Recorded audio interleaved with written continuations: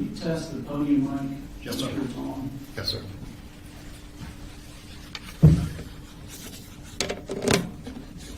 Test. 1, 2. Thank you, sir. Yes, sir.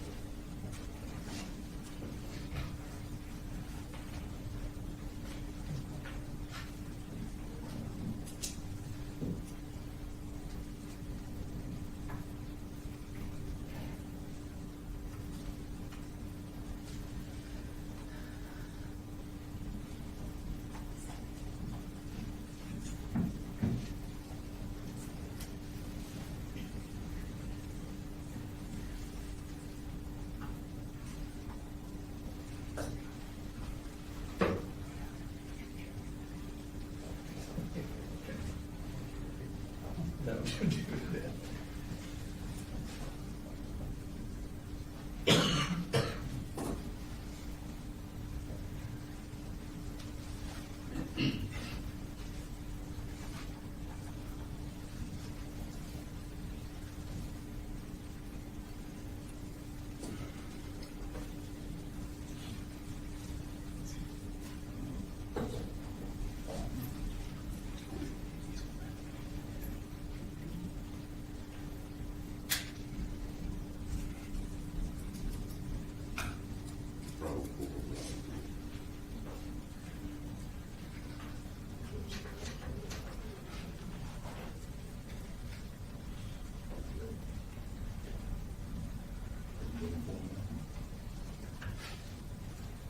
You ready, sir? All right, is your, Yes, Your Honor. Yes, Your Honor. all right, very good. Yes,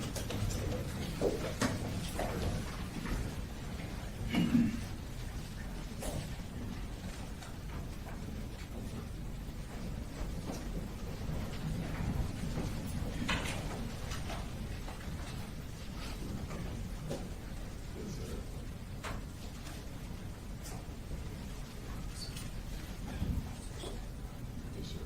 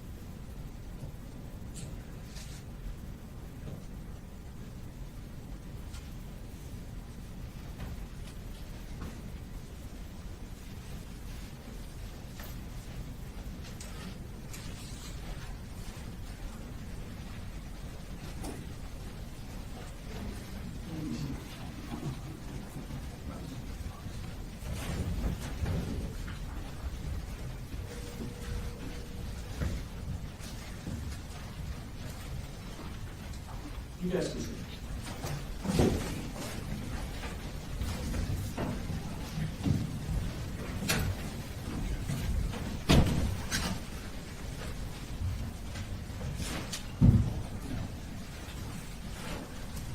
All right, everybody be seated.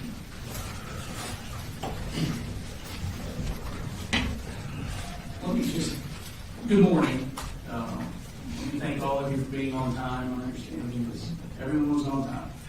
I don't recall from jury selection if anybody had any back issues or needs to stand frequently, can't sit for a long period of time. If so, just raise your hand now.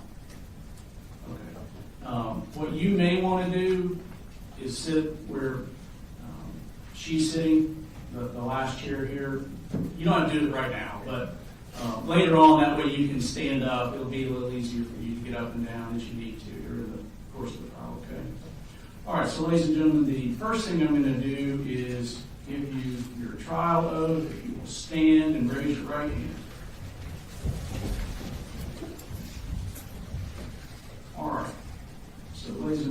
shall well and truly try the issue formed upon this bill of indictment between the state of Georgia and Colin Gray, who is charged with multiple offenses that I'll review with you in just a minute, and a true verdict give according to the evidence, so help you God. Please swear or affirm. Swear. All right, all were sworn. Thank you. Be seated. So, ladies and gentlemen, your service is about to begin in earnest. Thomas Jefferson once said, "I consider trial by jury as the only anchor yet imagined by man by which a government can be held to the principles of its Constitution."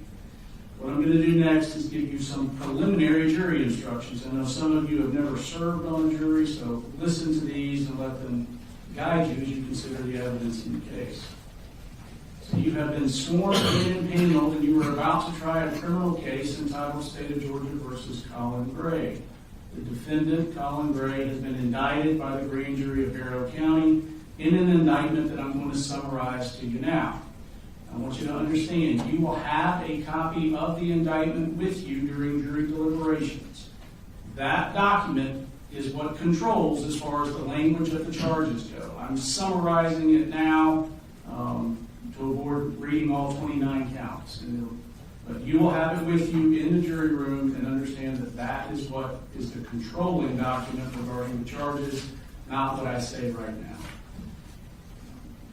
All of the offenses are alleged to have occurred in Barrow County, Georgia on or about September 4th of 2024. Understand that to all of the charges, Mr. Gray has entered a not guilty plea and that he's presumed innocent, as I told you during jury selection.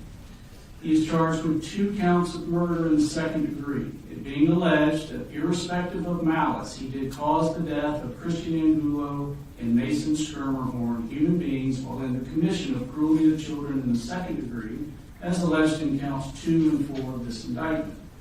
He is charged with 2 counts of involuntary manslaughter, it being alleged while in the commission of an unlawful act, reckless conduct, as alleged in counts 6 and 8 of this indictment, he did cause the death of Richard Aspinwall and Anna Christina Jeremy, human beings, without any intention to do so. He is charged with 2 counts of cruelty to children in the second degree, being alleged that he did, with criminal negligence, cause Christian Angulo and Mason Skirmerhorn, children under the age of 18 years, cruel and excessive physical pain by consciously disregarding a substantial and unjustifiable risk that his act of allowing Colt Gray, a minor over whom he had custodial responsibility, access to a firearm and ammunition after receiving sufficient warning that Colt Gray would harm and endanger the bodily safety of another, and thereafter Colt Gray did shoot said children with said firearm. He is charged with 3 counts of cruelty to children in the second degree, being alleged that he did, with criminal negligence, cause Melanie Galera Castaneda, Natalie Griffith, and Taylor Jones, children under the age of 18 years, cruel and excessive physical and mental pain by consciously disregarding a substantial and unjustifiable risk that his act of allowing Colt Gray, a minor over whom he had custodial responsibility, access to a firearm and ammunition after receiving sufficient warning that Colt Gray would harm and endanger the bodily safety of another, and thereafter Colt Gray did shoot said children with said firearm. He's charged with 3 counts of cruelty to children in the second degree, it being alleged he did, with criminal negligence, cause Jackson Beaver, Ronaldo Vega, and Nautica Walton, children under the age of 18 years, cruel and excessive physical and mental pain by consciously disregarding a substantial and unjustifiable risk that his act of allowing Colt Gray, a minor over whom he had custodial responsibility, access to a firearm and ammunition after receiving sufficient warning that Colt Gray would harm and endanger the bodily safety of another, and thereafter Colt Gray did discharge a firearm multiple times inside the classroom occupied by said children. He is charged with 11 counts of cruelty to children in the second degree, it being alleged that he did, with criminal negligence, cause Landon Adams, Hayden Bowen, Jalen Brady, Michaela Brown, William Carricker, Marquez Coleman, Kendez Lawrence, Martin Moreno Galdamez, Tyler Moon, Ariana Norman, and Brittany Rubio, children under the age of 18 years, cruel and excessive mental pain by consciously disregarding a substantial and unjustifiable risk that his act of allowing Colt Gray, a minor over whom he had custodial responsibility, access to a firearm and ammunition after receiving sufficient warning that Colin Gray would harm and endanger the bodily safety of another, and thereafter Colin Gray did discharge a firearm multiple times inside a classroom occupied by said children.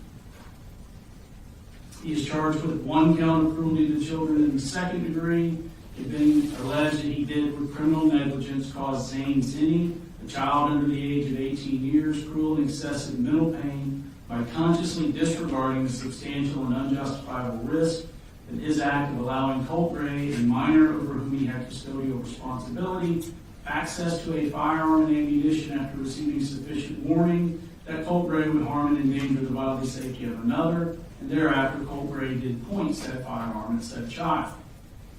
He's charged with 2 counts of reckless conduct, being alleged he did unlawfully endanger the bodily safety of Stephen Edwards and Cassandra Ryan by consciously disregarding the substantial and unjustifiable risk that his act of allowing Colin Gray, a minor over whom he had custodial responsibility, access to a firearm and ammunition after receiving sufficient warning that Colin Gray would endanger the bodily safety of another, and thereafter Colin Gray did discharge a firearm multiple times inside a classroom occupied by said victim, said disregard constituting a gross deviation from the standard of care which a reasonable person would exercise in the situation. And he is charged with 3 counts of reckless conduct, being alleged he did unlawfully endanger the bodily safety of Richard Aspinwall, Anna Christina Hirami, and David Phoenix by consciously disregarding the substantial and unjustifiable risk that his act of allowing Colin Gray, a minor over whom he had custodial responsibility, access to a firearm and ammunition after receiving sufficient warning that Colin Gray would endanger the bodily safety of another, and thereafter Colin Gray did shoot said victims, said disregard constituting a gross deviation from the standard of care which a reasonable person would exercise in the situation. Now, to that indictment, the defendant has pled not guilty, and he denies each and every allegation therein. This is what forms the issue that you've been selected, sworn, and impaneled to try. Before we begin the trial, I'm giving you these preliminary instructions on the fundamental principles of criminal law. I will also instruct you on the role of the judge, the jury, and the lawyers, and give you an overview of the trial procedure. So the defendant is charged in the indictment with crimes that are violations of certain laws of the state of Georgia. I want to emphasize to you that the indictment, including all of the counts therein, and the plea of not guilty are the legal procedures by which these criminal charges are brought against the defendant. The charges and plea of not guilty are not evidence of guilt, and you should not consider them as evidence for implication of guilt of any crime whatsoever. This defendant is presumed to be innocent. The defendant enters upon the trial of this case with a presumption of innocence in his favor, and this presumption remains with the defendant unless and until it is overcome by the state with evidence that is sufficient to convince you beyond a reasonable doubt that the defendant is guilty of a crime or crimes charged. No person shall be convicted of any crime unless and until each element of the crime is proven beyond a reasonable doubt. The burden of proof rests upon the state to prove every material allegation of the indictment and every essential element of the crimes charged beyond a reasonable doubt. However, the state is not required to prove the guilt of the accused beyond all doubt or to a mathematical certainty. A reasonable doubt means just what it says. It is a doubt of a fair-minded juror, impartial juror, honestly seeking the truth. It is a doubt based upon common sense and reason. It does not mean a vague or arbitrary doubt, but it is a doubt for which a reason can be given, arising from a consideration of the evidence or a lack of evidence, a conflict in the evidence, or any combination of these. There is no burden of proof upon the defendant whatsoever, and the burden never shifts to the defendant to prove his innocence. If, after giving consideration to all of the facts and circumstances of this case, your minds are wavering, unsettled, or unsatisfied, then that is a doubt of the law, and you must acquit the defendant. But if no doubt exists in your minds about the guilt of the accused, then you would be authorized to convict the defendant. If the state fails to prove the defendant's guilt beyond a reasonable doubt, it would be your duty to acquit the defendant. Under our system, it is my duty as the trial judge to determine the law that applies to this case and to instruct you, the jury, on the specific rules of law that you must apply to the facts in arriving at a verdict.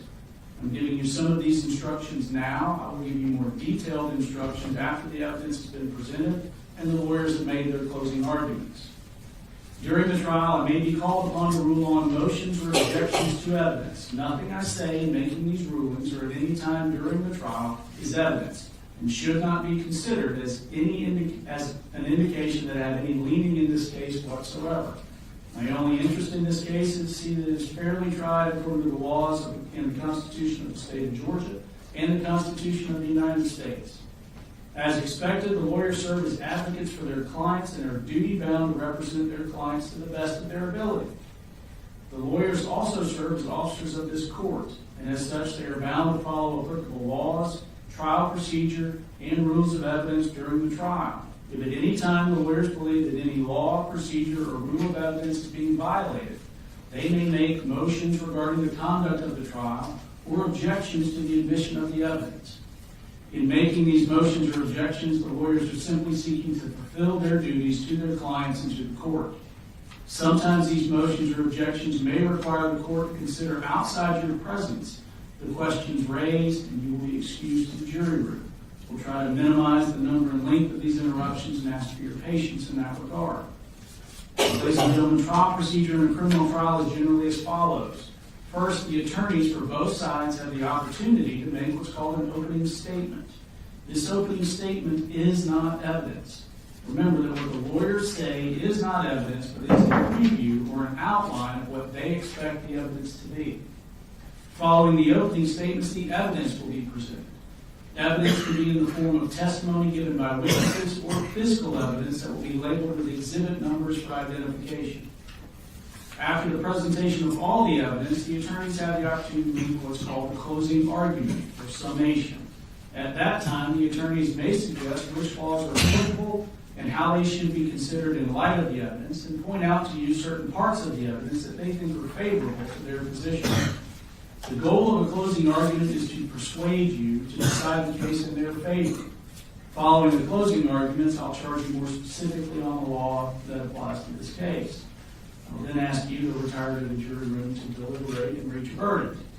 You, the jury, have a very important role. It is your duty to determine the facts of the case and to apply the law to those facts. I'll instruct you on the laws that apply to this case, but you must determine the facts from the evidence. Evidence, by definition, is the means by which any fact and issue is established or disproved. Evidence consists of two things, testimony and exhibits. Testimony is the testimony that you will hear under oath from those who take the witness stand. Exhibits are those documents, photographs, or other physical items of evidence that are admitted into evidence. Ladies and gentlemen, the object of the trial is to discover the truth. During the trial, the admission of evidence will be governed by certain rules of evidence.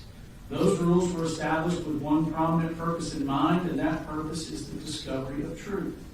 Consequently, the rules of evidence seek to assure that only the best and highest evidence is admitted for your consideration.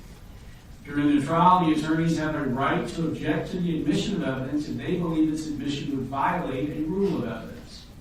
I will admit or exclude the evidence according to those rules. If I overrule an objection, this means you are allowed to consider the evidence being offered.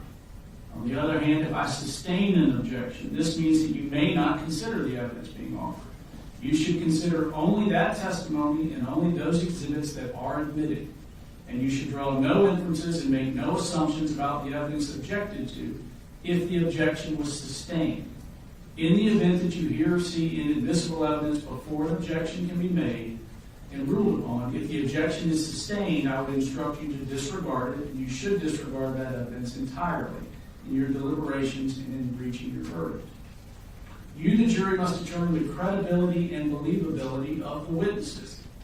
It is for you to determine which witness or witnesses you will believe and which witness or witnesses you will not believe if there are some whom you do not believe. In determining the credibility or believability of witnesses, you may consider all of the facts and circumstances of the case, the manner in which the witnesses testify, their interest or lack of interest in the case, their means and opportunity for knowing the facts about which they testify, the nature of the facts about which they testify, the probability or improbability of their testimony, and the occurrences about which they testify. You may also consider their personal credibility insofar as it may appear to you from the trial of the case.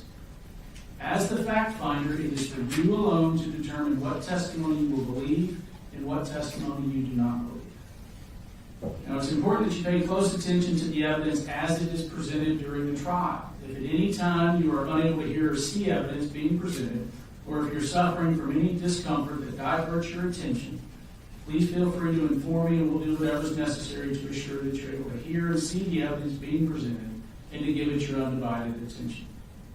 If you are in need of a recess at any time, please raise your hand and let us know. We'll take a break. It is vitally important that you're as comfortable as possible so that you can focus on the evidence as it's being presented. It's important that you view this evidence with an open mind at all times and reach no final conclusions until the trial is over.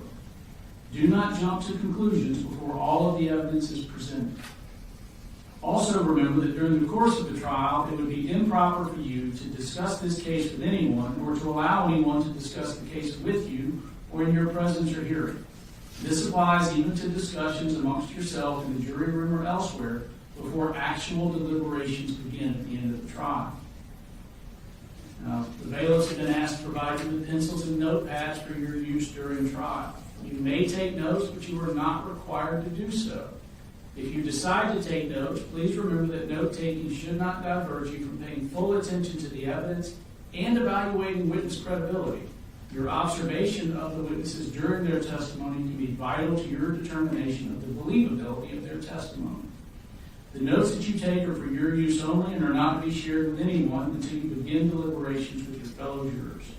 Notes are not evidence. They are only memory aids and should not take precedence over your recollection. It's the duty of each juror to recall the evidence, and while you may consider another juror's notes to refresh your memory, you should rely on your own recollection of the proceedings. Do not be influenced by the notes of other jurors unless their notes help you in determining your own independent recollection.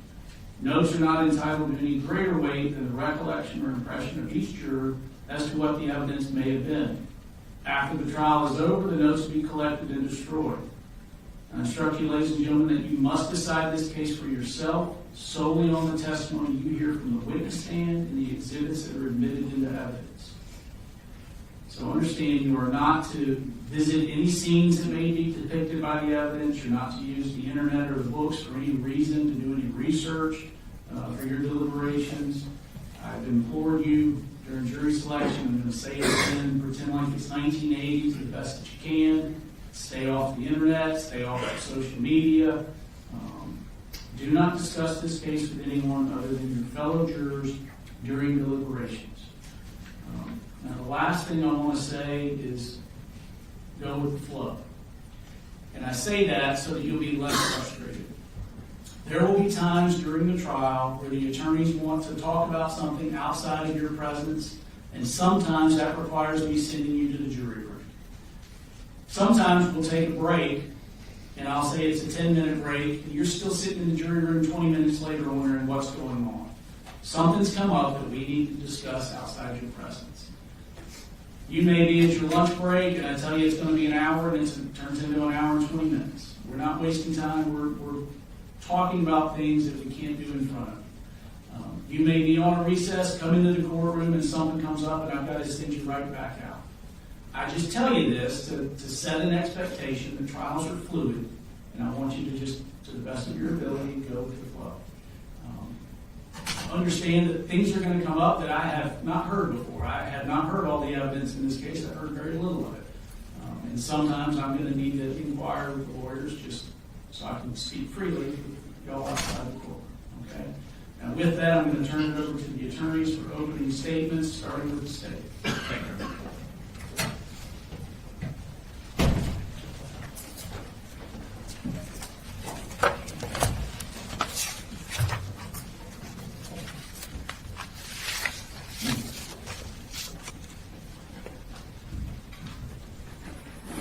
All right, this is the exhibit that will be showing.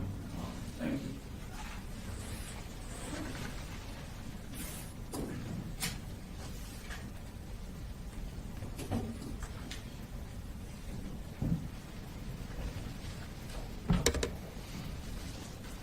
Morning. Before we start, one thing needs to be abundantly clear. This is not a case about holding parents accountable for what their children do. That's not what this case is about. This case is about this defendant and his actions. His actions in allowing a child that he has custody over access to a firearm and ammunition after being warned that that child was going to harm others. This is a case about his actions and the horrific consequences of them. I'm going to take you now to September 4th, 2024. It was a Wednesday morning. It was just after the Labor Day holiday. A 14-year-old boy enters Apalachee High School here in Barrow County. It's a new school for him. In fact, he had been out of school completely the entire previous year. And while the school year was already a month old, this was only his 5th day attending school. As he walked through the crowded hallways, he carried his book bag in front of him. And hidden inside that book bag was a 6-hour M400 AR-style rifle. This 14-year-old boy has an evil plan.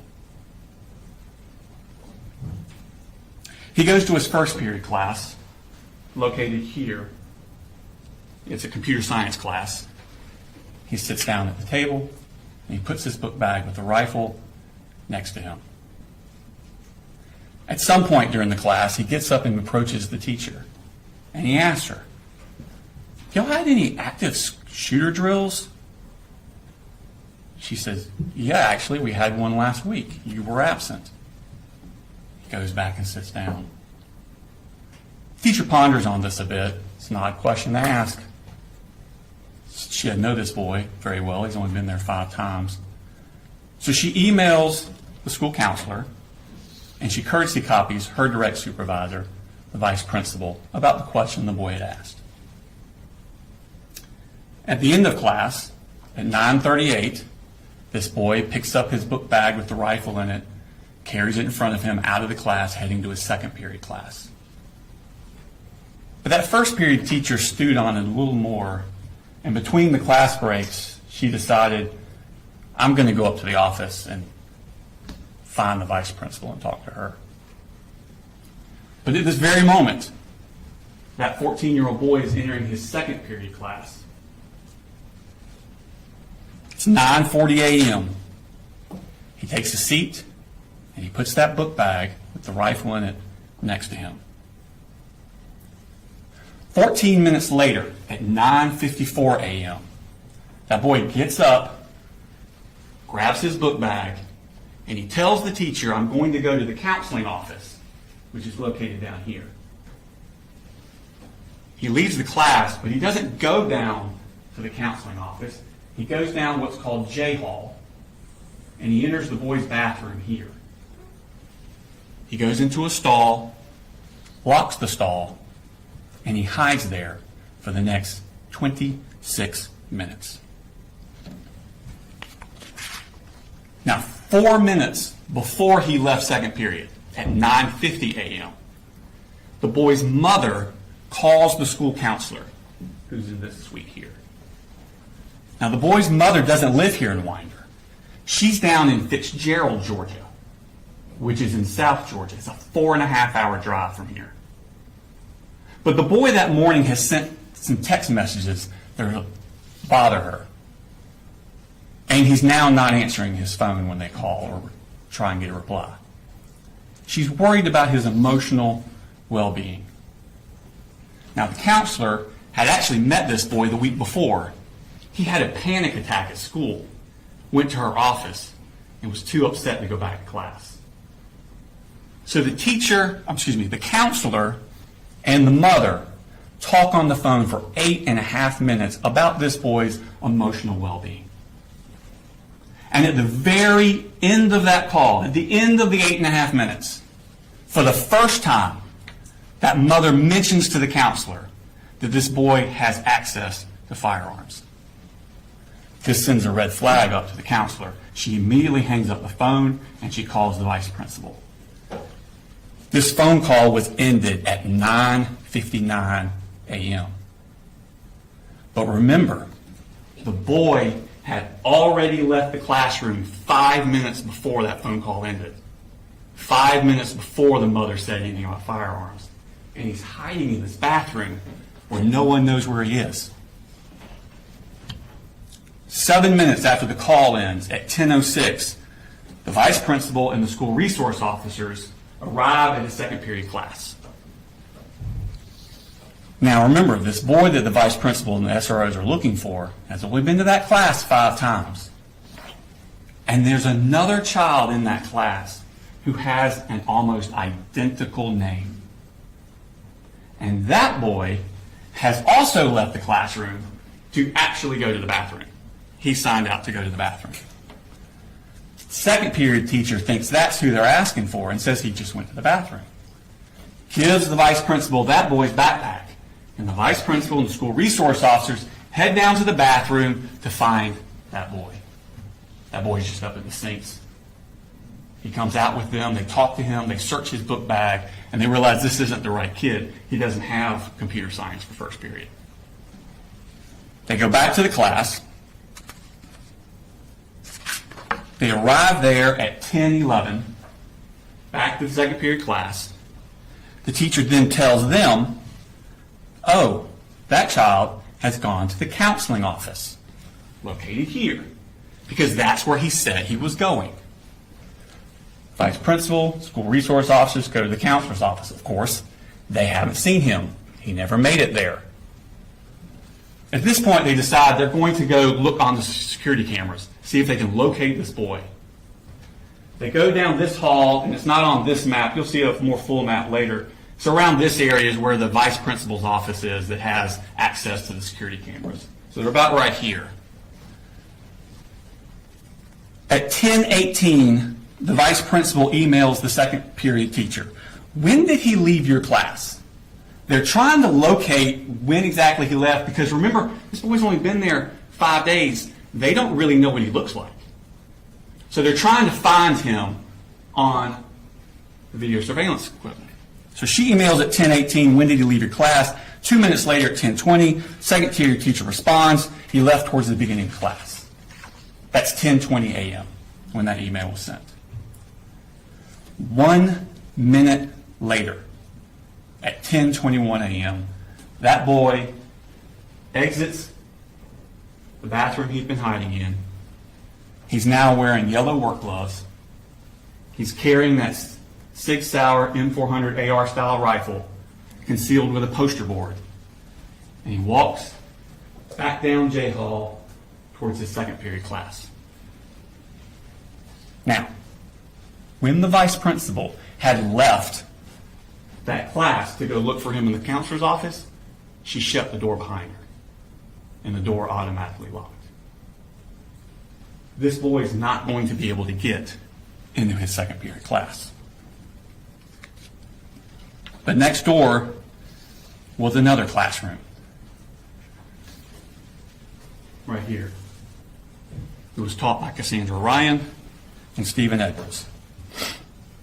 And inside that class were the following students: Landon Adams, Christian Angulo, Jackson Beaver, Hayden Bowen, Jalene Brady, Michaela Brown, William Carricker, Marquez Coleman, Melanie Delira Castaneda, Natalie Griffith, Taylor Jones, Kendez Lawrence, Martin Moreno Galdamez, Tyler Moon, Ariana Norman, Brittany Rubio, Mason Skirmerhorn, Ronaldo Vega, and Nautica Walton. At 10:20, Mason Skirmerhorn, who's in that room, leaves to go to the bathroom. And the door does not shut behind him. Mason goes down this hallway. He actually passes the shooter in the hallway, and Mason goes into the bathroom. The shooter goes to his second period class. The door's locked. He knocks on the door. A student in that class gets up, goes to the door to open it for him, but sees through the glass at the last second him standing there with that rifle. She steps back from the door. At that exact moment, the teachers also reach the door because they've been looking for this boy, remember? And she sees through the glass him standing there outside their door with that 6-hour M400. She immediately presses a button on a lanyard that's around her neck that locks down the school. The boy then steps next door to the Ryan Edwards classroom, and he opens fire. He fires discriminately through the classroom. He hits the following victims.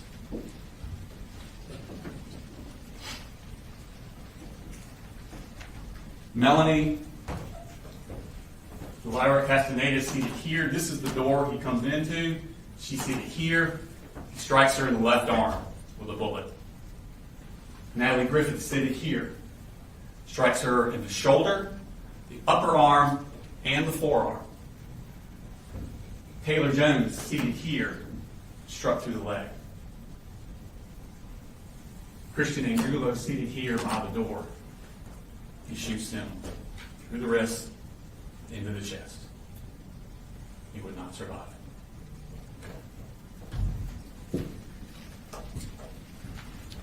Jackson Beaver, Ronaldo Vega, and Nautica Walton were also in that room. They were struck by shrapnel from the bullets ricocheting around the room. When he finishes shooting, the shooter then leaves. He runs down J Hall. He's looking for more victims. Christina Iermy is a teacher in this classroom. She hears the commotion. She steps out, looks down the hall. The shooter's about here. He shoots her through the neck before she can get back in the room. She would not survive. Richard Aspinwall is coming out of this room on I Hall. He hears the commotion. Joining him is David Phoenix coming out of this room. The two of them start coming down the hall here. They don't get very far because the shooter has now reached this point. He turns his gun down this hallway and sends a hail of bullets towards them. As they dive towards their room, David Phoenix is shot in the hip and in the foot. Richard Aspinwall is shot in the side and the upper chest. He would not survive. The shooter continues down the hallway. He gets to here, tries to get in this door, it won't open. He turns back and heads this way. At this point, Mason Skirmerhorn is still in that bathroom. He doesn't know what's happening. He comes out of the bathroom, and he turns away from the shooter, doesn't even see him, heading back toward his second period class. The shooter takes aim from behind, shoots at him but misses, hits the wall above and in front of Mason. This startles Mason, and he turns and runs the other way directly at the shooter. He's shot point blank range. He would not survive. Shooter's here. He then aims his gun down K Hall. And Zane Zinni is locked out of his classroom here. He's in the shooter's sights. Now, before the shooting started, two school resource officers, Donovan Boyd and Brandon King, were in the vestibule area, the atrium, I think they call it, in this area, right outside the vice principal's office. They're waiting for the vice principal to find this boy and go get him. They're waiting out there in the atrium, and they hear the gunshots coming from this side. And those two deputies ran towards the gunshots. They come down this hallway here, and they turn the corner, and they see the shooter here with his rifle aimed towards Zane Zinni. And they yell for him to drop the gun and get on the ground. and he complies before he gets a shot off at Zane Zinni. The officers rush down here, they secure him, and they secure that 6-hour M400 AR-style rifle. And out of his pockets, they find 3 more magazines loaded.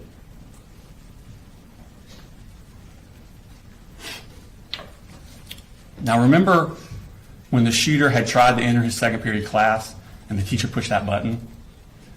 Well, that sent an alarm. It immediately notified law enforcement all over the county. Within minutes, an enormous police and medical response descended upon that school.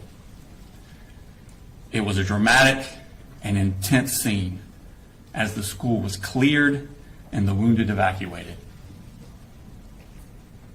But to make matters worse, they were getting additional threats, fake threats, about other shooters at all the other schools in the county. Law enforcement now had to be diverted to these other schools to clear them to make sure people were safe. Barrow County deputies Anthony Townsend and Brandon Bazinet were sent to clear Winder-Barrow High School here in Winder. Once they cleared it, then they went next door to Russell Middle School. They cleared it. And just as they were finishing that up, they got a call from their superiors. I was trying to say superior and supervisor at the same time. Their superiors to go to a residence in Barrow County and secure it. They were just given an address. They don't know why they're going there. They are just told, go to this residence and secure it until other officers can arrive. Where they're going is the shooter's house. And when they get there, Colin Gray meets them in the garage. And without any prompting, because remember, they don't know why they're there, they don't know who this guy is. Without any prompting, he blurts out, "I knew it. My little girl just texted me. She's in middle school. She said we're in lockdown." I'm like, God Almighty, please tell me your brother didn't do something. Agents with the Georgia Bureau of Investigations arrived shortly thereafter, and they begin a search of the house. And inside that house, in that 14-year-old boy's bedroom, on the wall, they find this shrine, for a better word. Those pictures are all of the same person, Nicholas Cruz. Nicholas Cruz was the person that in 2018 went into Marjorie Stoneman Douglas High School in Parkland, Florida, with an AR-style rifle.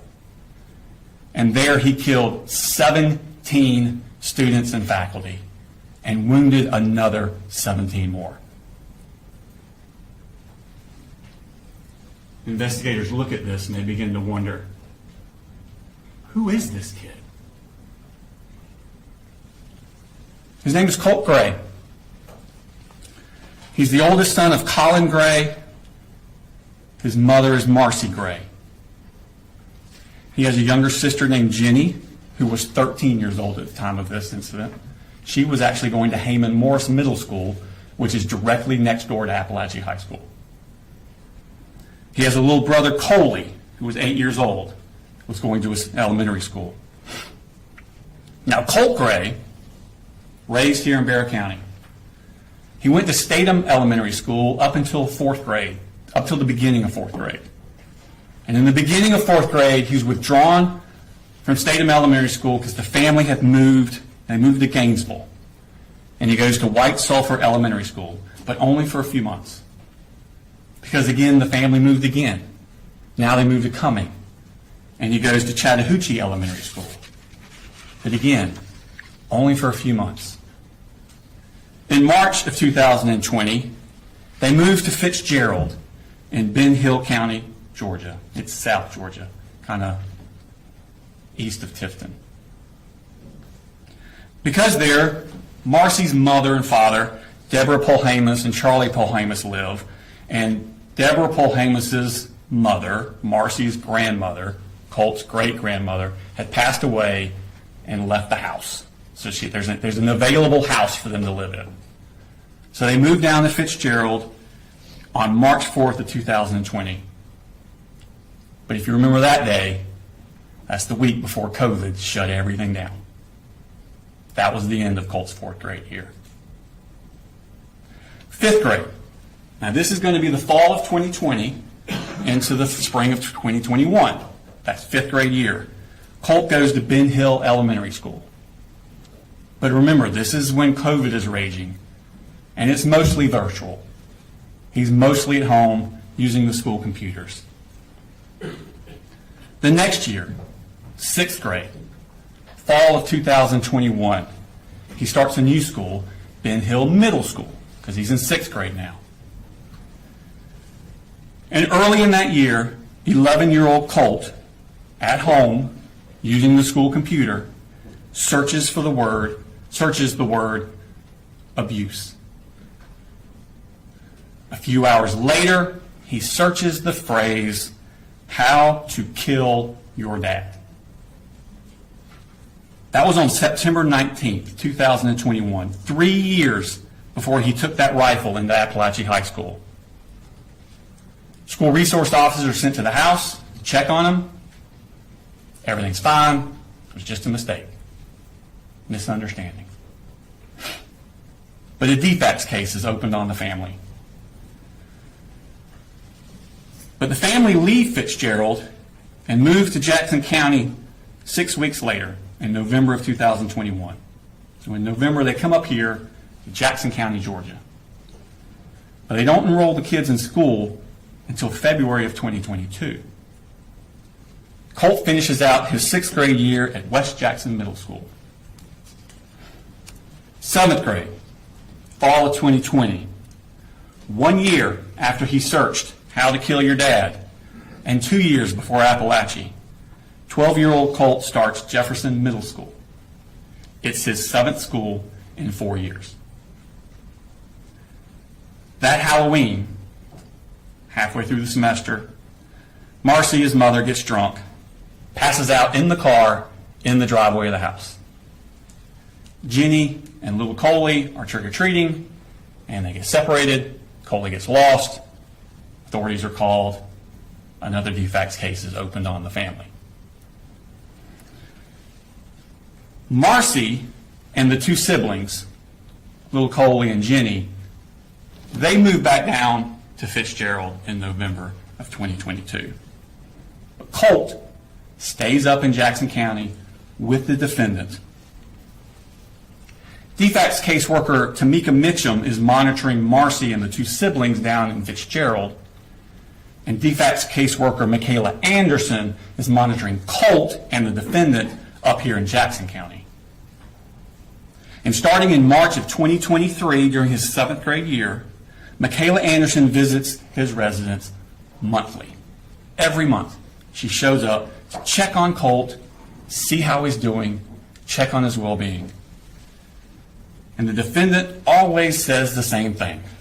Colt's doing well in school. He doesn't need any counseling. But that's not really true. Colt is full of intense anger, and he's having a hard time dealing with it. On Sunday, May 21st, 2023, this is the end of Colt's 7th grade year at Jefferson Middle School. In fact, classes had ended that Friday, and this is that Sunday. And on that Sunday, the Jackson County Sheriff's Office gets a tip from the FBI. There's an app that you can get on your computer called Discord. And this app is popular with video game enthusiasts, but it allows people from all over the world to talk to each other on the computer. And users in a chat room on this app, a true crime chat room, report to the FBI that another user is threatening to shoot up an elementary school. This user is threatening to do this, says they have access to guns, says they plan to do it within the next 2 years. The FBI passes this tip on to Jackson County because when you look at the IP address of that user, it comes back to a Colin Gray and an address in Jackson County. Deputy Justin Elliott and investigator Dan Miller go to that address. Now, the current resident of that address has 2 daughters, and they don't use Discord. But they're new to that address, and they keep getting the mail of the previous tenant, Colin Gray. Deputy Elliott and investigator Miller then go to his new address. They speak with the defendant at his house, and they tell him about this threat on Discord. And they ask him, does Colt have access to guns? Which he does. But the defendant says that he and Colt, they take this school shooting stuff very seriously. And Colt denies to these officers that it was him on Discord. He says his Discord account got hacked. The defendant makes no mention to these officers that less than 2 years before, Ben Hill officers had also been to his house when Colt searched how to kill your dad, also on a computer. But before they left, investigator Miller asked the defendant to please restrict Colt's access to guns. Less than 3 weeks later, when DFACS agent Michaela Anderson goes back out to the house like she's been doing monthly to meet with the defendant, and again, she asks, how's Colt doing? He makes no mention to her of this visit from the sheriff's office. 2 weeks after that, on June 23rd, the defendant signs a lease to move out of Jackson County into Winder. But he doesn't tell Michaela Anderson he was planning on doing that, and he never tells DFACS that he did do that. She just keeps going to an empty house. 2 months later, in August, it's time for another school year. Colt's not at Jefferson Middle School anymore. 13-year-old Colt is enrolled at Heyman Morris Middle School. This is the middle school in Winder that's directly next door to Apalachee High School. This is supposed to be his 8th grade year. But he's withdrawn from that school 3 days later. He never attends it.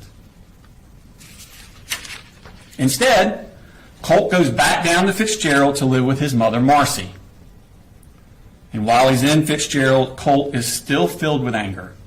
He's still having trouble dealing with it. He's becoming violent. He breaks windows. He cuts up things with a knife. He even starts cutting on himself with that knife. These are the scars from after he was arrested after the shooting a year later. Colt's grandfather, Charlie Polhamus, is at his wit's end. He actually calls the police on Colt.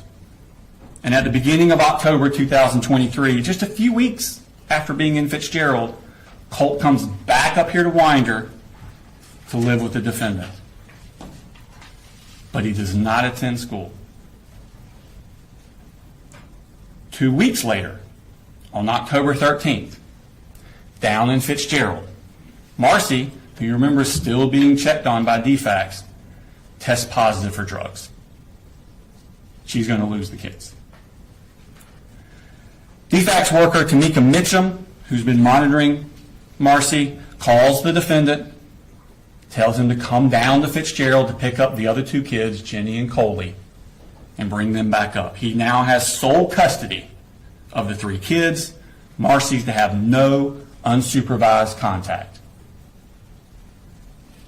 But Tamika Mitchum also stresses to the defendant to get the kids in school and counseling as soon as possible. He does neither of these things.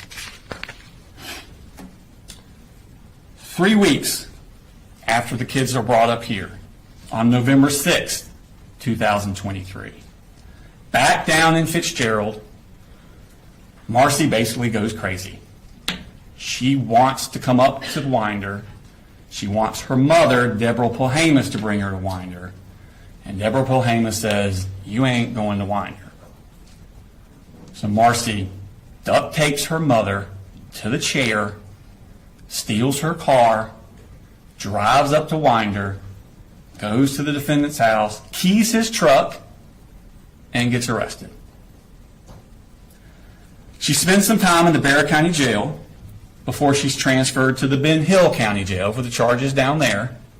And while she's down there, she's released on bond to an inpatient drug treatment facility in South Georgia.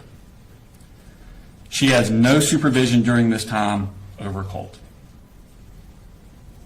Now back up here in Barrow County, it's been a chaotic few months for Colt. But that Christmas, after the cuttings and the things with the Jackson County and the moms going crazy, testing positive drugs, that Christmas, the defendant, 7 months after he was told by Jackson County Sheriff's Office of possible school shooter threats and being asked to restrict Colt's access to guns, the defendant buys and gives 13-year-old Colt that 6 Sauer M400 as his Christmas present. And he allows Colt to keep this rifle propped up in Colt's room.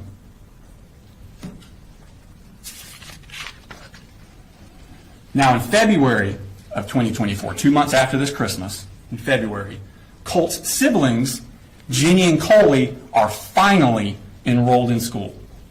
They've already missed 4 months of school, but they're finally enrolled. Colt does not attend. He misses the entirety of his 8th grade year. But during that spring, when Colt's not in school, the defendant continues to buy accessories for his Christmas present rifle.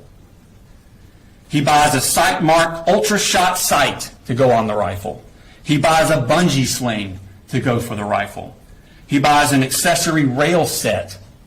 He buys a 45-degree offset iron sights. And he buys a lot of ammunition. That summer, 2024, Colt is now 14. It's just a few months before he takes his Christmas present rifle into Apalachee High School. July 6th of that summer, Marcy gets out of rehab in Fitzgerald, and the defendant picks her up and brings her back up to Winder. It's her first contact with Colt in 9 months. Now Colt, who had always been quick to violence and suffered from severe anxiety, begins to spiral out of control. He's fighting with his father. He's throwing things at people. He's putting holes in his sister Jenny's door. But the rifle stays in his room. On July 20th, Colt has a panic attack at the house. He comes in the living room and he actually asks his parents to call 911 for him. But they don't call anyone. His mental health becomes so bad that the defendant and Marcy together begin giving Colt Marcy's prescription for Zoloft. They're just giving it to him themselves. They worry he's suffering from depression, but they don't take him to see a doctor. It's around this time that Colt puts those pictures of Nicholas Cruz, the Parkland shooter, up in his room. And the rifle stays in his room. August 14th, 2024, 3 weeks before the shooting. It's Colt's first day of Apalachee. School had started 2 weeks earlier, but this was Colt's first day. He missed the first 2 weeks. He had not been inside of school for 15 months. Not since the sheriff's office came to his door about the threats to shoot up a school. And that morning, Colt again is spiraling out of control. He sends a text message to the defendant at 6:49 a.m. He writes, "I'm sick of your shit. This is the fucking end for you. You fucking caused this." 2 minutes later, at at 6:51 a.m., he sends this text message to the defendant. Whenever something happens, just know the blood is on your hands. His first day of school. And the rifle stays in his room. The very next day, August 15th, Colt skips school. He gets into a fight with his mother, Marcy, when she goes into his room to try and get the rifle away from him. With rifle in hand, he shoves his mother to the ground and she hits her head on the wall. She then asks the defendant to please take Colt's rifle and lock it up. He never does. Marcy then has had enough. She goes back to Fitzgerald, once again leaving Colt into the care of the defendant. And the rifle stays in his room. The next day, after this altercation with his mother, Colt asked the defendant to get him 150 rounds of ammunition. The defendant responds to him, well, he needs to pay for everything first, but he will. He will. Now, Marcy's down in Fitzgerald, the defendant's up here, but they're still communicating with each other by phone and text. And they begin to worry that Colt needs to be institutionalized. He needs to go to an inpatient facility. He's so bad. They search for places and resources, but the defendant never follows through. He never takes Colt to see any professional, and the rifle stays in his room. August 26th, 9 days before the shooting, Colt has another panic attack, this time at school.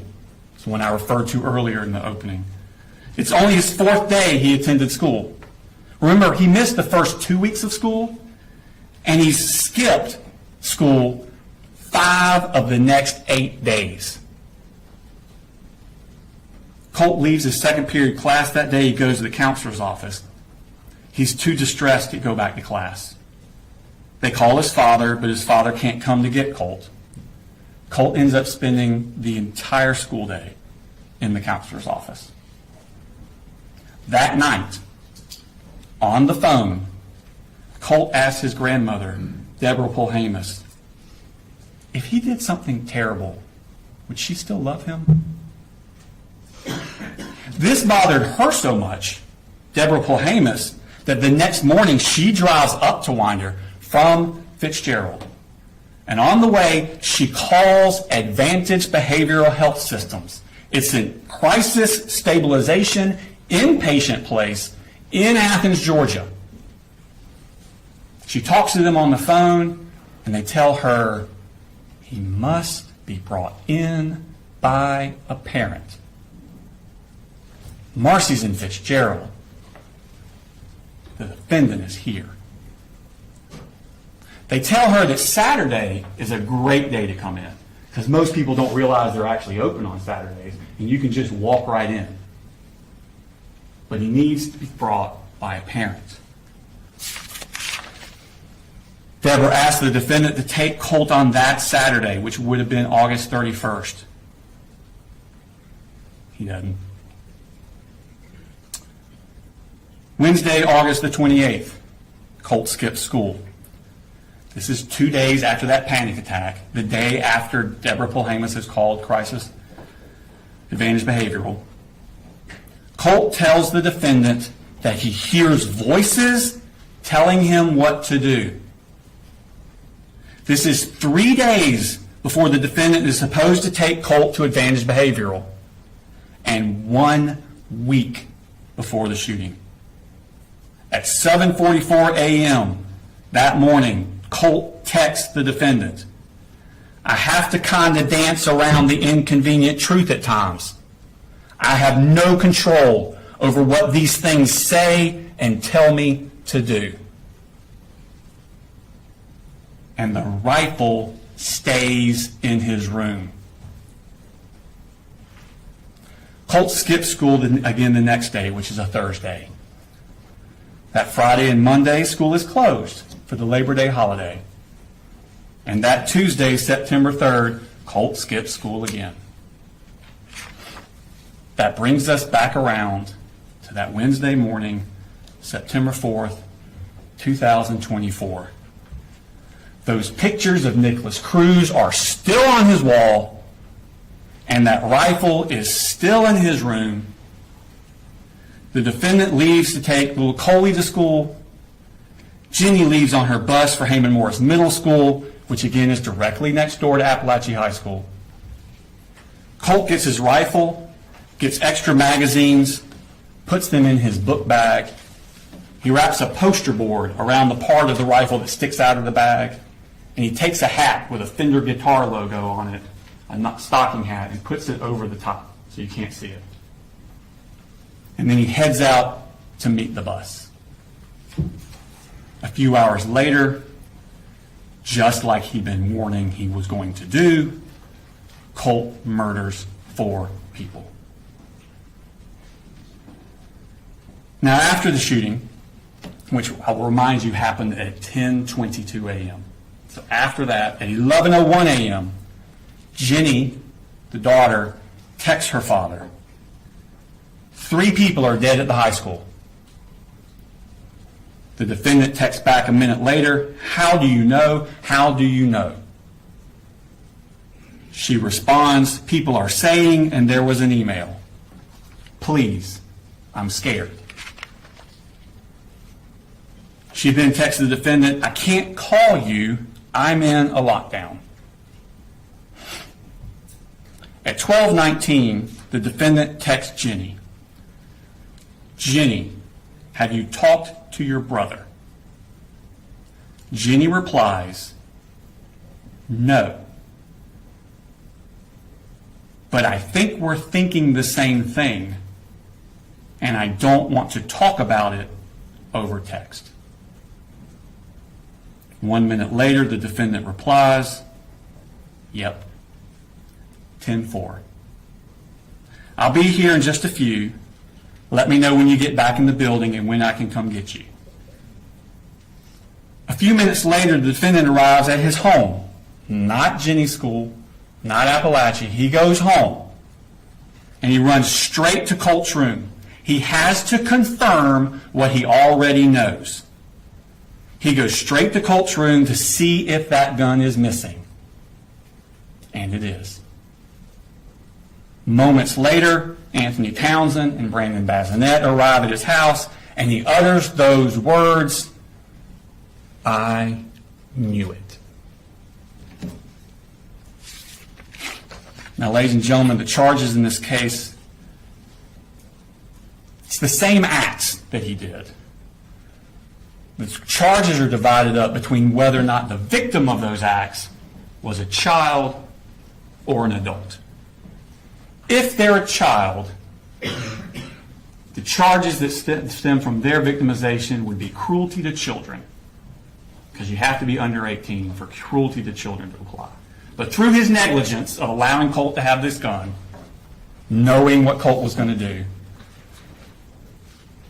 he caused cruel and excessive physical pain to the children. That's cruelty to children in the second degree. If that cruelty to children in the second degree results in death, like with Mason Skirmerhorn and Christian Angulo, that is murder in the second degree. So the cruelty and the murder in the second go together. They apply to the children. To adult deceased, Christina Irmy and Richard Aspinwall, they're above the age of 18. The defendant is charged with reckless conduct, same act, recklessly allowing his child, that he knew this was going to happen, to harm someone else. And because they died during the commission of reckless conduct, that is involuntary manslaughter. So for the adults, it's involuntary manslaughter based on reckless conduct. All the other children who were either struck by a bullet or in that Ryan Edwards classroom when the bullet started flying, they're the victims of charges for cruelty to children in the second degree, either by the physical pain it caused or the emotional anguish it caused. And the adults that were injured or put in harm's way, David Phoenix, Stephen Edwards, and Cassandra Ryan, those three adults, they're the victims of the reckless conduct. Now, at the end of the case, we'll come back before you and ask you to render the verdict of guilty. Thank you. Mr. Hobbs? Thank you, Judge. Good morning, ladies and gentlemen. Before we talk about evidence, before we talk about the law, we have to begin with what every person in this courtroom already knows. What happened at Apalachee High School was tragic. It was horrific, it was terrifying, and it was heartbreaking. Nothing said in this courtroom can change that. Nothing that I'm going to say is meant to diminish that. You're going to hear emotional testimony, you'll see photographs, you'll see videos, you'll hear about the fear, the chaos, and the terror that Colin Gray inflicted on that school and this community. But your job is not to decide whether or not that was tragic. We all know that it was. Your job is to decide something much more specific. Your job is to decide whether or not Colin Gray knew what Colt was going to do. Because the state is not just prosecuting the shooter in this case, they're prosecuting the father as well. I want you to remember something as we begin. The courtroom is not a place where we punish people because we're angry, where we punish people because we're grieving. It's not a place where we punish people because we feel someone has to pay. This is a place where we follow the law. And the law requires proof, and the law requires evidence. And the law requires that the state prove its case beyond a reasonable doubt. That burden never shifts, not for a single moment. The state's theory will be simple. They'll tell you that Colin Gray allowed his son access to firearms and ammunition. Colin Gray had warning signs, and then Colin Gray, knowing that these were warning signs, consciously disregarded those warning signs. That he should have known his son would, not could, that his son would harm someone. And because the son later committed this school shooting, therefore Colin Gray must be guilty, must be criminally negligent, because he knew this would happen. That's their theory. But what you'll learn from the evidence is that case is not that simple. The evidence will show a teenager who is struggling mentally, a teenager who is deceptive, a teenager who hid his true intentions from everyone, from his family, from his counselor, from his siblings, from DFACS, from law enforcement, and most especially from his father. The evidence will show a father who did not ignore his child. He did not abandon his child. He did not turn his back on his child. The evidence will show between Colin Gray and Colin Gray daily contact, daily effort, and active steps by Colin Gray to seek mental health intervention for his son through the school. The evidence will show that the most important facts, the planning of this shooting, the concealment of this shooting, and the timeline of this shooting were hidden by Colin Gray from his father. That's the difference between tragedy and criminal liability. And this case is about whether the state can prove criminal liability by showing that Colin Gray knew that Colt was going to do this, knew that Colt was going to harm someone else. You cannot hold someone criminally responsible for failing to predict what was intentionally hidden from them. You'll learn about Colin Gray's state of mind that at the time no one knew. You will learn that months before the shooting, Colt had notes hidden on his cell phone from April of 2024, private notes that appear to be the planning stages of this shooting. Those notes were not known to Colin Gray. Those notes were not shared with Colin Gray. There is no evidence of that. You will learn something else. The plans reflected in those notes show that the shooting was initially planned for February of 2025 to coincide with the anniversary of the Parkland High School shooting committed by Nicholas Cruz. The plan reflected in those notes was that that time was going to be when the shooting happened, not in September of 2024. Something changed. The evidence will suggest and support that Colt accelerated his plan. And there's evidence suggesting that that acceleration was tied to the fact that Colin Gray was actively seeking mental health treatment for his son through the school at that time. There are emails to the counselor. There was paperwork he filled out. There was already in motion, already in place, an appointment for Colt to meet with the counselor and to meet with the mental health specialist the very next day, September 5th.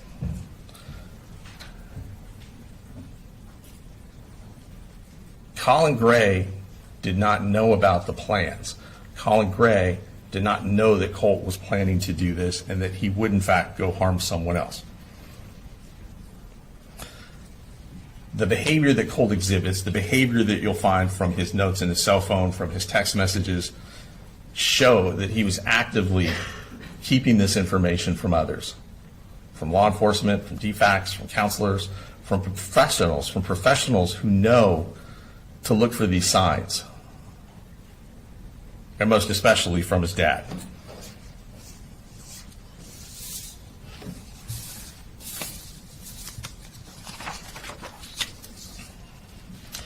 The state will point, and they've already mentioned to you, an incident in May of 2023 when two Jackson County sheriffs went to Mr. Gray's home to talk to Colt. Fortunately, this interaction is on body-worn camera video, so you'll get to see the whole episode. You will see that Colin Gray is cooperative. You'll see that he brings his son out. He tells the officers that he takes this kind of thing seriously. He tells the officers, you tell me that he did it and those guns are gone today.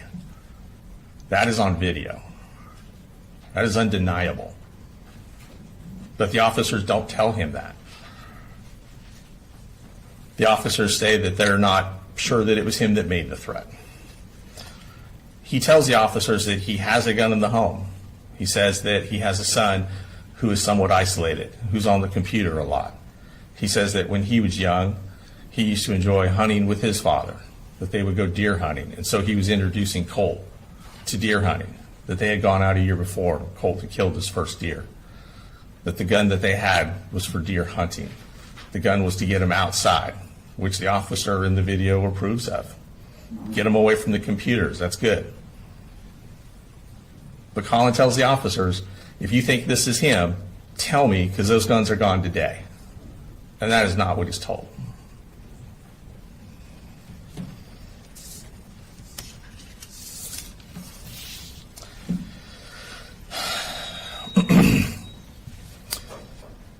It shows that Colin, had he known, would have removed those guns. But he didn't. Let's talk about what Colin actually did, because this case is being framed as if Colin Gray didn't do anything. The evidence will show the opposite. You will hear that when the family transitioned schools, it was Colin Gray who registered Colt. You will hear that Colin Gray worked full-time, was raising 3 kids on his own, due to the kids' mother's addiction problems, due to DFACs saying that she was not allowed to have unsupervised contact with him, due to the courts in Barrow County saying she was not even allowed in the same county where these kids lived. Colin was doing everything. Colin is the one that filled out the counseling referral forms. Colin is the one that communicated with the school counselor. Colin's the one who discussed the evaluation. Colin was the one who was coordinating mental health services through the school.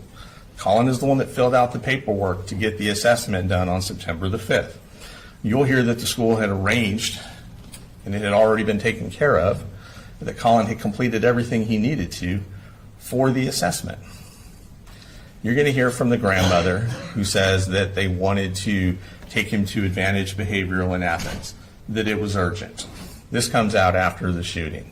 The grandmother will also tell you she had absolutely no idea that Cole had any interest in Nicholas Cruz or school shootings in general until after the shooting happened and they were making the 4.5-hour trip from Fitzgerald, her and her daughter Marcy, at which point Marcy said, well, Colt does like this school shooter named Nicholas Cruz.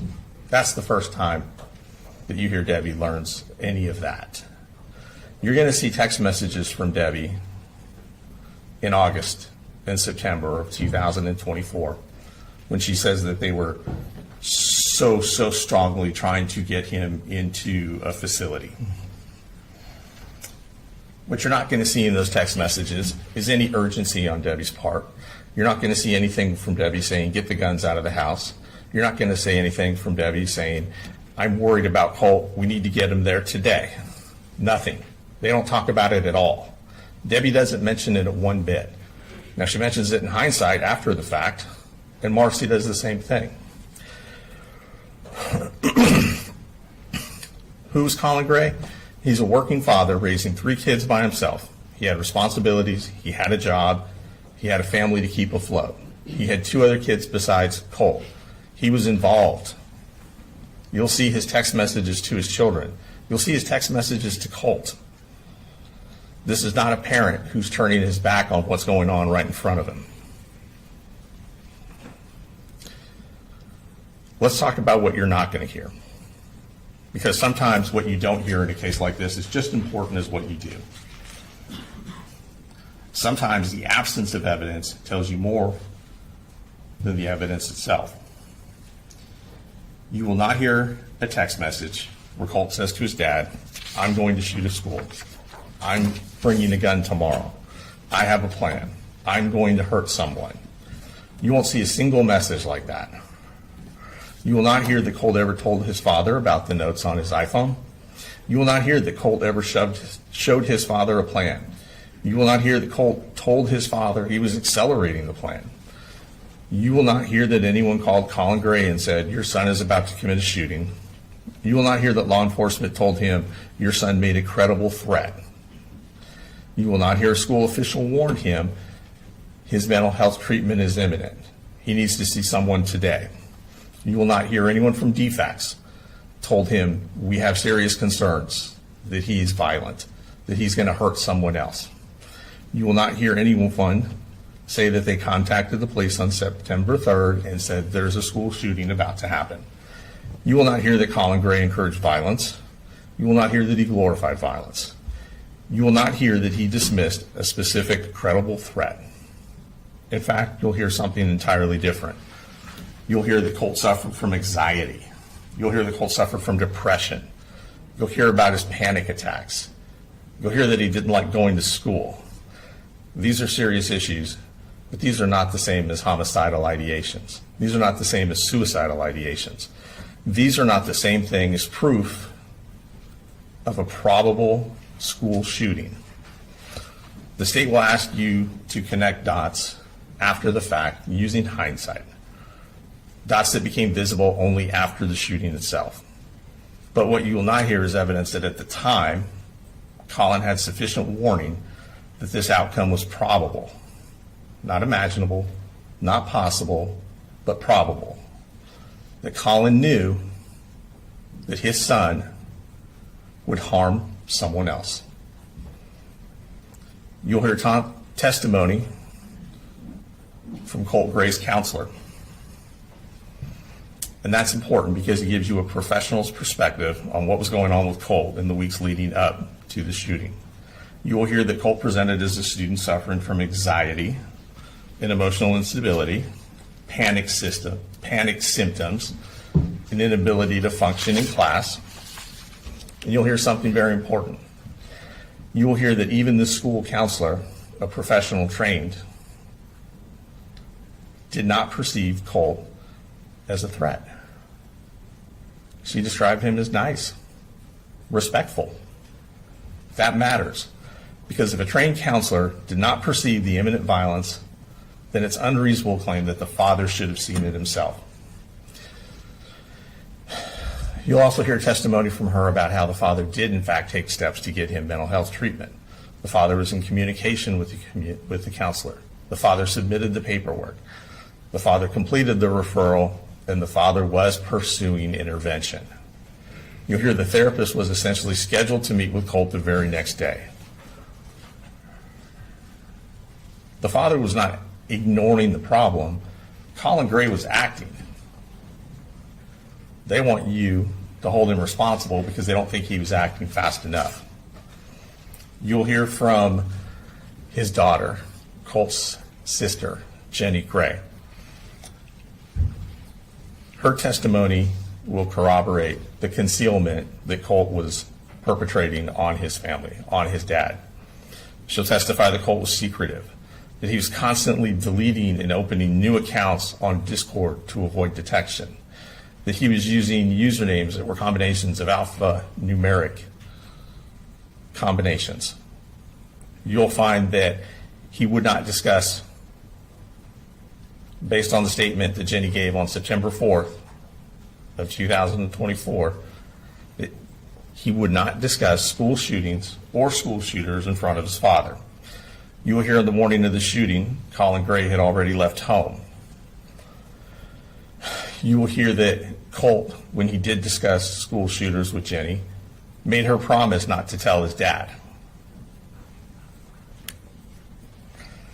You'll hear that morning on September the 4th, Colin Gray got up and took his youngest son, Coley Jr., to school, that he left before Jenny and Colt did to catch the bus. You will hear that Colt had to go and find the gun because it wasn't in his room, that he had to find the ammunition that wasn't in his room, and that he had to put them in his backpack, and that he had to conceal the rifle that stuck out of his backpack 18 to 24 inches with a poster board. Then he put a hat on top of it. It proves concealment, it proves independent action, and that matters because it's consistent with what Colt had done the whole time, which was conceal this plan from his father. Remember, the state says that he knew. They said that he knew this was going to happen. That he knew, not that it was possible, that he knew Colt was going to go and harm someone else. But you can't consciously disregard a risk that you're not aware of. And you can't say something is probable when it's being hidden from you. You're going to see text message. They've already discussed some of the messages. We're going to discuss some of the other ones. And we're going to talk about why they matter. There are hundreds of text messages between Colin Gray and his son. These texts matter because they show the reality in real time of what was happening and what Colin would have thought and what Colin would have known at that time. Not now, but at that time. They also show what Colt chose not to disclose. You'll see a father checking on his son on a daily basis, checking on school attendance. Did you make it to school? How's your day going? How was your day? What are you doing after class? You'll see encouragement. I'm proud of you. I love you. You're a good young man. This is not an absent father. This is not a father not paying attention to his child. You'll see daily involvement. You'll see a father trying to keep a teenager engaged and connected to school. You'll see a father trying to build the confidence and self-esteem of his son. You will see this all in the text messages. You'll see their discussions about mental health, about depression, which is not homicidal ideation, about anxiety, which is not homicidal ideation, about anxiety, panic attacks, which are not homicidal ideation. You'll see a father trying to stabilize a situation at home. You will not see threats to harm other folks. You will not see threats to harm other people. You will not see, I'm going to shoot up the school, I'm bringing a gun, I have a plan, I'm going to harm someone. There needs to be proof that Colin Gray knew what Colt was going to do and knew that Colt was going to harm someone.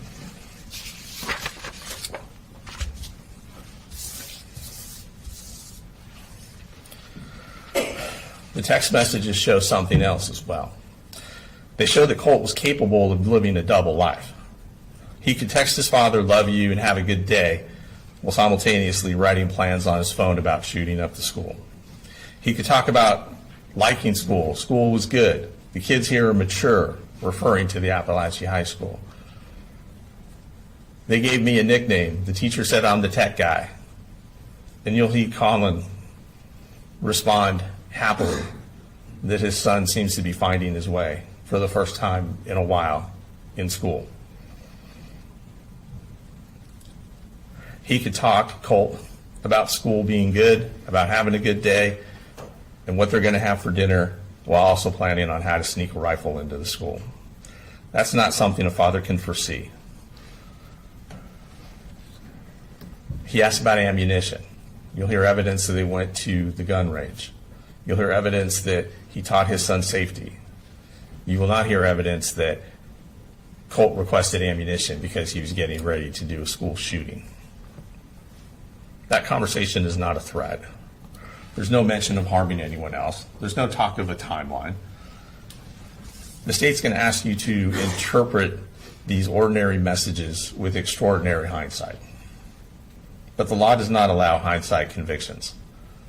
You're tasked with determining what Colin Gray knew in the months leading up to the shooting. It requires proof of what he specifically knew at that time. You'll hear from the mother, Marcy Gray. She'll try to convince you that she warned everyone and no one listened. The evidence will show that she did not share the most important information she knew about Colt with Colin. You've already heard their relationship was not smooth. You heard that DFACS took the kids from her. You'll hear that they were separated. You'll hear that the kids had to come up here for the DFACS order. You'll hear that she drove up here. After telling her mother she was going to murder Colin, came up here, keyed his cars, got arrested, and then was told by the judge, you can't come back to Barrow County. You'll see evidence in text messages between Colt and his mom. You will see in these text messages Colt telling his mom prior to the shooting that he had created a Securus online profile that he was using by making up a fake age to try and get in contact with Nicholas Cruz in prison down in Florida.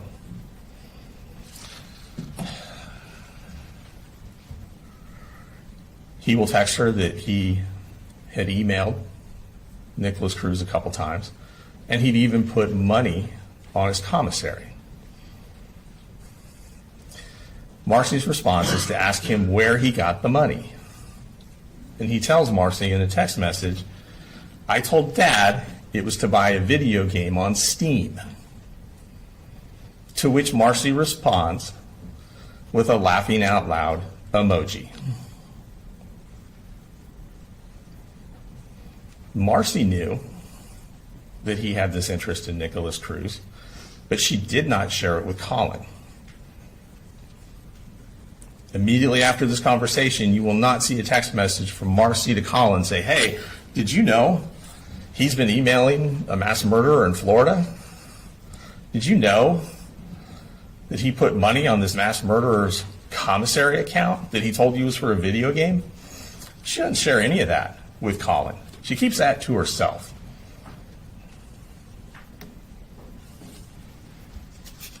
She does not reply immediately after to Colin or tell him, hey, this is what's going on. We got to get the guns out of the house now. No, she responds with a laughing out loud emoji. That's how serious she took it. Shh. she didn't think anything was going to happen. Remember, the evidence will show that even she, with the information that he did not have, did not believe there was an imminent threat and did not believe that Colt would harm anyone else. She didn't call law enforcement. She didn't seek an emergency mental health evaluation. And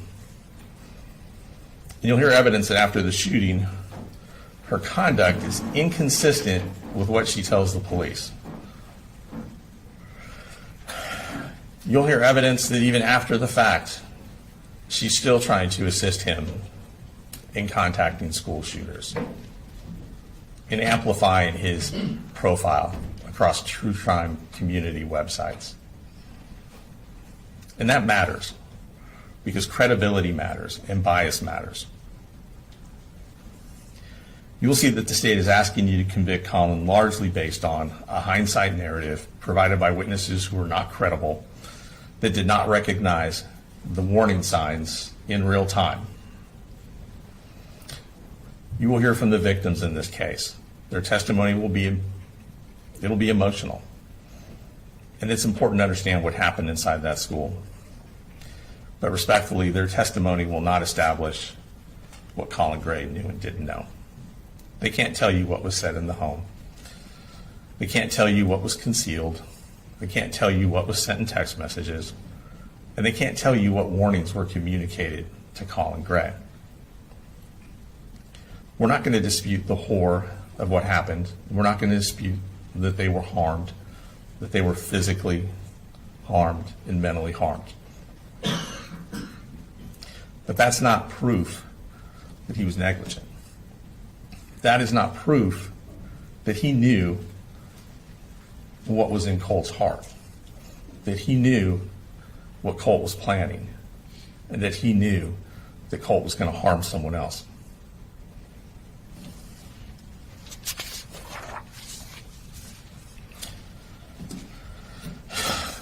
The law doesn't punish what is possible. The law does not punish what is conceivable.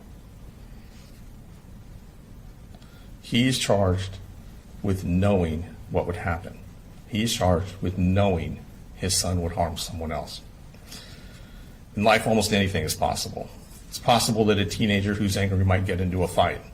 It's possible that a teenager who's depressed might run away or make up excuses not to go to school.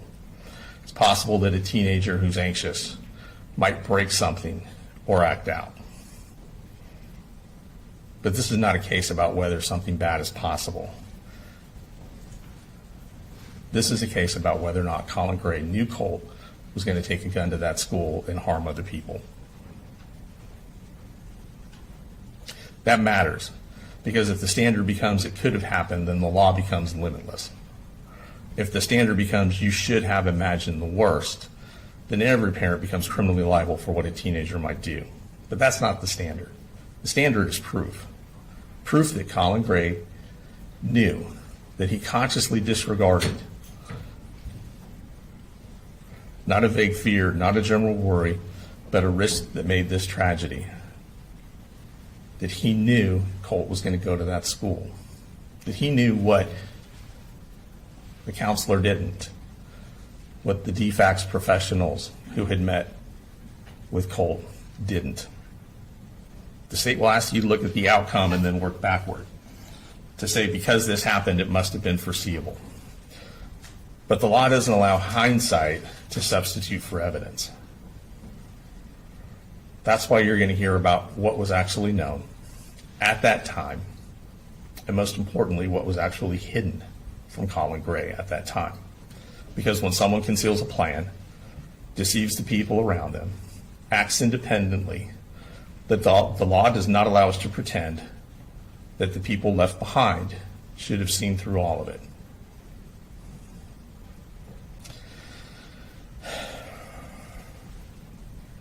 They're going to say that common sense means you should have seen this coming. And guns are serious, and this tragedy is serious. But the law is serious too. This case is not about whether or not firearms are dangerous in the abstract. It's about whether Colin Gray, based upon what he actually knew, failed to act because he knew that his son was going to go to that school and commit these acts.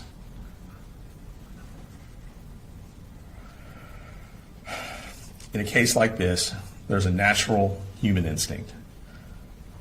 When something this awful happens, we want an explanation. We want someone to blame. We want a story that makes sense so that we can take steps to make sure something like this never happens again. It's very easy and it's very human to look at the end result and believe that someone, somewhere, must have known. But the evidence in this case is going to show something that's deeply uncomfortable. Sometimes the truth is that the person who committed the act was hiding it.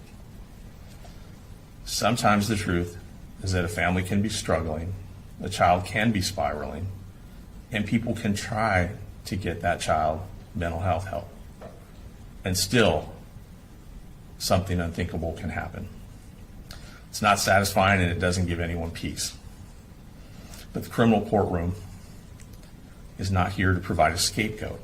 It's here to provide justice. Being a juror, providing justice, that requires discipline. It requires that we do not convict someone because we're horrified. It requires that we do not convict someone because we wish they would have seen it coming. It requires that we do not convict someone because we feel like there must be some accountability somewhere. The state has chosen to put the father on trial for what the son did. And at the end of this case, you'll be asked to decide whether the state has proven, beyond a reasonable doubt, that Colin Gray knew his son would go to that school and commit these violent acts. And at the end of this trial, you will find the state cannot prove that beyond a reasonable doubt, and we will ask you to return the only verdict that the evidence can support, which is not guilty on all counts for Colin Gray. Thank you.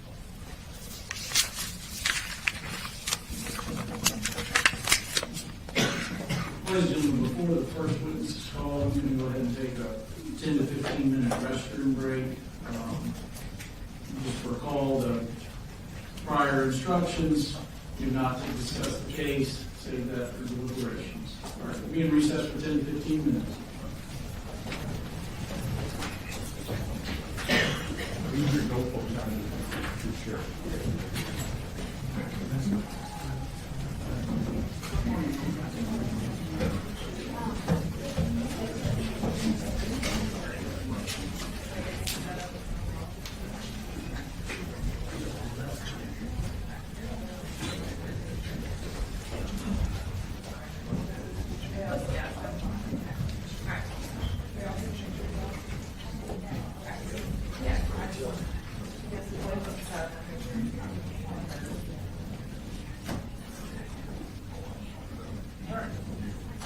We'll be in recess.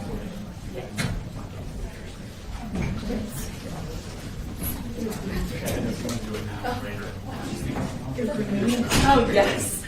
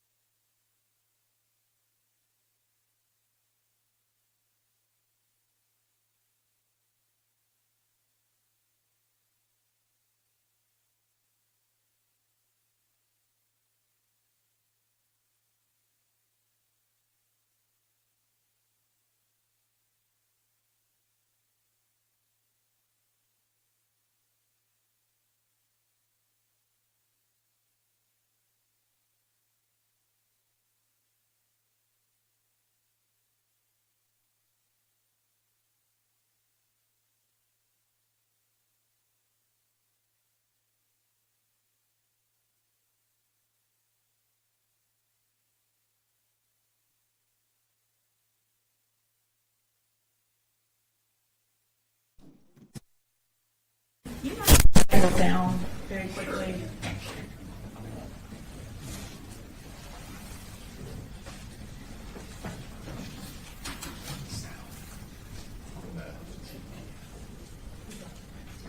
I think it's on. It says please wait. Oh, it's on your team.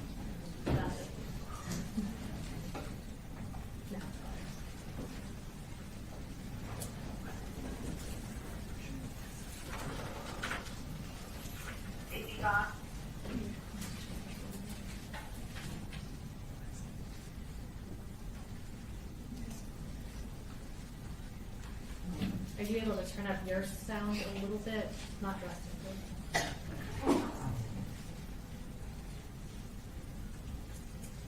Yvonne, you have that? Is that where you want it? That works, Your Honor. Okay. You all ready for the jury? Your Honor, we do have one thing to take outside the presence of the jury. Mr. Hobbs in his opening made several references to things Cole was going to say. We would object any hearsay. Go ahead, Mr. Hobbs. No, that's my understanding of the law. We won't bring any hearsay from Cole. There are some text messages we think can be authenticated that we wouldn't be asking to get into, but we'll get to that when it comes up. All right. Otherwise ready? Yes, sir. All right, bring the jury in. Yes, sir.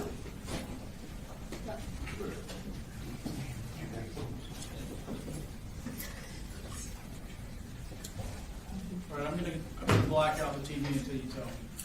Okay.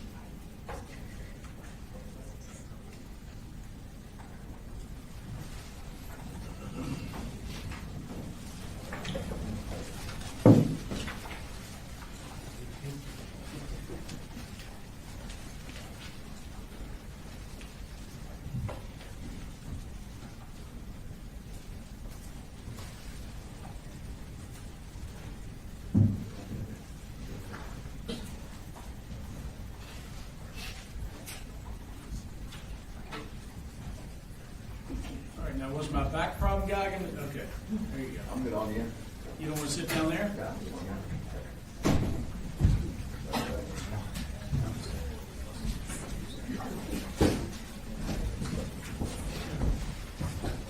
Y'all be seated in the audience.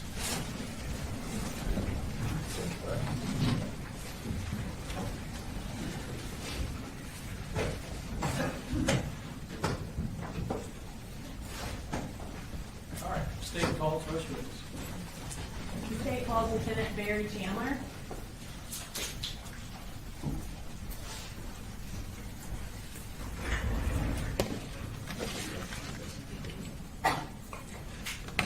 Please raise your right hand. Do you swear to tell the truth, the whole truth, and nothing but the truth, so help you God? I do. Okay, you can have a seat. Will you go ahead and introduce yourself to the jury? My name is Barry Chandler. Okay, and what do you do? I'm a lieutenant with the Barrow County Sheriff's Office. And what role do you currently have with the Barrow County Sheriff's Office? Currently, I'm assigned as the supervisor over the training unit. Were you in that same role in September of 2024? Yes, ma'am. Prior to becoming lieutenant over training, can you just briefly describe what roles you've had at the Sheriff's Office? Yes, ma'am. So I started my career in the jail in 2003. I was a court services deputy, patrol deputy, answering calls for service and things like that. I was a school resource officer for about 6 years, and then prior to being promoted to lieutenant, I was an investigator for 7 years. I worked 6 years in crimes against persons. So in your capacity as a school resource officer, did you become familiar with the various schools in Barrow County? Yes, ma'am. And what different high schools are there in Barrow County? We have Winder Barrow High School, Apalachee High School, and the Barrow Arts and Science Academy, BASA. And where is Apalachee High School located? Off of Heyman Morris Road. And obviously, is that in Bear County? Yes, ma'am, in Bear County. And approximately how many students go to Apalachee High School? Around 2,000. In your capacity as the lieutenant over training, did you coordinate any trainings related to active shooters in 2024? Yes, ma'am. And when and where did you do that? We did several in 2024. We started off at Old County Line Elementary School. We worked at CFIT, which is the Center for Innovative Teaching. And it all sort of culminated at Russell Middle School on March 14th of 2024. And can you tell us about the training that you did on March 14th at Russell Middle School? Yes, ma'am. So generally, active shooter training is designed for us to teach our deputies and law enforcement to rapidly enter a structure, to immediately find the person that is shooting and then stop them from shooting. So the training that we did prior to the March 14th drill at Russell was very focused on that. We also included implementing what are called rescue task forces. So rescue task forces are members from fire and EMS who can get into the school quickly, and with security provided by law enforcement, they can start rendering aid to victims. So that was our big push, and the March 14th drill specifically was designed to do it was what we refer to as a full-scale exercise, meaning we had many representatives from almost every public safety agency in the county. The Sheriff's Office participated, the Winder Police Department, Barrow County Fire and EMS, Winder Fire Department, the school systems, our 911 center, GEMA had a representative, the Georgia Emergency Management Agency. So we had a lot of folks that came together because our goal with the full-scale exercise was to make something as realistic as we could, to give our deputies the ability to respond to the most real-life environment they could. The school system was great. They included, they had teachers that were there that volunteered. The administrators were there. We used cadets, explorers from the Sheriff's Office and the Fire Department as role players. But we tried to make it real, essentially, was what we tried to do. And what was the purpose of having a training that included fire and EMS as well as law enforcement? The purpose ended up being sort of our motto over the course of that training and honestly since. And the purpose was to stop the killing and stop the dying. That's the two goals that we have when we respond to active shooters. Stop the killing, meaning stop the shooter from actively killing people, and then stop the dying. We have to render aid and help people that have been injured. Now I'm going to draw your attention to September 4th of 2024. What were you doing that day? That morning, I was at our gun range. I was helping an independent film crew set up some things out there. As part of your role as lieutenant over training, are you also in charge of the gun range? Yes, ma'am. Okay. While you were at the gun range, did you receive any notification that there was an emergency at Apalachee High School? Yes, ma'am, I did. Okay. And how did you receive that notification? Through the Centegix alert system. It's an app that's on our cell phones. When was Centegix implemented? So it was implemented in early 2024. The school system had it implemented in the schools, in the buildings, because it's software, but it also, there are connections that had to be made inside the building to give like alerts, red flashing lights, connections to the intercoms, things like that. So the school system had Centegix in April. Centegix was connected to our 911 center over the summer, and then by August, we at the Sheriff's Office all had access to the app. Can you just kind of describe for the jury how that system works? Sure. So Centegix, again, it's a system that essentially initiates and alerts law enforcement and fire and EMS as well of any emergency at a school. So, for example, when the Centegix button is pressed, it puts the school into hard lockdown. So exterior doors are locked. That lets the teachers know that they need to get into their classrooms, make sure the doors are locked, and that their lights are turned off and the kids are hidden out of sight. So that's essentially what it does. it does that, and then it lets the teachers know, hey, you need to go into hard lockdown. All of the smart screens that are in the classrooms, whatever they're doing on those, they're taking over, and then the warning flashes on the screen that they're in hard lockdown, and there's an audible tone that goes throughout the school, and like I said, red flashing lights. As far as Centegix, how many times does someone have to push the button for it to go into hard lockdown? 8 presses, 8 rapid presses in order for Centegix to go into hard lockdown. So does that ensure there aren't any accidental presses that ultimately end in? Generally, yeah. It is a heavier number. We still have the occasional, accidental activation, but having a number like 8 presses makes it a little less common, I guess. In Your Honor, may I approach the witness? Yes, ma'am. I'm going to show you. Seen it, I assume. Yes, sir. I'm going to show you what State's Exhibit 1. Do you recognize that? Yes, ma'am. What do you recognize that as? This is it's basically a screenshot of Apalachee High School. It's an overview, but it's from the Centegix app. Okay. And is it a fair and accurate copy of the overview of Apalachee from the Centegix app? Yes, ma'am. You're right. This time I'd like to introduce an evidence, State's Exhibit 1. Mr. Hops or Mr. Perry? No objection, I assume they're demonstrative, Your Honor, and we'll go back to the jury. I think that's something we can discuss later. Okay. All right. Well, I'll admit it into evidence as one to decide later whether it goes out. Okay. We could display that. Can we have access, Your Honor? Sorry. It's okay.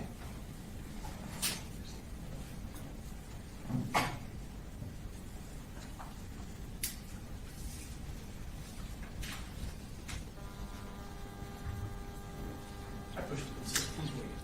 He's waiting. Okay. So does this show on your phone when there's an emergency? I guess? Yes, ma'am. So it pops up like a notification badge, right? Saying hard lockdown, and then it tells you the school.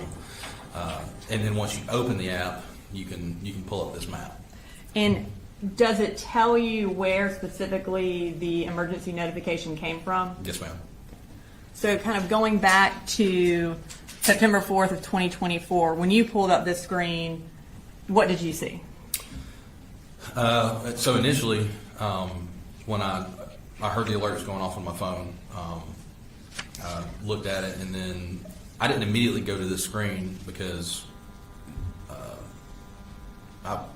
we had several alerts coming out. Earlier that morning, we'd actually had a test that was done at Bethlehem Elementary. So we got the same alert, the alert that there was a hard lockdown, and then they came over the radio and said, "Hey, it was just a test." So initially, I look at it and then was like, "I wonder if they're having a test in Apalachee." And then the second alert comes through, and then the third. So instead of opening the app immediately, I went to my truck and I got on the radio and turned the radio on, my police radio. I don't recall if I ever opened up the map. I do recall seeing Miss Lancaster's room. I just saw the alert from Miss Lancaster's room. And so at the initial time that you received this emergency notification, did you know what was going on at Apalachee? No, ma'am, not initially. So you indicated that you got in your truck and turned on the radio. And what Correct. happened when you turned on your radio? Just seconds after I turned my radio on, I heard Sergeant Chase Boyd say "active shooter" across the radio.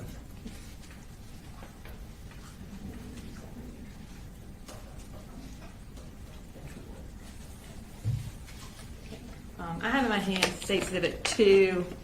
It's on a hard drive and is the radio traffic from September 4th. Have you had an opportunity to review that radio traffic? Yes, ma'am. Is it a fair and accurate recording of what you heard on September 4th? It is. Okay. At this time, I'm going to introduce into evidence State's Exhibit 2 and publish for the jury, Your Honor. Defense? No objection. All right. Two's admitted, and you can publish it.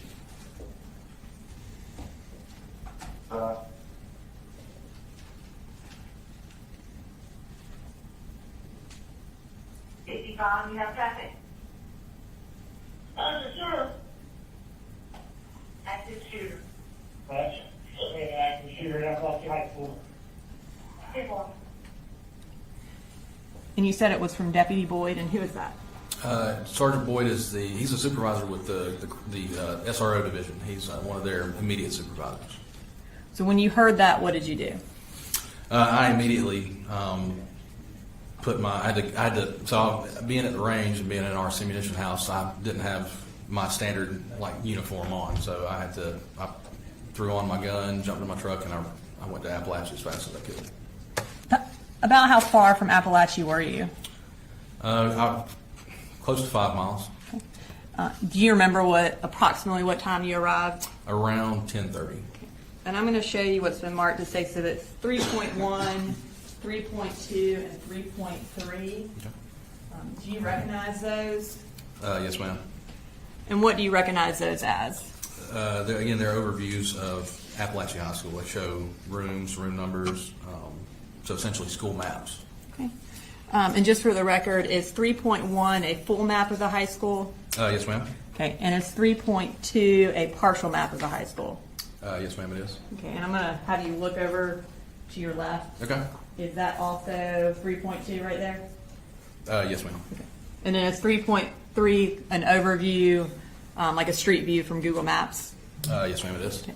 Your Honor, this time I'd like to introduce into evidence State's Exhibits 3.1, 3.2, and 3.3. Defense?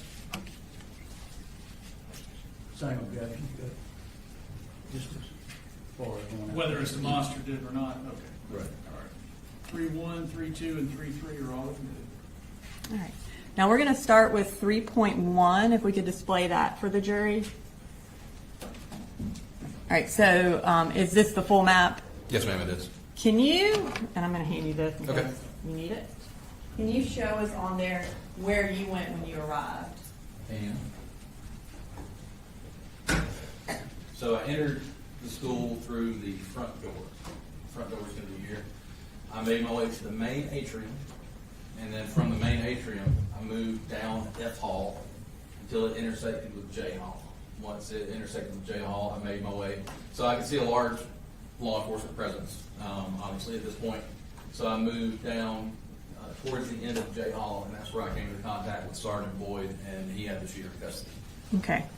And when you arrived, who else was there? A lot of folks. When I initially went through the front door, I saw Sergeant Maxwell. I remember seeing one of our investigators, and so but when I made my initial approach, until I got to the atrium, I think I was by myself. And were EMS already there as well? Yes, they had just gotten there, I believe.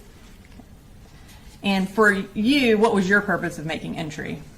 To make sure that the shooter was, number one, secured, to make sure that we didn't have any other shooters in the school, and then to begin to render aid and work towards the bigger picture of securing the entire school. Okay. Were the skills that y'all learned in March utilized that day? Oh, yes, ma'am. And how so?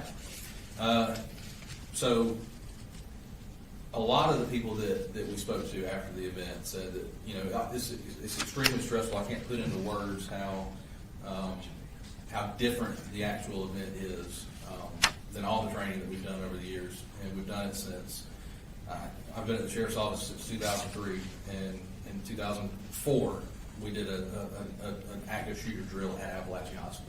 So the words can't put into perspective the amount of stress. But most of the guys that I talked to, they were like, it just felt like training. And Judge, we're going to object to most of the guys that you talked to and what they may have said. The hearsay. Just describe it from your perspective. I'll sustain the objection. Thank you. It did. It made it more where it was like it was something that they had seen before, which is not very common. It was something that we needed to do for us for the deputies. And what was the result of the coordinated response by EMS and law enforcement that day? So the result was we were able to fully secure the school. Every patient that was injured that could have been saved was saved. We refer to it as we had 0 preventable deaths, which was unheard of in active shooter scenarios up until September 4th. And you can have a seat. Okay. I won't have you do anything It's on all right. that for a little bit. after you made entry and went to the end of J Hall and observed that the shooter was in custody, what did you do after that? After making sure that the shooter was in custody, I got a team of deputies and we began moving down. So sort of, again, looking at the big picture, seeing where people were at, realizing where we needed resources. It didn't seem like anybody was fully down F Hall. So I took a team of deputies down F Hall, and we began making sure that the classrooms that there weren't any other injured people in the classrooms, again, that there wasn't another shooter, and then just securing those areas. And as you were securing them, were y'all also evacuating students? Not initially, but fairly soon after we started clearing. The evacuation process didn't take too long to get to. And I'm going to go ahead and bring up State's Exhibit 3.3 behind you, which is the Google overview. So can you, and I think I lied, you are going to look at the map real quick. That's fine, yeah. Can you show us on there where the school is and just kind of orient the jury to what we're looking at? Yes, ma'am. So, Heyman Morris Road, this is Apalachee High School. The front door is right here, and then you have the rear parking lot where the buses go, and then the football field. And the football field is surrounded by a chain link fence. And when y'all evacuated the students, where did y'all ultimately evacuate them to? To the football field. And when parents arrived to come find their children, were they eventually allowed to go to the football field as well? Yes, ma'am, they were. Approximately how many law enforcement officers responded to Apalachee High School that day? I believe that the number was close to 400, if not a little more. And how many different agencies, if you know? There were 56 that we made note of.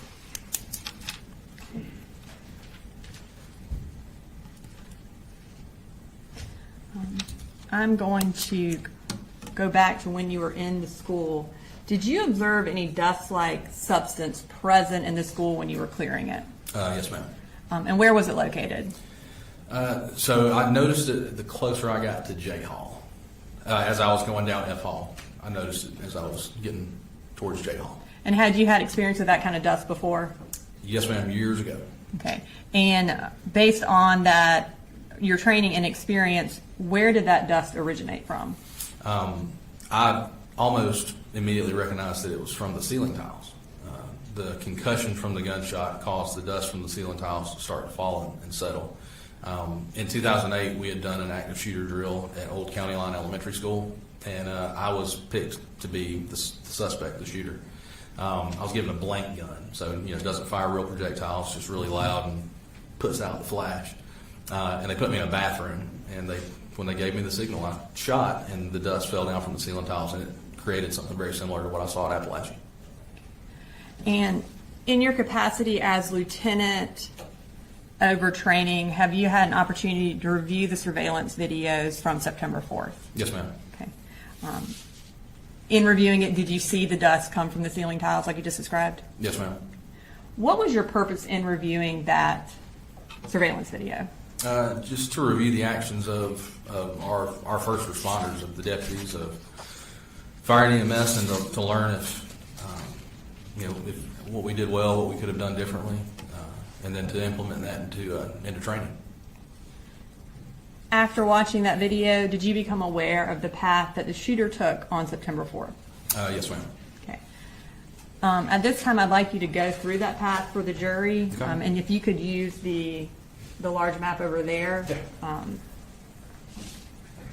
I'd like to start with the shooter's first period class. What class was he in? So for first period, he was in Miss Harris' class, and that was 1.515. It's going to be located right here. And are you familiar with what time first period class is? Yes, ma'am. So he got to class around 8:01, and the class starts at 8:15. Okay. And are you familiar with what time it ends approximately? Oh, yes, yeah, it ends at 9:38. After he left first period class, where did he go for second period? So he leaves first period, and then he goes to Miss Catherine Greer's room on J Hall, room 2.151, and that was where he That was the second period, that's where it went next. And what time does that class start? 9:45. At some point, did he leave Miss Greer's class? He did. He left her class at around 9:54. And where did he go? He went to the restroom. Can you show which restroom he went to? Yes, ma'am. Men's restroom, J Hall, just a short distance from Miss Greer's class. And approximately when did he leave the restroom? At 10:21. After he left the restroom, where did he go? He went back towards Miss Greer's class. So he had left Miss Greer's class. He had his book bag with him that we ultimately learned had a gun in it. So when he exits the men's bathroom, he's got the book bag. At some point, he drops the book bag, so he just has his gun, and he goes back to Miss Greer's classroom. And was he able to get into that room? No, ma'am. Where did he go after that? He went immediately next door. He went to Miss Ryan and Coach Edwards' classroom, which is 2.152. And what happened in that classroom? The door to that classroom was open, slightly open, just a little bit, and he began firing numerous rounds into that classroom. And was anyone injured or killed in that classroom? Yes, ma'am. Several students were injured. Christian Angula was killed in that classroom. After he left Miss Ryan's classroom, where did he go? So after he shot here, thankfully, as unfortunately as Christian was, after Christian had been shot, he used his foot to close the door. So he restricted access to the shooter after that. The shooter moved back down the hall towards the restrooms that he had come from. And he ultimately got to this intersection as he's moving down the hall in room 2.145, Miss Irby. She was in that room, Christina Irby. She opened the door to see what was going on. She looked out briefly, and he shot her. And did she survive? No, ma'am, she didn't. After he shot Miss Irmy, what did he do? So after he shot Miss Irby, he kept moving. He was continuing to move. He got to the intersection here of K Hall and J Hall. And while he was here, he saw Coach Aspinwall and Coach Phoenix, Ricky Aspinwall and David Phoenix, left their classrooms, which are two doors side by side, so they leave pretty much at the same time. And as soon as the shooter sees them coming out of those classrooms, as they're in the hall, he shoots them numerous times. Coach Aspinwall was killed, and Mr. Phoenix was hurt pretty bad. And then after that, where does he go? He continues moving down J Hall. The shooter gets to this area here, J and I, about the time that Mason Shermerhorn comes out of the bathroom. He sees Mason, he aims his rifle, he shoots several times, and he ultimately kills Mason. And then what happened? After he shoots Mason, he turns and aims down K Hall at a student that was quickly trying to run away from him. He was trying to run so fast that he swallowed up for himself.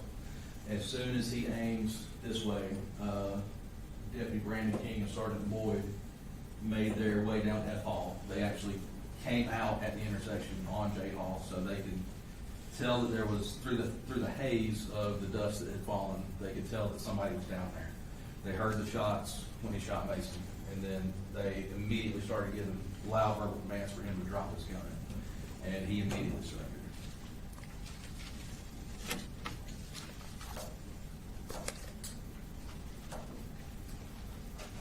All right, Lieutenant Chandler, I don't have any further questions for you right now. Ross? Thank you. Good morning, Lieutenant. Morning, sir. I only have a few questions for you. How many entrances are to the high school? Specifically, I'm not 100% sure exactly how many entrances. I can count them for you, though, using the map that we have, if you'd like me to. If you know, that would be great. Okay, give me 1 second. So I'm going to go based off of mostly just the exterior doors. There are going to be some other doors that I might not be able to count.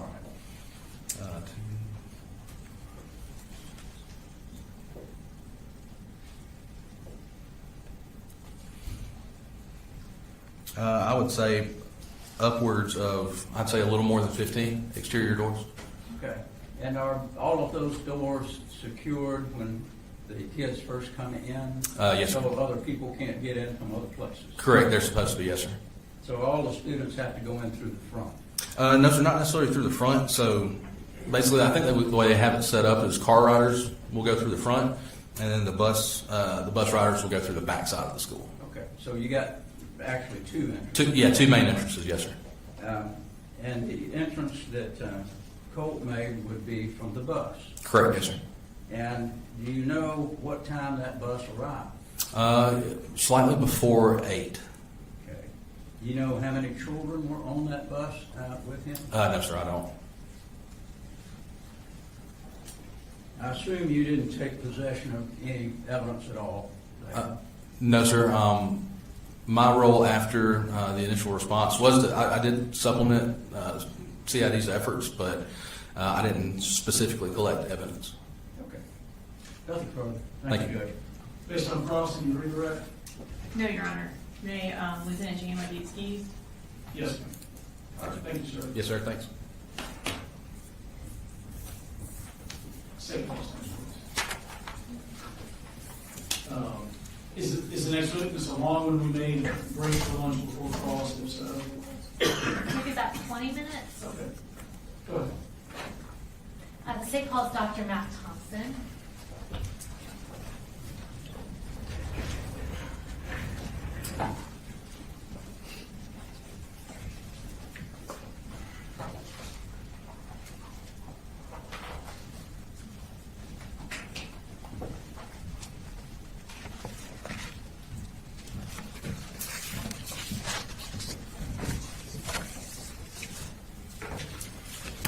If you want to go ahead and raise your right hand, do you swear or affirm any testimony you're about to give in the matter now pending before the court is the truth, the whole truth, and nothing but the truth, so help you God? I do. All right, you can have a seat.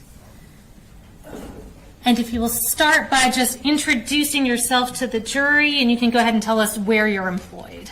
My name is Matt Thompson. I'm the Deputy Superintendent for the Barrow County School System. All right, and tell us a little bit about what that role entails. It's a pretty broad job that entails a lot of different things. I have either direct or indirect supervision over, including technology, assessment, data, student records, student safety, support services, strategic planning, and a lot of other areas. All right, and how long have you been in that role?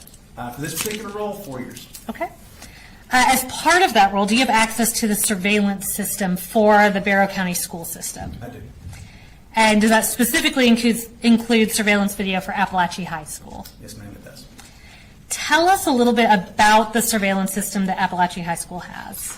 System-wide, we have about 2,800 school and classroom cameras and about 800 bus cameras, about 4 per bus. For Apalachee specifically, we have 241 cameras spread out through the external parts of the school into the corridors, hallways, and including classroom cameras, and then they have however many buses delivered there on a given day. We have 4 cameras per bus.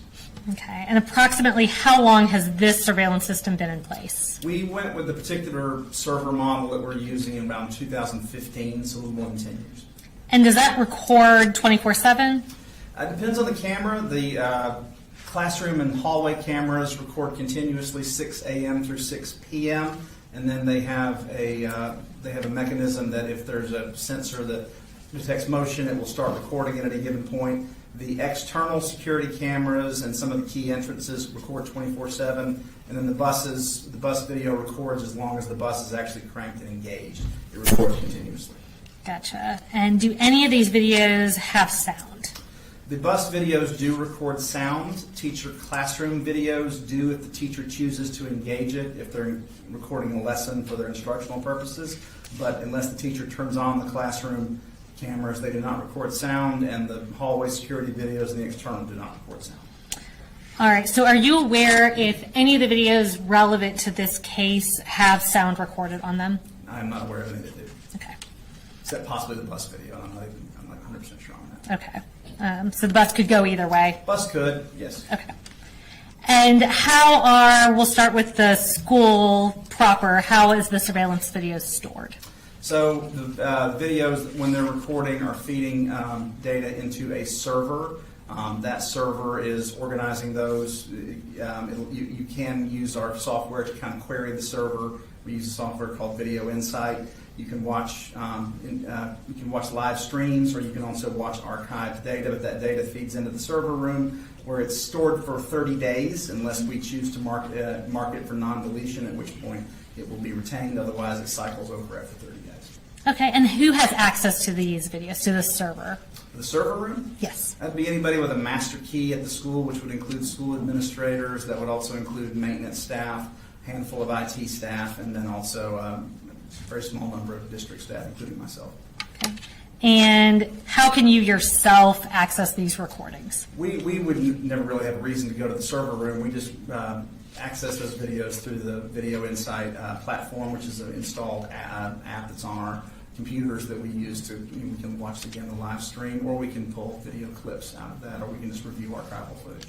All right, and so this app on your computers, is it fair to assume that you said a very limited amount of people have access to that? Is that true for that app? Correct. School administrators would have their own school. Beyond that, there's a small number of district staff that would have full district access, but it's very small, fewer than 10 in a fairly large district. And is this the same system that's used for the buses in addition to the school system? Buses are slightly different. They don't feed data live into a server. Theirs are recorded on a hard drive on the actual camera. So when we ask to review bus footage, we have to ask that the hard drive be actually pulled out of the camera and delivered. We can request that anytime we need to. Okay. So on this hard drive, we have what have been marked as States Exhibits 4 through 28, showing the bus that Colin Gray took to the school on September 4th of 2024, and relevant video from Apalachee High School. Have you had the opportunity to review all these videos? And are they accurate copies of what was captured from the surveillance video that day? Yes. Were all these videos obtained directly either from the server at the school or the local servers on the bus? That's correct. And have they been materially changed or altered in any way? They have not. Judge, at this time we attend our States Exhibits 4 through 28, and I would note that States 22 is in two parts, so we've just marked that as 22.1 and 22.2. All right, if that's an objection. No objection, All right, 4 through 28, inclusive of 22.1 and 22.2 are all good. All right, so we're going to be playing relevant portions of these videos at a later point in the trial, but what we're going to do with you right now is go through some clips from the exhibits just to orient the jury to the different views that these different cameras provide. We'll start with a clip from States Exhibit 4, which is the exterior of the school bus.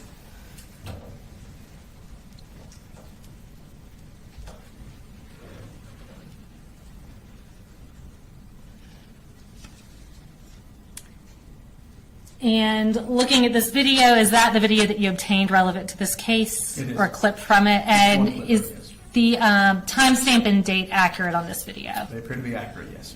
Okay. And where's that camera? I think it's relatively obvious, but where's the camera shooting That was, from? there's 4 cameras per bus. That would be the front-mounted camera that's pointing out the front of the bus. Okay. Moving on to a clip from States Exhibit 5.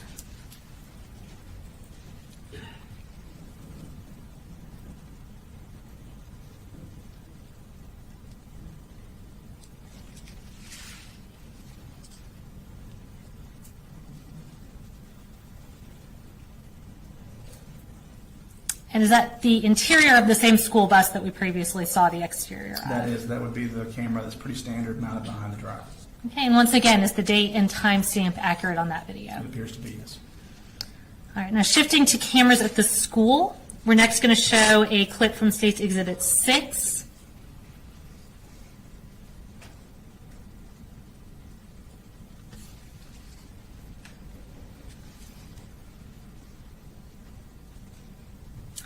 All right, and where is that camera showing from? That is the bus rider entrance at the back of Apalachee High School.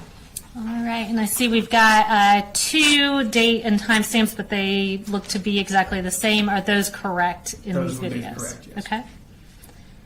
Now, next we're going to jump over to a clip from States Exhibit 16.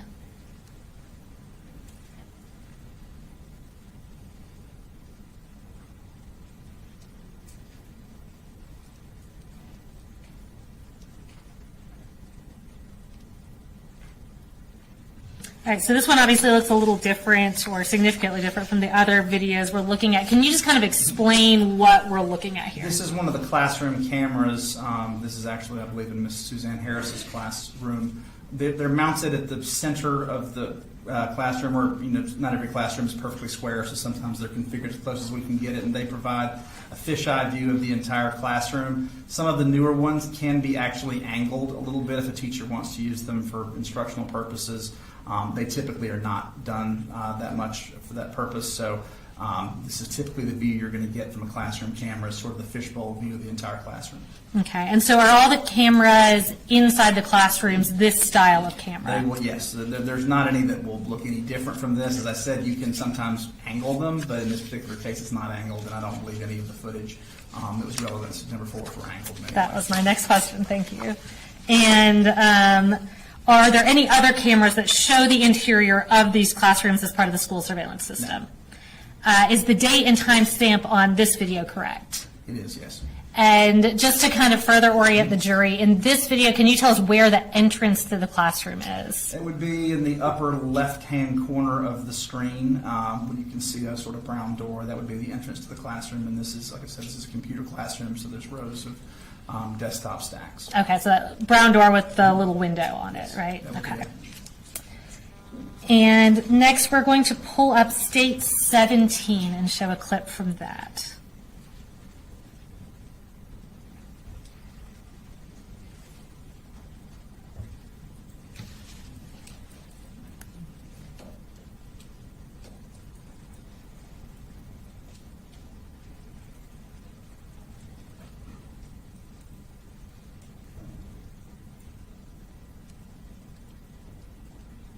All right, and tell us what we're looking at here. This is just a pretty standard example of one of the hallway surveillance cameras that's looking down a hallway. Actually, I'm not 100% sure which hallway that is. Likely K Hall would be my guess, but it's one of the. I recognize enough of the names to know that's one of the ones that feeds onto J Hall. Okay.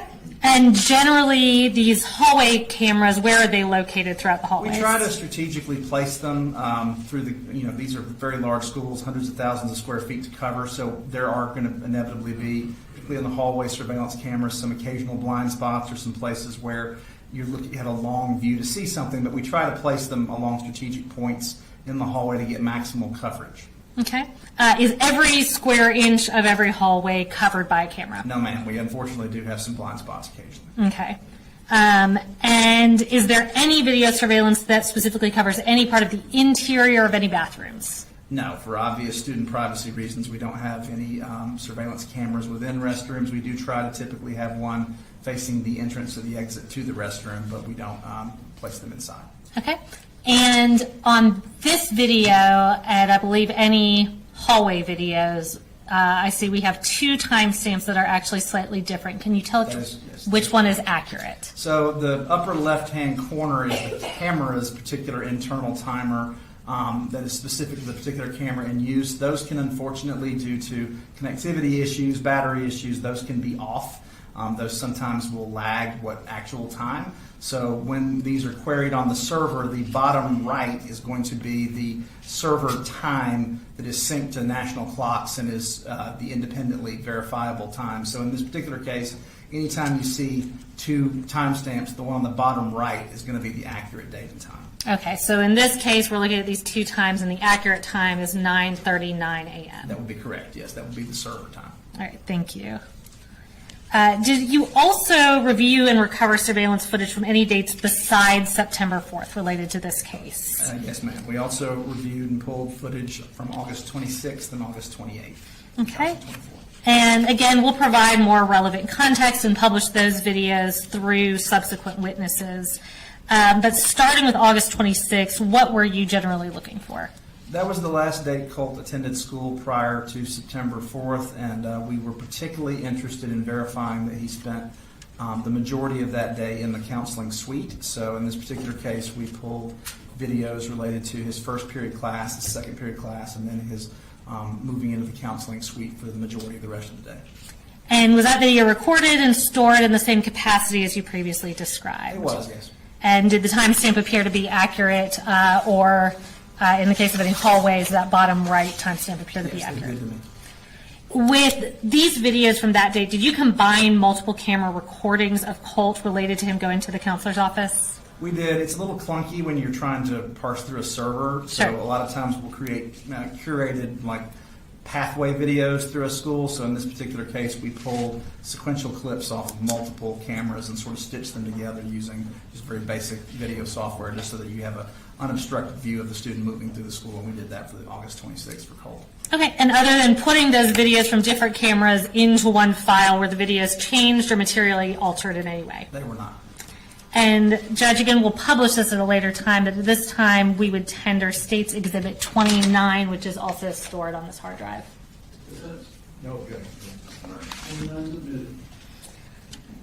And just to follow up on that a little bit, is there any surveillance video once you enter the counseling wing at Apalachee High School? There isn't actually a unobstructed view of the entrance to the counseling suite. You can get almost there from the where you come off the K Hall, coming down from J Hall. You can see where individuals will turn to go to the counseling suite. You can also see that off of other hallways, but you can't actually see anybody enter the counseling suite. Okay, and was the thought there essentially also for privacy reasons? Yeah, sometimes we've kind of gone back and forth over the years, but as to coverage versus trying to be a little more discreet with students who may have issues and they don't want to be picked up on camera. So in this particular case at Apalachee, we don't have a camera that shows the counseling suite entrance. Okay.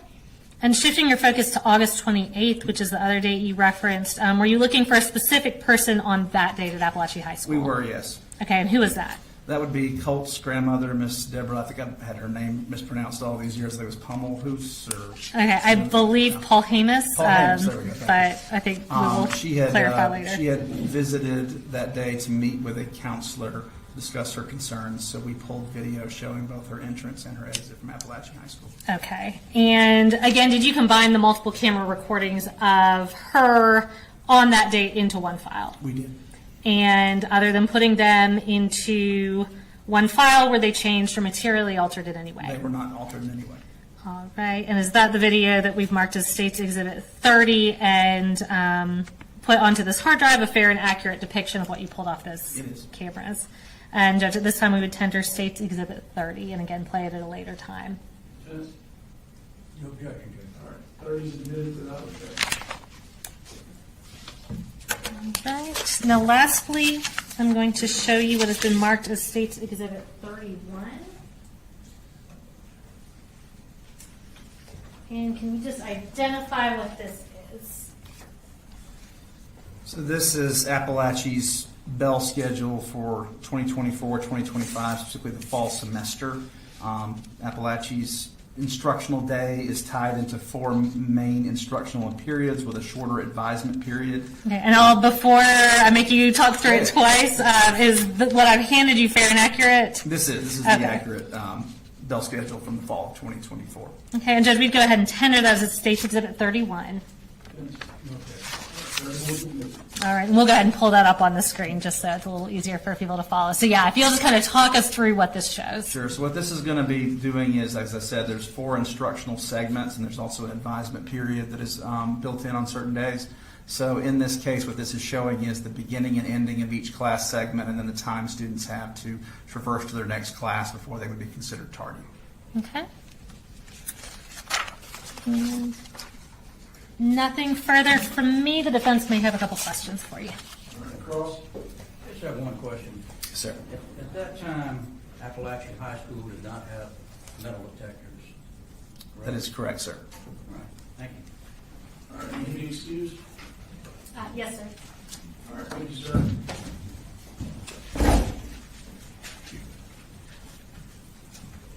All right. We're going to go ahead and take our lunch break.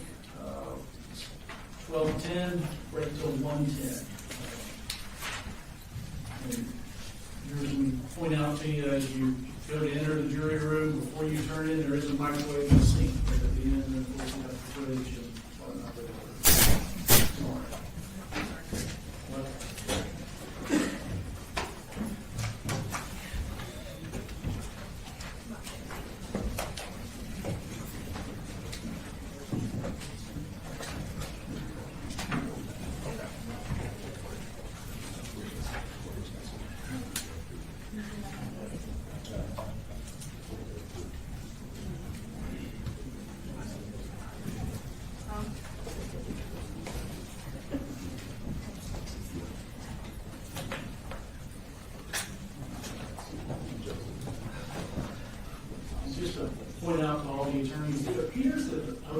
is a little weak. Okay. I've got it turned up a little louder, but if you're away from it at all, it's, to the extent you care, it's not really picking it up. Is that for the jury's benefit or the court reporter's benefit? I would say the court reporter mostly. The way our sound system works, if you're not right at a mic, it's not picking it up.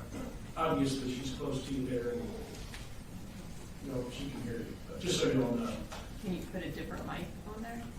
we have an identical looking one. I didn't know if it was. I think we tried it already. All right. All right. Mr. Barry, Mr. Hobbs, you guys squared away? Yes, bailiff is going to give us instructions on where to go. We can recess till 1:10. Thank you. Thank you. Thank you, good.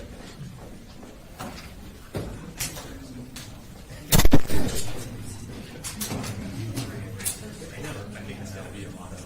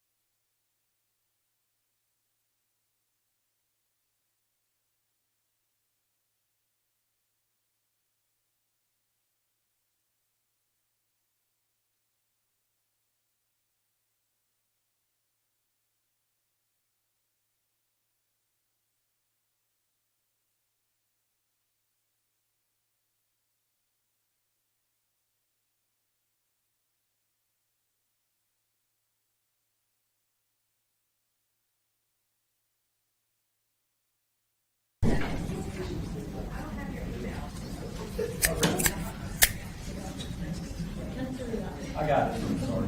But I will give you the email that's made on it.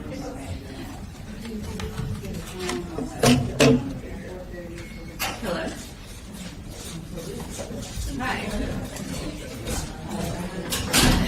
I did not intentionally. Sorry.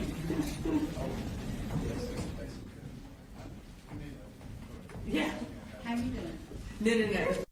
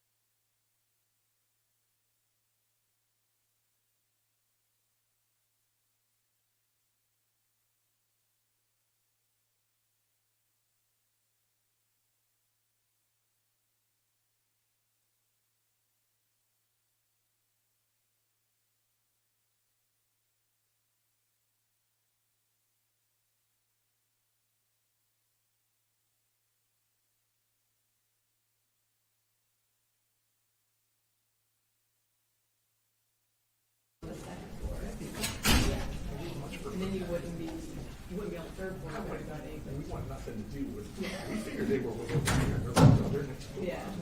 But yeah, that might be one of the things. You know, Okay. We'll talk to you guys at the court. Just remember what you can't film.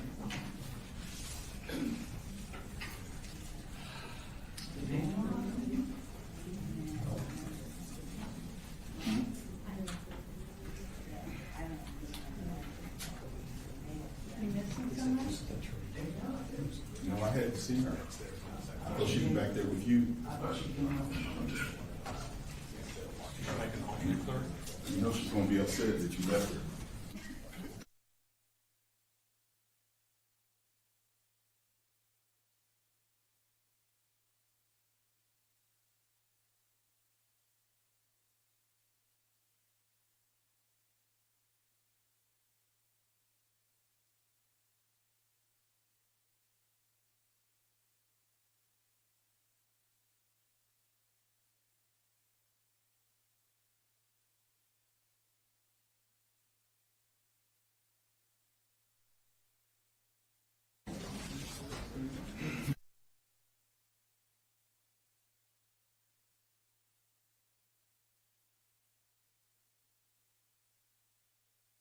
Can we just put some timestamps on the record? It just seemed easier to do that outside the presence of the jury. Okay.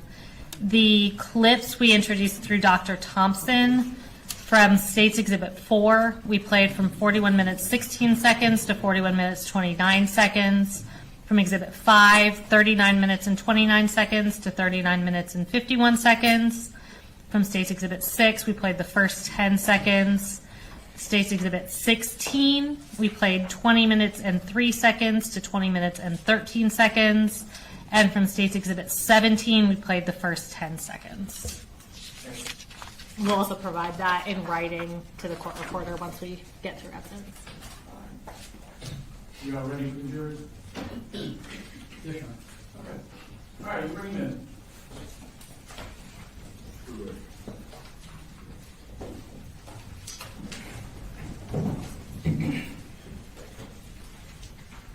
Is the large exhibit going to be used for this witness too, or? Yes. Okay. Just to very briefly. Just, it's fine.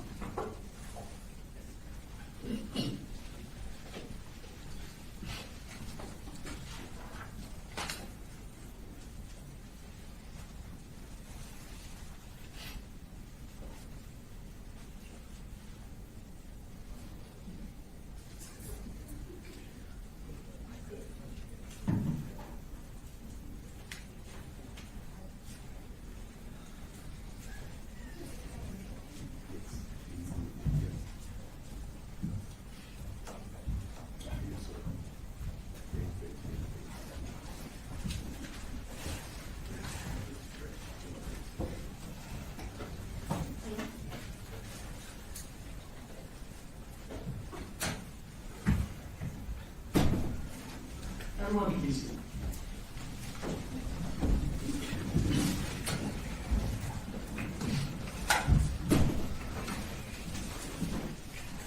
All right, state calls for this witness. State calls Suzanne Harris.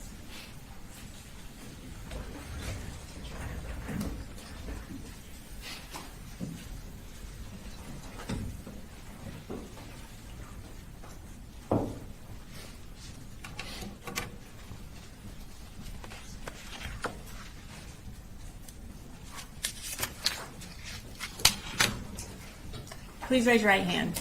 Do you swear to tell the truth, the whole truth, and nothing but the truth so help you God? I do. Okay, you can have a seat.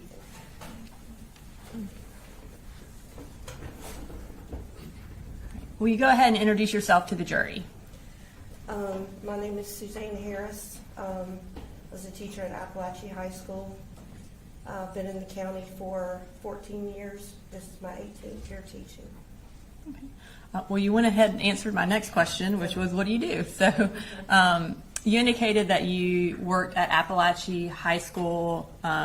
When did you work at Apalachee High School? What years of service did you do there? I worked there until December of this past year.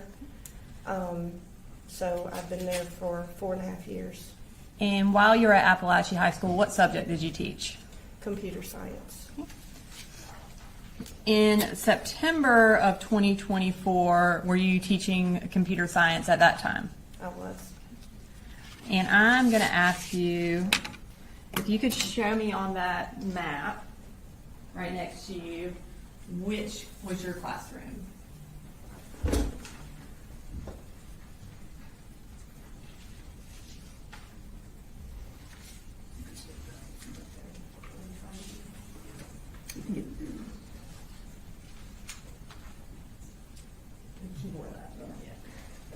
I'm right here on G Hall, and my classroom is right here, 1.515.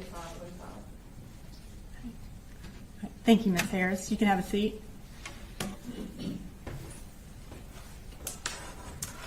I am going to draw your attention to September 4th of 2024. Were you working at Apalachee that day? I was. And was Colt Gray in one of your classes? He was. What period was he in? He was in first period. And what time is that class? Or generally, what time does first period start? The bell rang at like 8:15. Okay. And what time does it end? Best I recall, like 9:38, somewhere around there. And on September 4th, I guess, had you seen him in your class before? I think he'd been in class one time prior to that day. And on September 4th, did he talk to you? He did. When did he first talk to you? Early on in the classroom session, I think around 8:30, he asked to go to the restroom. And then after that, did he come and talk to you again? He did. And what did he talk to you about? At this point, we had been talking about missing assignments and different things because he'd only been there for 2 days, but he asked whether or not we'd ever had an active shooter drill before. And what did you tell him? I told him that we had had one. Judge, we're going to object any hearsay. Mr. Brooks, what's your response? Your Honor, doesn't go to the truth of the matter asserted. It goes to sort of present sense impression, what they're discussing at that time, and then what action she took afterwards. Yeah, I would think this falls into a category of non-hearsay. They're not offering it to prove that they did or didn't have active school shooter trainings in the past. It's just, did he ask the question? So I'll go with the objection. Thank you, Your Honor. And so, kind of getting back to the question, he asked you if there was an active shooter drill, and then your response was what? Yeah, we actually had one last week, but he wasn't there for the drill. Okay. And was there any further discussion about that? At that moment, I did ask him what school he went to because I was concerned, like, why would you, had you worked or been in a school that it would have made you nervous about school shooting? And he told me that that he had been at Jefferson High School, middle school, excuse me, in the 8th grade. And I asked him if he knew Elaine Murphy, who's one of the teachers at Jefferson. Judge, I'm going to, again, object any hearsay. And Mr. Brooks, you have a response? Or? I think we'll just move on from what she said back to him and go on to the next topic.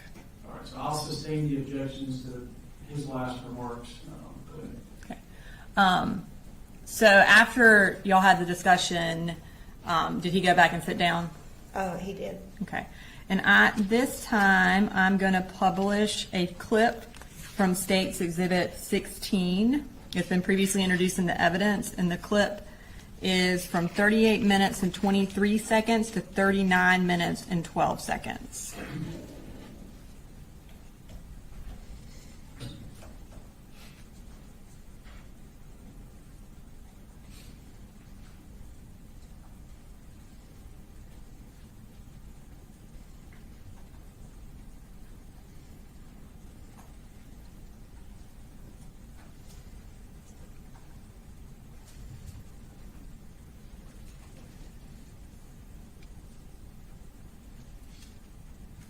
I'm going to pause it briefly. Can you kind of tell the jury, just so they can make sure they see where you are and then also where Colt Gray is? Sure. And So over to this side over here, where you see the gold and white striped bulletin board, that's where my desk is. And Is that all the way on the left of the screen? yes, and then he is to the right of my desk. I don't know which corner I can show you. So I'm here, and Colt is here, and this is where he was sitting. Okay. And this was Alex Johnson, and this was Tyler Graham. It may facilitate things with these fisheye views to kind of refer to like the face of a clock, 9 o'clock or That is a good idea, Your Honor. And as far as the exit or the entrance to the classroom, the door, is that around 11 o'clock? It is. All right, thank you. All right, we can finish playing the clip.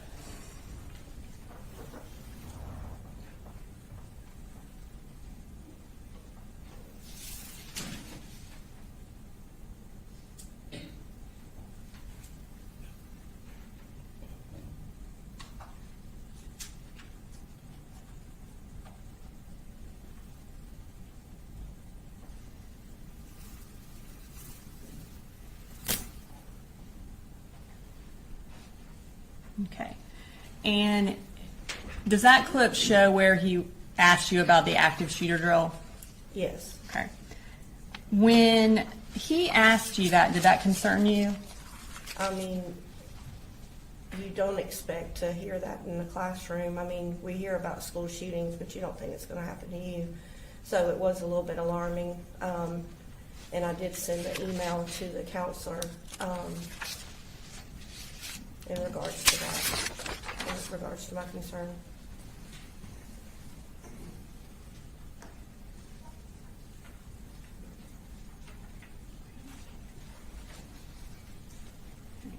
I'm going to show you what's been marked as State Exhibit 32.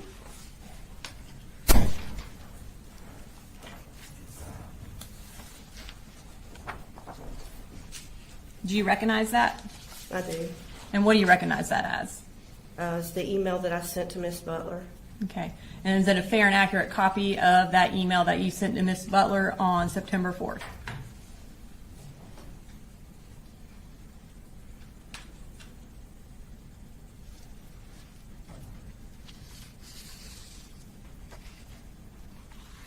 Yes. Okay. Your Honor, this time I'd like to introduce into evidence State Exhibit 32. No objection. all right, 32 is admitted. Okay, if we could display that for the jury. Okay, so you indicated that you sent this email to Miss Butler. Can you tell us who Miss Butler is? She's the counselor that is in charge of his last name. So each counselor has a certain number of letters in the alphabet that they're in charge of. And she was in charge of his last name. And then you also copied D. Martin. Can you tell me who D. Martin is? She's our assistant principal, but I'm a CTAE teacher, so she was actually over the CTAE umbrella. Okay. And what time did you send that email? The timestamp is 8:46 a.m. And can you read for the jury what your email said? The subject said inquiry from CG that might warrant a few questions. Miss Butler, I had a student who is new to the school. He has missed quite a bit already. He asked this morning if we ever do any active shooter drills. I thought this was an odd question. I told him we did, and we had one recently, but he was absent. I asked if he had a particular concern, and he said he didn't. The student is Colin Gray, and he is in the 9th grade, just FYI. Thank you. Now, after you sent that email, did Colt come and talk to you again? Yes. Okay. And what did he talk to you about this time? Several times he was asking about missing assignments. The two students that were sitting beside him, Alex Johnson and Tyler Graham, they were actually helping him with assignments. But at some point closer to the time that the bell rang, he asked what our policy was in between restroom transitions as far as going to the restroom. And what is Apalachee's policy about restroom transitions? You cannot go to the restroom during transitions. Okay. And by transition, do you mean between classes? Yes, ma'am. So when can you go to the restroom? You can go in class. And how do y'all prevent people from going to the restroom during between classes? We have chains, and so I actually had the restroom duty right outside my classroom.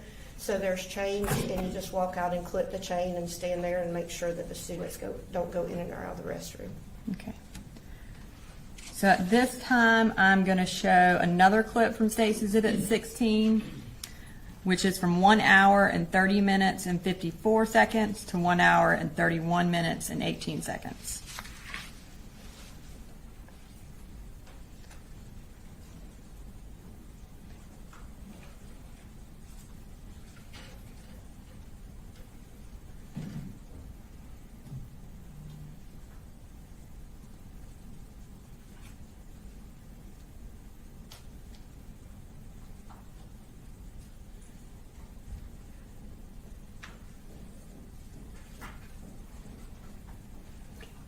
Is that when he asked you about going to the bathroom, or what the bathroom policy is? He did, and I reached over to grab the bathroom pass. That's what the thing I was reaching for. They have to have a hall pass in order to go to the restroom. I asked him if he needed to go to the restroom, and he said he did not. When class was over and he was getting ready to leave, did you notice anything about him or his belongings that caused you concern? Very close to the end of class, I noticed that there was like a poster or some kind of project or something that was sticking out of his book bag. And I asked him what his project was about, and he didn't really have much to say about the project, but he did tell me that he would show it to me later if I wanted to see it. And I couldn't tell what the project was, but he had only been there for a couple of days, so I was looking at it kind of odd. It was taller than the book bag, and it had like clothing that was kind of wrapped around it. And we're in September, but there was like a sock cap that appeared to be like stuck on the top, and I thought it was kind of odd. How did he carry the bag when he left your classroom? It was very difficult for him to carry. It was like really super heavy. And so when he went to pick it up, you could tell, and I said, "Do you need help with that?" And he seemed a little agitated or a little nervous. And so he just like scurried out of the classroom with his book bag.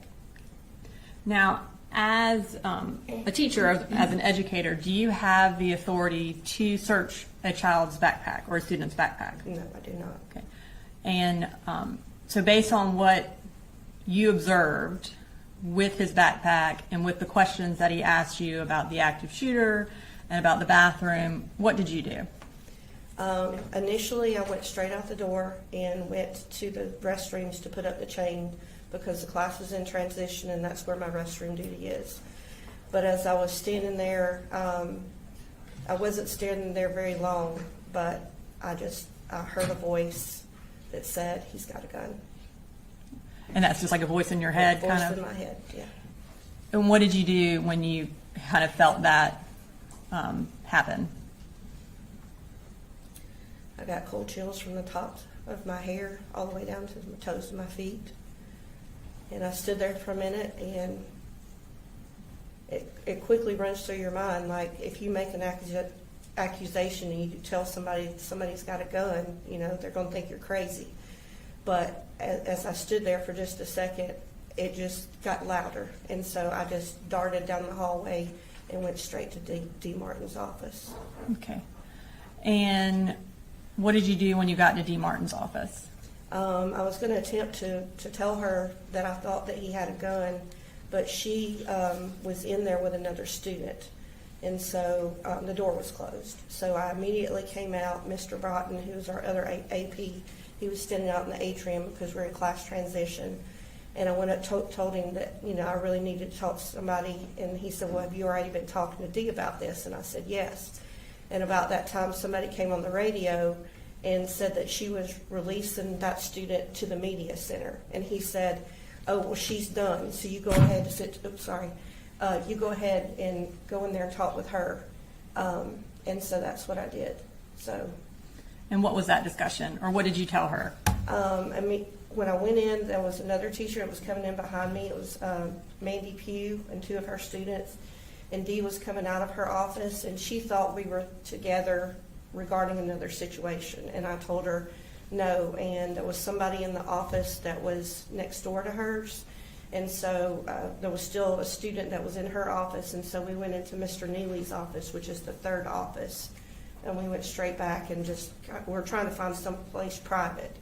But I told her, I said, I don't know how I know, but, you know, I think he's got a gun. After that, what did you do? She asked me at that point if I knew what class he was in, and I said, no, I don't.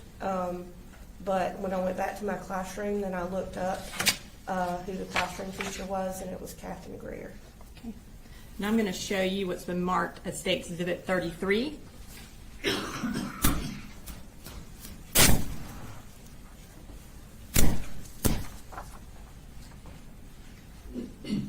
Do you recognize that? I do. And what do you recognize that as? It's the email that I sent letting Dee know what classroom he was in. And is that a fair and accurate copy of that email? Yes, ma'am. Your Honor, at this time I would like to introduce into evidence State's Exhibit 33. No objection. All right, 33 submitted. And we'll go ahead and publish that to the jury. Okay. And again, you indicated that this was to Dee Martin. Can you tell us the time that you sent that email? The time is at 9:52 a.m. And can you tell us what the email said? Colin Gray is with Miss Greer during 2nd period, FYI, thanks.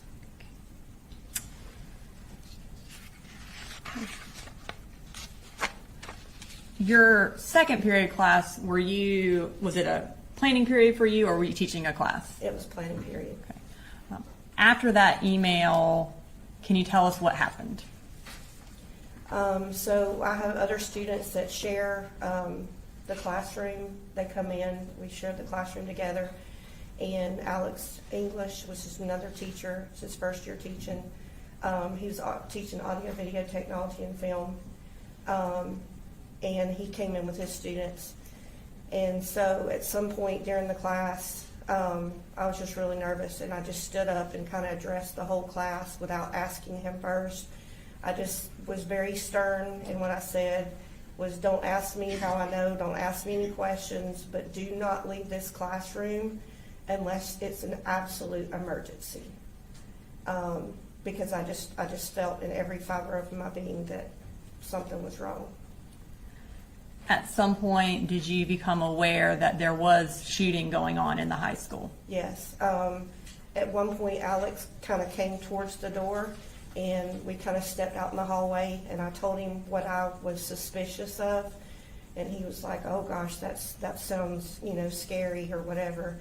And I said, I don't know how I know, but I just felt like that something was going to happen. And so I came back in the classroom, and shortly thereafter we saw the lockdown screen, and we went into lockdown. And eventually, were you able to hear the shooting, or did you just become aware that something had happened? No, I actually heard the shooting. It's our protocol to go out, like to open up the classroom door to kind of look to see who's in the hallway, if there's any kids in the bathroom. And I did that, and I could hear gunshots to the left, which is down towards the counseling office. After the shooting had ended, were y'all eventually able to leave your classroom? Yes. Okay. And where were y'all evacuated to? To the football field.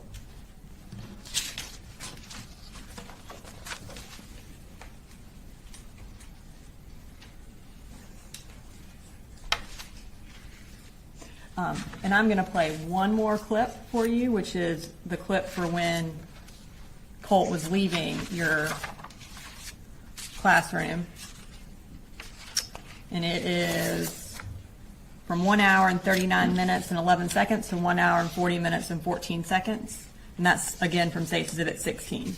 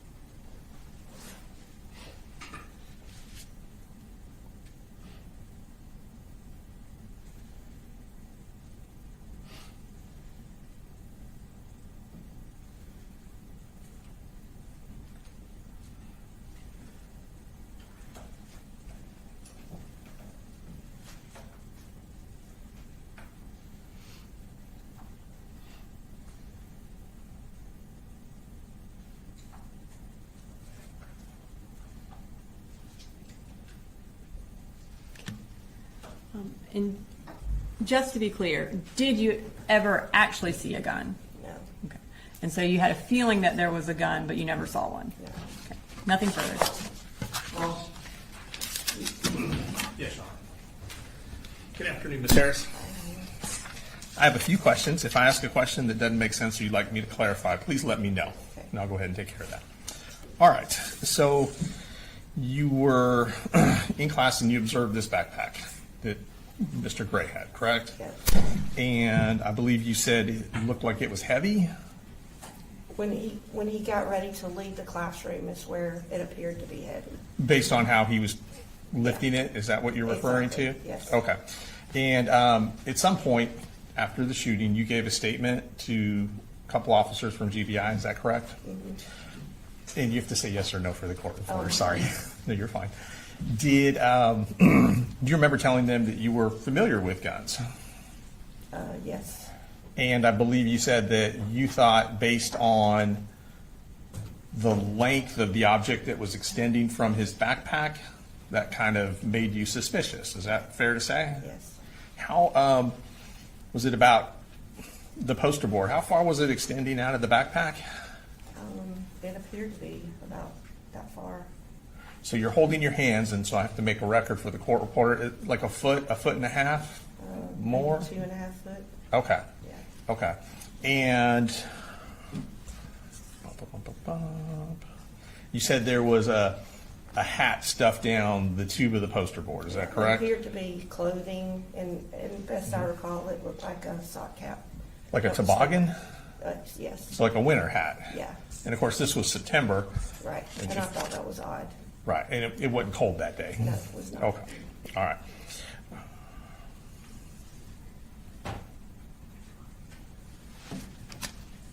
Okay, I think that's it. Let me check one other thing. And you said, we saw from where he was sitting in class on the video, he was sitting next to a couple other students. Mm-hmm. And without telling me what anybody said specifically, your memory is that they were engaging in conversations regarding missing assignments? Yes. Okay. Can I have 1 second, Judge? 1 second. Take a little bit.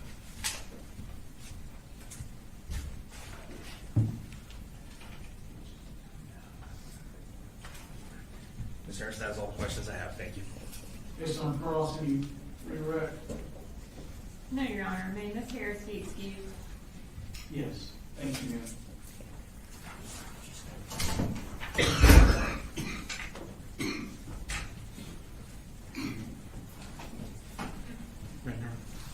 Yes, sir. State Carl's next witness. They call Catherine Greer. You said the principles were, I'll be in the habit of just excusing witnesses when they ask for someone that you don't want to be excused.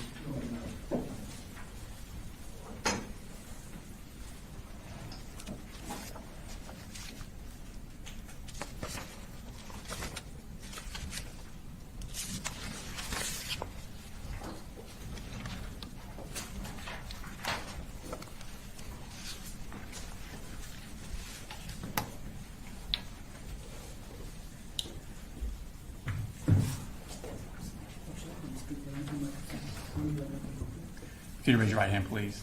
Swear the testimony given in the matter now pending before this court will be the truth, the whole truth, nothing but the truth, so help you God. I do. Okay. If you could introduce yourself for the jury. My name is Catherine Greer. Okay. And where do you work, ma'am? I work at Apalachee High School. And what do you do at Apalachee High School? I'm a math teacher. Okay. And how long have you worked there? This is my third year. Your third year? Okay. I want to take your attention back to 2024-2025 school year. What did you teach on that year? I was teaching 9th grade Algebra 1. Okay. What did you have first period? First period was my planning block. Okay. So you didn't teach a class that period? No, sir. Okay. And what did you teach second period? 9th grade, 9th grade Algebra 1. Okay. There's a partial map of the school next to you. If you could you orient to the jury as to where your classroom was for second period? Classroom's right here. Okay. And was Colt Gray a member of that class? He was. Okay. And what do you remember about Colt Gray prior to September 2024? Not too much. He started school not on the first day, maybe a week or so after. And I think I had him in my room maybe 3-4 times. Okay. I want to take your attention to August 26th of that year. Was Colt Gray in your class on that day? I believe so. Okay. And did something happen? Did he come to you about needing something? Yes, he approached me in class and asked to go see a crisis counselor. Okay. And did that seem... We're going to object to any hearsay. Your Honor, hearsay is a statement made out of court. That wasn't a statement. He was asking for something. That would be more in a present sense impression. It's also not for the truth of the matter asserted. I don't think that would be hearsay. Go ahead, Mr. Ross. Judge, I think it is being admitted for the truth of the matter in regards to his mental health state at that time. Your Honor, it's not testimonial in nature. He's not asking, or he's not testifying to anything. It's not an outward statement. He's asking to go somewhere. That is not hearsay. Yeah, I believe him asking to see a counselor on that day is non-hearsay, so I'll overrule the objection. Okay. So he asked to see a crisis counselor. Was there anything about what he asked that stood out to you? Just the fact that he used crisis counselor. Usually my student just says, can I go see my counselor? So that stood out. How did he appear to you emotionally? I don't recall how he appeared when he asked. I just knew it was different from a typical ask to go to see a counselor, so I walked him there. Okay. So what, is it your normal practice to walk them to the counselor? If they just asked to go to a counselor, not typically, but since he said crisis counselor, I didn't know what was going on, so I did want to walk him. And so class next to me has 2 teachers in it. And who were they? Miss Ryan and Coach Edwards. Okay, so what did you do when you decided to walk him to the counselor's office? I peeked my head over next door and just asked if one of them could watch my class so I could walk him to the counseling office. Okay, and did they do that? They did. Okay, could you show, and did you walk him to the counselor's office? I did. Could you show on the map that we were just talking about where the counselor's office, did you walk him to? The counselor's office is over here. Okay. I'll walk them down that hall. Okay, thank you. Did Colt come back to your second period class that day? He never came back to my classroom. That day or any other day? He didn't come back that day, and I believe the next time he was there was September 4th. Okay. Let's go to September 4th. Approximately how many times on that day had Colt Gray been present in your classroom? 2 or 3, maybe. Okay. Did you have any problems with him before then? I did not. Okay. Did he have any issues with other students that you seem to notice? No, I never saw him interact with any student specifically. Okay. Did you notice anything out of the ordinary about him? No, sir. Okay. Is there another student in your class with a similar name? Yes. And who was that? Colton Gray. Colton Gray? Now, Colt Gray was a freshman that year, correct? Correct. All right. What year was Colton Gray? A senior. Okay. And what was his personality like? Very sweet, very respectful. He tried hard, put his best effort forward. Great kid. Did he interact with you and other students? He did. Okay. I want to take your attention to the morning of September 4th. About what time do second period students begin arriving in your class? Around 9:45, or a little bit before the second period bells at 9:45, I believe. Okay. And what are you typically doing when students are arriving at your class? Typically, I'm standing at the door greeting them. Okay. Did you notice Colt when he came into your class? I do not remember him coming into the room. Okay. Do you remember seeing his book bag when he came into the room? No. Okay. Have you had an opportunity to see the security camera footage of your classroom from that morning? I have. Okay. And looking back on that security camera footage, do you realize why it was that you don't remember seeing Colt? I did. And why is that? I was pulling up a presentation on my screen, so my back was turned to the door. Okay. This security camera footage that you saw, does it accurately portray what happened on September 4th? It does. I'm going to show you a clip from what's already been tendered as State's Exhibit number 21. Your Honor, for the record, this is going to be from 1 minute 15 seconds to 6 minutes and 18 seconds. And ask you, it portrays Colt coming into the room.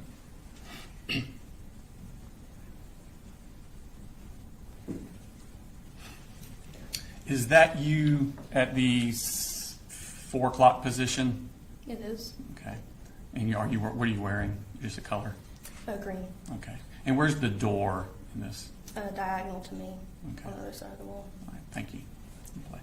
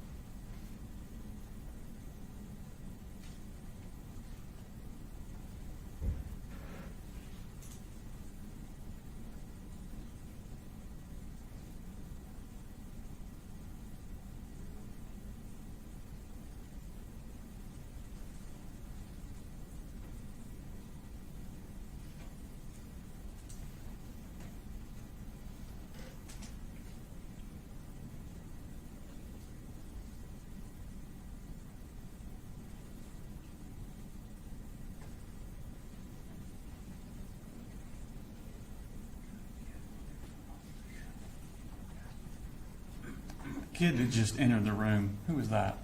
That's Colin Gray. The one with the black shirt and the tan pants? Yes, sir.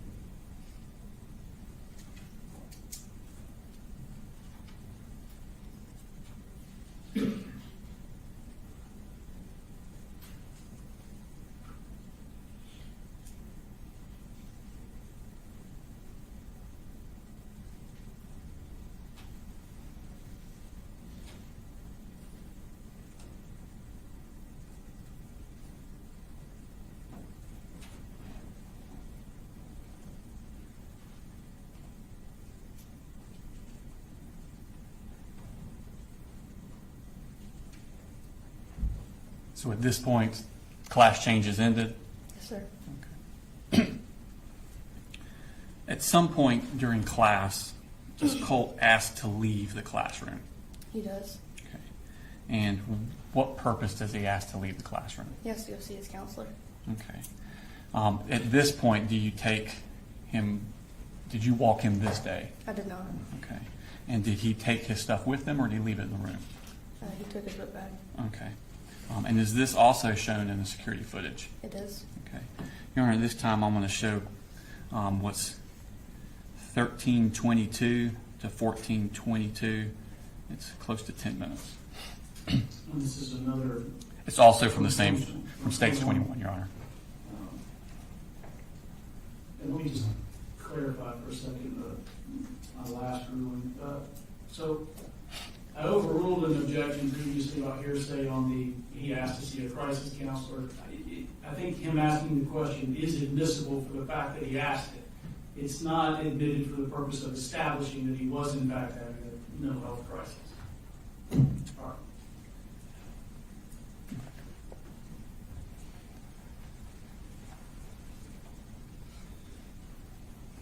So if the last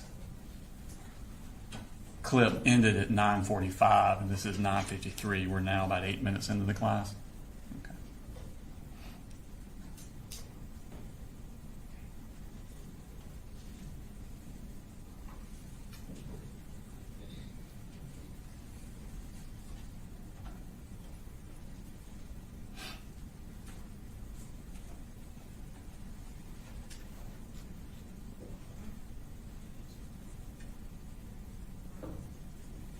What's he doing there on the wall?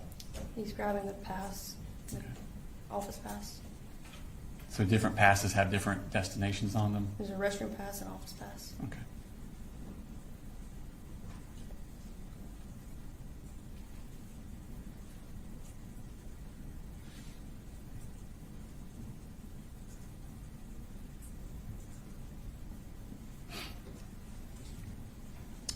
After he leaves at this point, does he come back inside the class?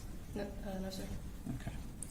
At some point after Colt leaves, does Colin Gray also leave the class? He goes to the restroom. Okay. Does he do the pass thing also? Yes, sir. Okay. And does he take his belongings with him or does he leave them in the classroom? He left him in the room. Okay. Is this also shown? Well, let me go further before we play the clip. After Colton has left the classroom, does someone come to your class? Yes, Miss Martin, Okay. And who is Miss Martin? assistant principal. Okay. Why is she coming to the class? She came to class asking for a student. Okay. And what student did she ask for? I can't recall the name that she said. I must have heard Colton Gray. Who did you think she asked for? Colton Gray. Okay. Had he recently left for the bathroom when she asked for him? Yes. Okay. And did you tell her where he had gone? I said he's in the bathroom. Okay. And did you give her his belongings? I handed his book back to her.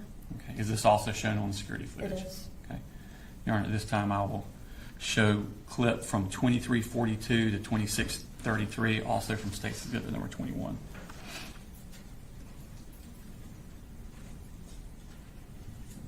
So now we're at 10:03, so this is about 9 minutes after Colt left.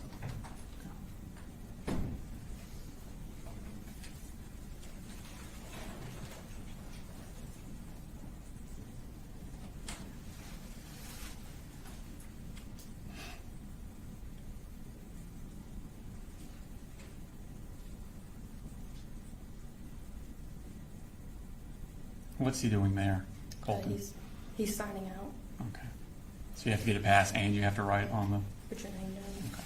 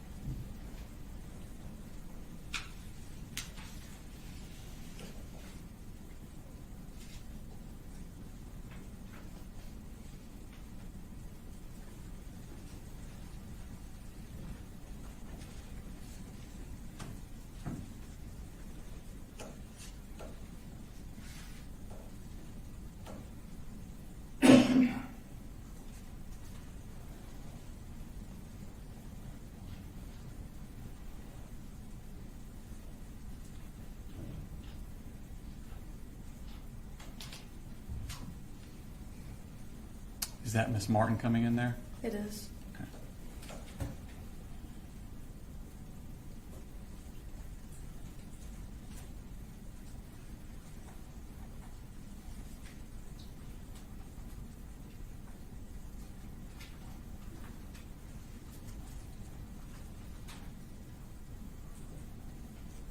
Now, at some point, does Miss Martin return to your class? She does. Okay. What happens when she returns to your class?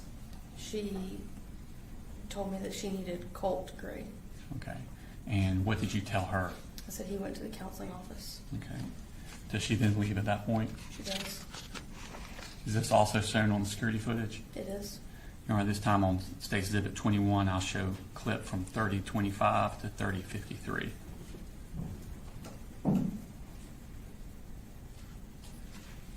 So now we're at 10:11. This is what, about 5 minutes after she left the first time?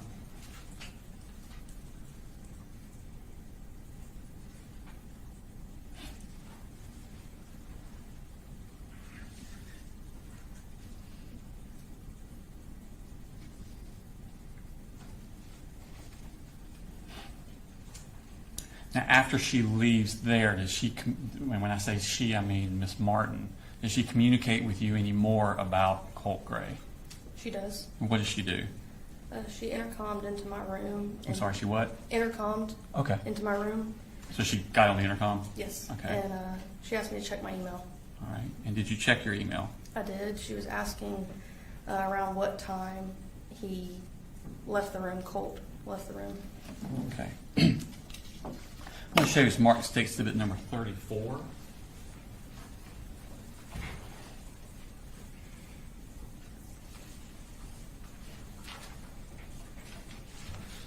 Ask you to identify that.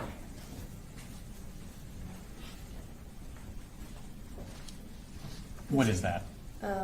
This is the email that she sent me asking what time he left, and the email that I responded with saying he left around 9:50. Okay. So you had the email to you and your reply on the same? Correct. Do they accurately reflect the email exchange you had with Miss Martin? They do. All right, this time I tender State's Exhibit number 34 in the evidence. No objection. All right, 30 goes. As we publish after the jury. All right, so you're at the bottom? I am. All right, I'm sorry, I'm Miss sorry, Martin's no. at the bottom. Miss Martin's at the bottom. Okay, and what time did that email come in? That came at 10:18. Okay, and your response is above that? Correct. Okay, and what time did you send that response? 10:20. And what did you say? I said he left towards the beginning of first, probably around 9:50. Okay. What happens then? Class continues, and I'm up towards the front of the room when I see some movement in my door. I catch a glimpse that it's him. Okay. Is the door open or closed? It's closed. Okay, how are you able to see movement? Is there like a glass or There's something? a glass window. Okay, and so you see movement? Mhm. What do you do then? I realized that it was him, so I immediately went to my computer to send an email saying he's at my door. Okay. I want to show you Smart State Exhibit number. Who'd you send that email to? Miss Martin. Okay. Show Smart State Exhibit number 35.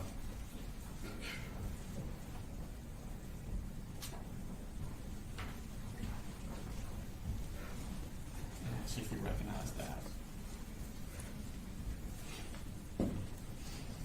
Yes. And what is that?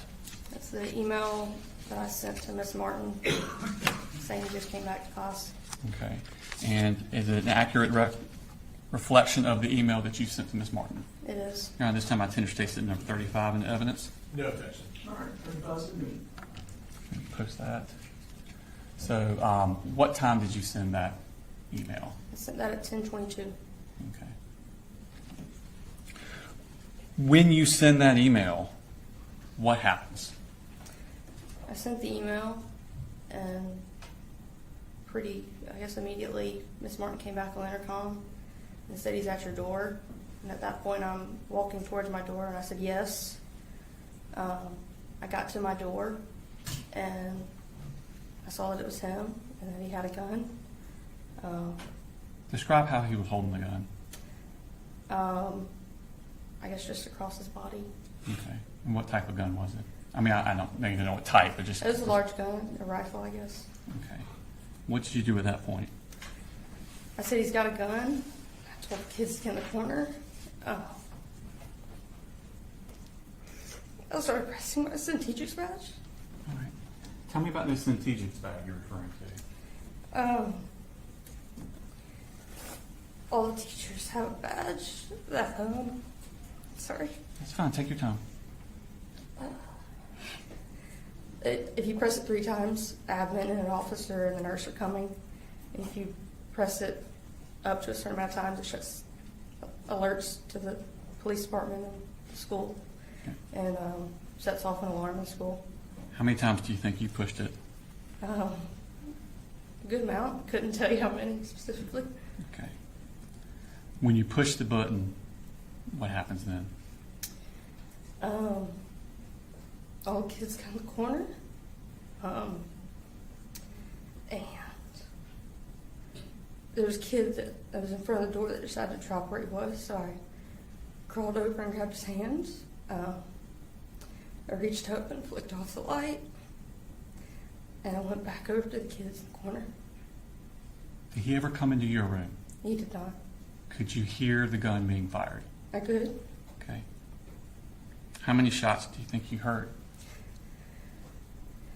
It was 2 sets, and it just sounded maybe 5 or 6. Could you tell where they were coming from? As in? Where in the school they were coming from? My hall, Jake Hall. Okay. Is this what you're describing reflected in the security footage? It is. All right, this time I play states 21 from 37:53 to 41:45. Let me ask, is this part of what we discussed at the motions hearings on Friday? No, Your Honor. Okay.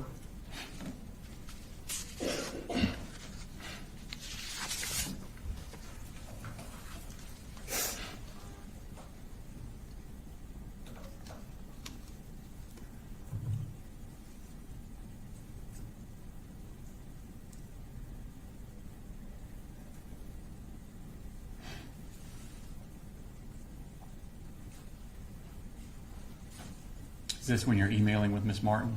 Yes. Okay.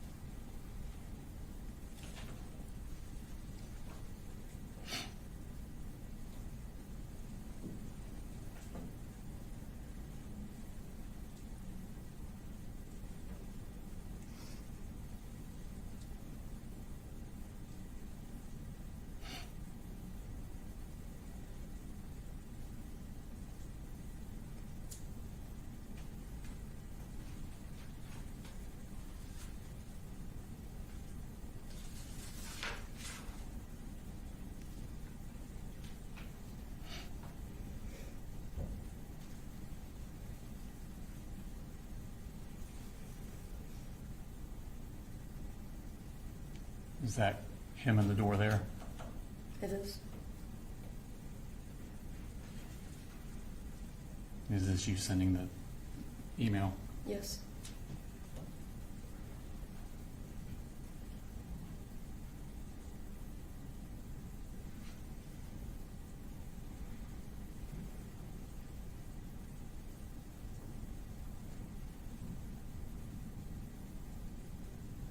Is that you pushing the button there? It is.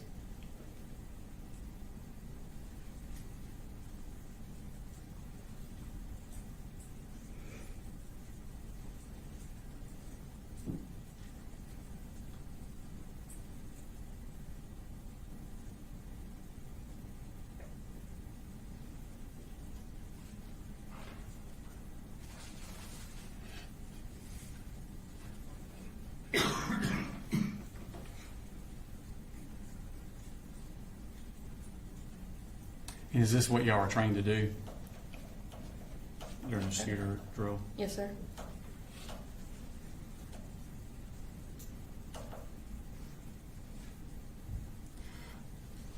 Did a student from your class call 911? They did. Okay. And who was that girl's name? Jaylene. Okay. Have you heard that 911 call? I have. And is that Jaylene's voice on the call? It is. All right, this time I'll tender state exhibit number 36. Come on, go.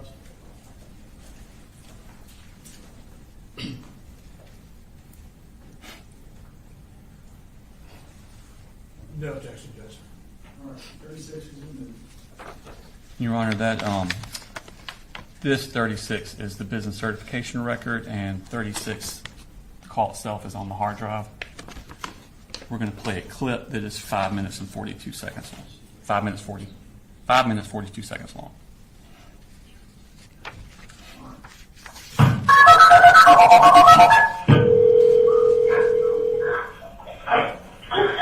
Gary County 911, what's the address to your emergency? There's a shooting. There's a shooting at the Apalachee High School, please. He's sitting outside the door. What do we do? Please, he's sitting, okay? He's sitting outside the door. He's shooting. Oh my God. You hear where they're coming from? What did you say? Where are you? Where are you in the school? We're at Apalachee High School. Okay, where in the school are you? Listen, what's your name? Okay, stay on the phone with me, okay? We're getting lots of help on the way, but I want you staying on the phone with me. Where in the school are you? I'm in K-Hole in the back. K-Hole in the back. Is anybody in your room shot? And everybody okay? Stay on the phone with me. If you have to put the phone down, put it down, but I want you on the phone with me. Do you understand? Yes, ma'am. It's okay. Okay, do you know what classroom number you're in? What classroom number? It's clear. I don't know the numbers. Do you know where the shooter is? I don't know if he was in front of shooting or the numbers. Who is the shooter? His name is Cole. I don't know his last name. Spell your name for me. J-A-R-L-Y-N. Okay, listen. I'm going to stay on the phone with you, okay? I'm staying on the phone with you and take a big deep breath with me. Okay, Jalen, my name is Terry, okay? I'm going to stay with you. Okay, I got you. Okay, how many people are in your room, Jalen? How many people are in the room? How many students are in the room? At least like 130. Okay, what's your last name, Jalen? Elira. Spell it for me. D-E-L-I-R-A.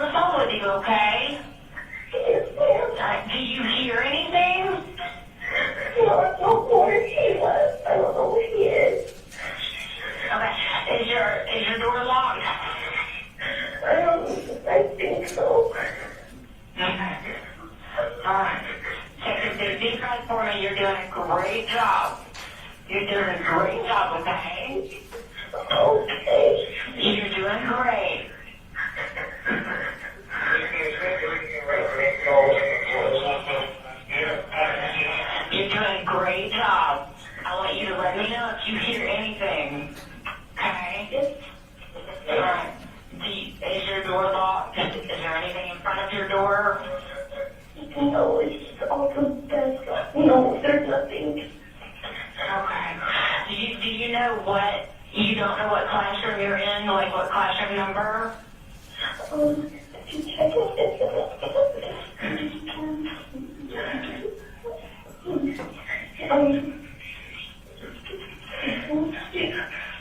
It is room 2.151.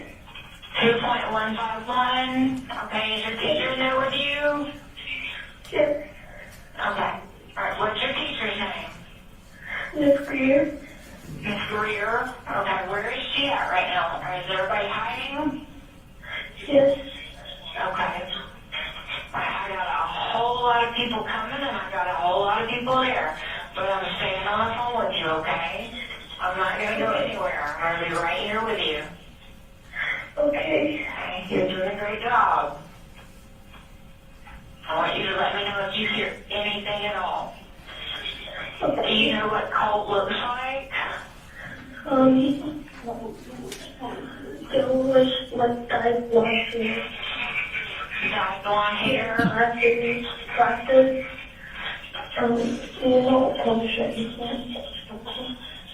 Did you see the gun or did you just hear the shots? I know a couple people and I heard the shots. You heard the shots? Yes. How many shots did you hear? More than 10? Okay. Alright. Take a big deep breath. Big deep breath. I know you are very scared, but you're doing great. Stop staying. Alright, you're doing great. You're doing a really good job. How old are you? 14. You're 14? Okay.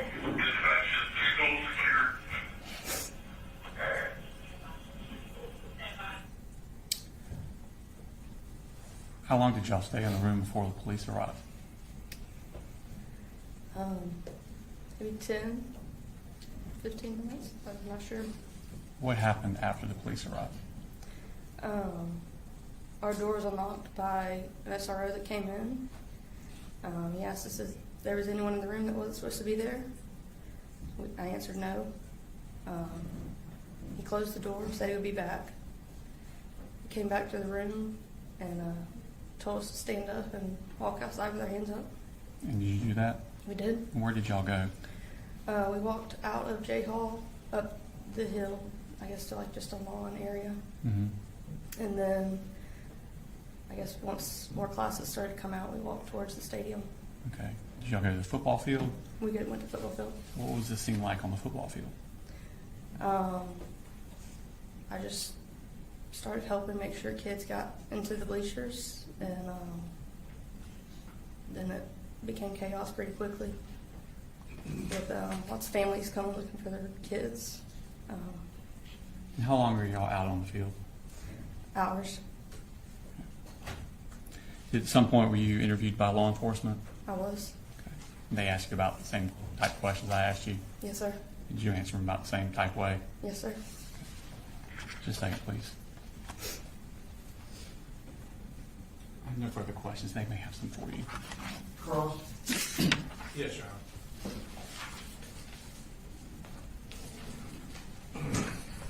Good afternoon, Ms. Greer. I just have a few questions. If I ask a question that doesn't make sense, please let me know and I'll rephrase it for you. Yes, sir. Okay. So it looked like from the video we watched that Colin Gray was sitting at a table or a group of tables where there were several other students. Correct. Kind of like, is it like a station? What Just- do you guys describe it as? Just groups, how I had my class desk. Okay. So is it fair to say there were about 4 desks that were pushed up against each other and there were 4 kids sitting at that station? Correct. And Colin Gray was one of them. Mhm. And then it appears that Colin Gray was one of the other students that was there as well. Correct. Okay. And going back to the day you mentioned in August, you said you walked Mr. Gray to the counselor. I did. In that type of situation, is that the policy for you to walk him to the counselor? Or is that what you're told to do? We're trained that if a student appears suicidal or they're speaking in that manner, that we should walk them. So not necessarily if they say crisis counselor, Okay. But I just felt like he said crisis counselor, and I didn't want to walk alone. So he said crisis counselor, he didn't mention suicide or No, anything no. like that. Okay. Thank you very much. That's all I have. Thank you, Judge. Any rewrite? No, Your Honor, I should be excused. All right. Thank you, ma'am.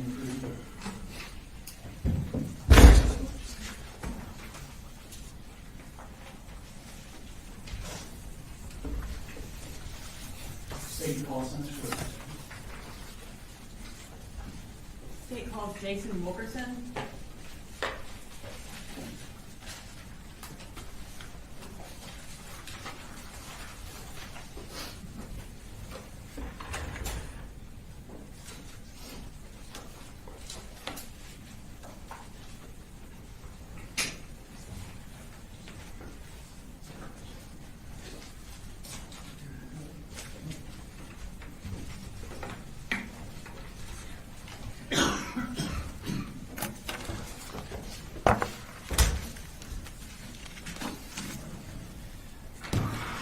Go ahead and raise your right hand.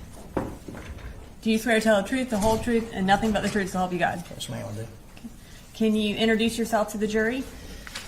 My name is Jason Wilkerson. I'm a lieutenant with the Bexar County Sheriff's Office. And what are you the lieutenant over? Persons Crimes Unit, the ICAC Task Force, our Digital Forensics Lab, and K9. How long have you been employed by the Bexar County Sheriff's Office? About 18 years. And were you in that role as lieutenant over persons crimes in September of 2024? Yes, ma'am.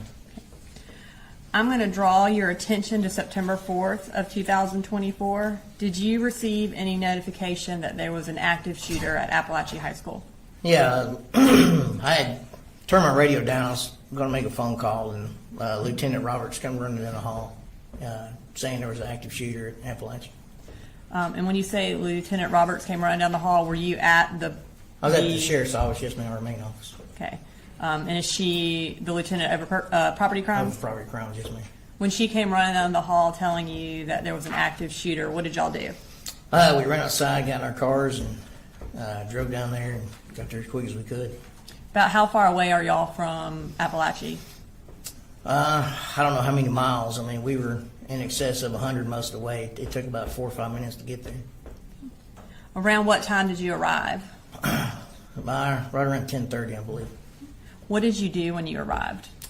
I got there, got out of the car, threw on my vest, and we went inside and started searching. Okay. When you got there, who was already in the building? The SROs, there's a few of them in there. There's a few that went in ahead of me. Who all was in there exactly, I don't know. It was just go inside and try to stop the threat. When you went in, did you know that the shooter had been captured or if there were other shooters?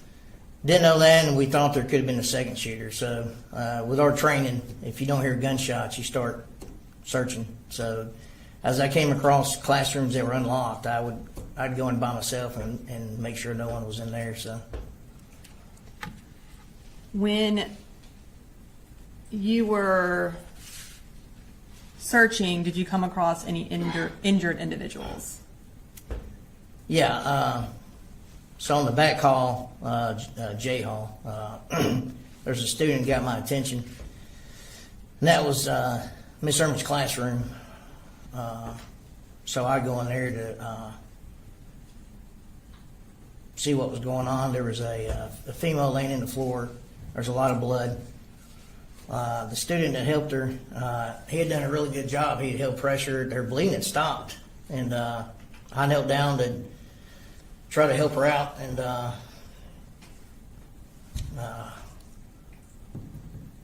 her skin was pretty pale. It just kept getting paler. Her lips kept getting bluer, and she just said, I can't breathe, I can't breathe. And, I'm not, I mean, it's outside the scope of my medical training. Her symptoms to me didn't make sense for what I've been trained in. And all I could really do, I had a tourniquet on me, but where her injury was at, you can't put a tourniquet there. The bleeding stopped. I mean, it was, but she said she couldn't breathe. That just didn't make any sense. I didn't know what to do, and I just kept yelling for medics, and a few minutes later, some medics came in, and I got out of their way and left the room and went back out in the hallway to try to help out where I could. So with Miss Jeremy, you did everything you knew how to do and waited until EMS arrived? Yeah. I mean, like I say, she was talking, so her airway wasn't obstructed. She was breathing. It was late. She had difficult breathing. Said she couldn't breathe, but just for her symptoms, it was outside the scope of my training. I didn't know how to help her. When EMS arrived and you kind of got out of their way so they could help her, did you become aware that she died that day? No. I had thought they left with her. I thought she made it. I didn't know they put her in the room across the hall. Later, I did the walkthrough with the GBI crime scene, and we found this woman in this room. It was the break room. There was no bullet holes in the door. It didn't make any sense. Like, why is she in here? And I was under the impression Miss Irma had been transported. So I just couldn't put two and two together. And later, I did help place her in a body bag, and I did help the coroner remove her from the scene. And then at night, couldn't stop thinking about it. And next morning, called the fire chief, and that's when I found out that was actually Miss Irma.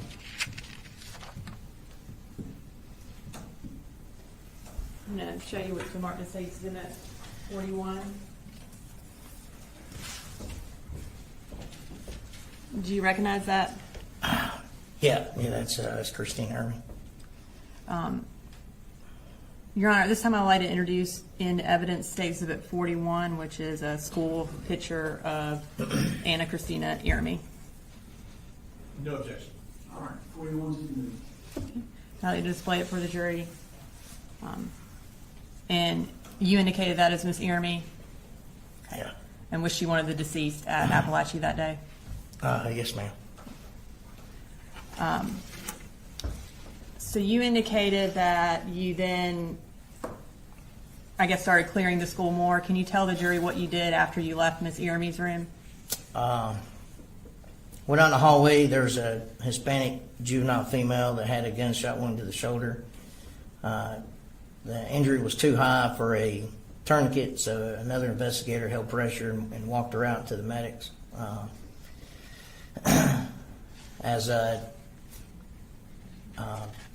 Once the wounded was evacuated, we started evacuating some students. At this point in time, the suspect was still in custody. He was still laying on the floor in handcuffs.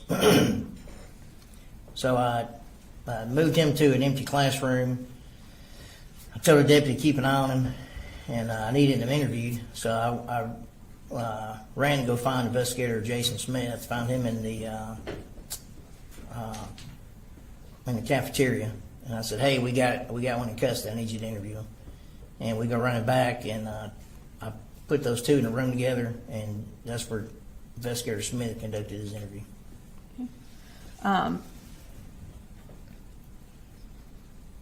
Did you eventually find out where Colt lived? Well, at the time, the deceased male in the floor of the hallway, I don't know if y'all have introduced everybody yet, but at the time it was unknown. Someone mentioned he was with the shooter and opened the door and asked the suspect if he was with him. He said no. Judge, we're going to check any hearsay. We'll move on, Your Honor. All right, I'll sustain your objection. So I did ask the suspect where his address was, and then called over the radio to the media center to have deputies go to that address and secure it for a search warrant. Okay. And as lieutenant over persons, were you in control of the investigation at that point? Yeah, I supervised the Bexar County Sheriff's side of it. Yes, ma'am. Okay. And who did you assign as the lead investigator from the Bexar County Sheriff's Office? Jason Smith. And did y'all call in the Georgia Bureau of Investigation for help as well? Yes, ma'am. Yeah, they were a big part of it.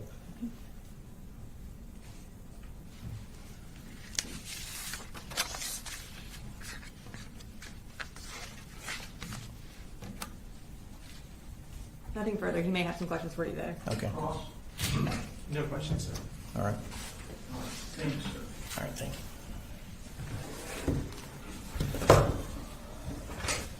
you. Yours, I'm looking at you. Are you okay? You need a restroom break? Raise your hand if you do. All right, state and calls next week. They call it Jeff Smith.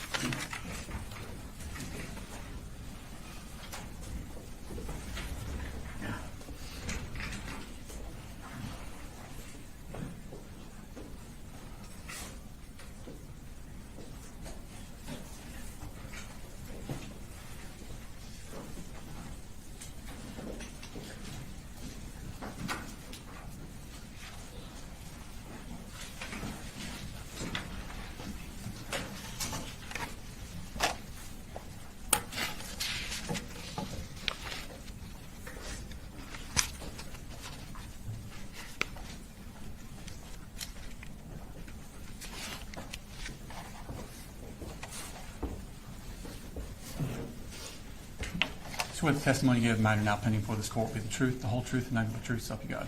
So help me God, yes. You can have a seat, and if you could introduce yourself to the jury. Sheriff Judd Smith, And are you the sheriff of Barrett County, Georgia? I am. How long have you been the sheriff of Barrett County, Georgia? I got elected in 2009. And before that, what did you do? I was a police officer at the Winder Police Department. And how long have you been post-certified police officer? 25 years now. I want to take your attention to the morning of September 4th, 2024. Where were you that morning? I was at the my headquarters at 233 East Broad Street, where the sheriff's office and admin building's at. Yes. Had y'all had something that morning with the Strategics system? We did. So Strategics was implemented through the school system and through our public safety partners, the sheriff's office, the police department, and the fire department. A few months prior to that, and that morning at 7:30, we officially tested Strategics for its rollout, if you will, at 7:30 a.m. that morning. Okay. What school was it tested from? Bethlehem Elementary. Principal Mindy Reed is the one that tested it for Okay. us. Did it go off okay? It did. Okay. I want to take your attention to around 10 o'clock. What were you doing? I was in my office at East Broad Street. I was checking emails, normal stuff that I do in the morning times. At the time, there was a GBI agent, not in our region, that was there checking the files of a former employee of ours. And we were having a conversation, and they were trying to hire this former employee. And I jokingly told her, "You're wasting your time. I would clone this young lady if she would come back." We were talking and conversating back and forth, but just that was normal for me to be in and out of the office. Okay. And what happened at that point? I'm sitting at my desk. My cell phone is sitting beside me as where I have it plugged up at. And the first Strategics alert went off at around 10:15, around that time. Then a second one, then a third one, then a fourth one. My first instinct was that it was malfunctioning. Didn't know what was going on. Didn't realize what the situation was, and I said to myself, something must be going off with it. Then I started realizing it was Apalachee High School. It does give us an alert and location. When y'all do the trainings, is it normally just one person pushes the button to start it? Normally. Y'all weren't ready for 20 people to push the button? That's correct. Okay. So you found out it's at Apalachee High School. What'd you do at that point? I kind of thought it was odd to have that many at one time, that early. One of my majors, Major Todd Drews, whose office is right beside me, come running to my office and says there's an active shooter at Apalachee. And I kind of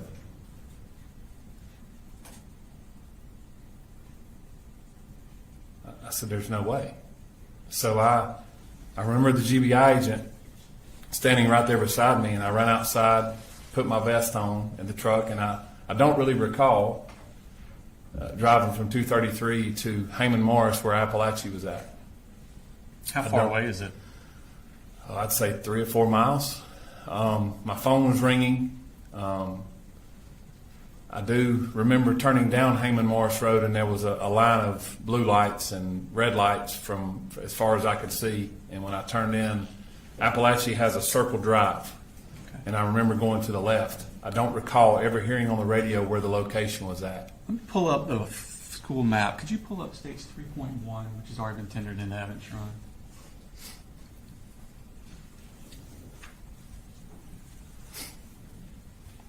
Is that a map of the school? Yes, it is. Now, where you were, just talk about what you're talking about. Okay, so where the Apalachee High School Bear County logo is, I pulled here. I think you can touch the screen and it makes that like that. Okay. Players and stuff. So I don't know if you're able to see me right here. I pulled right here behind a fire truck. And as I pulled up. Actually, the touching's not working for some reason. Sorry. It's fine. There's a, should be a, someone stole it. Try it now. Oh, they will. Yeah, you can use that. Thank you. As I turned into the school, I parked right here, and there was a fire truck here, and at that point there were several people pulling up. By the grace of God, when I pulled in there, I run across Tanner Good, who was the former SRO at that school, and I said, "Tanner, where are we going?" And he said, "Jayhawk." Tanner had gotten his patrol rifle out, so he and I intercepted in the middle where the flagpole was at, and we started running that direction. And at that point, I couldn't hear anything. I don't remember or recall hearing anything of that, what the circumstances were. At that point in time, I intercepted Sergeant Schultz, and we had implemented what's called an RTF group, where our fire and EMS. Two of the firemen jumped off the fire truck, which was Jeremy Thayer, who's our captain at the time. He is still with the fire department, and Sergeant Mixon.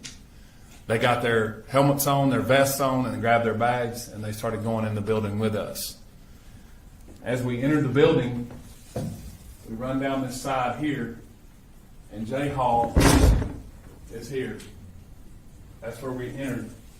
I remember specifically giving them orders because we didn't know if they start shooting out. Who were you giving orders to? To the deputies and the EMTs who were unarmed. They were with you? They were with me on our hip. Okay. I said, if they begin shooting out from inside the building out, do not shoot back in. Okay. That's how we're trained. Do you know how many shooters are in the school? We did not know at the time. Okay. So what did you do at that point? We entered the door, and when I entered the door, I observed who was later to be Colin Gray, handcuffed on the floor, and beside him was a rifle with several magazines laying beside him. Okay. What else did you see?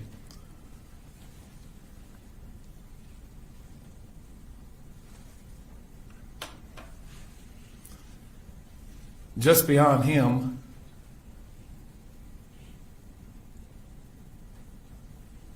was a person laying face down that I could tell was not moving. And obviously had injuries to that person. Battalion Chief Thayer and Sergeant Mixon went to them first. We were together. That person was later identified as Mason Skirmahorn. I'm going to show you Smart State Exhibit number 42.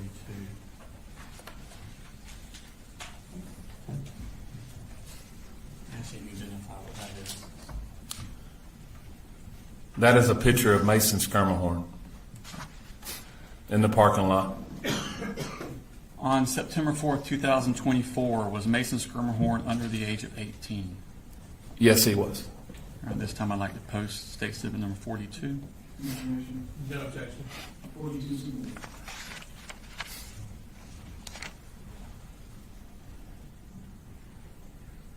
So, the medics tell you that Mason has passed away at that point? Okay, what do you do at this point? So myself and several others that were in the room or in the hallway, Tanner Good, Sergeant Schultz, Lieutenant Wilkerson, several others were starting to intercept that area. I heard someone say, Deputy King and Sergeant Boyd had already taken Colt into custody. I heard someone say there may be a secondary shooter. We weren't sure at the time. So we began clearing that particular area of J Hall, K Hall, I Hall, and those that intercepted that hallway.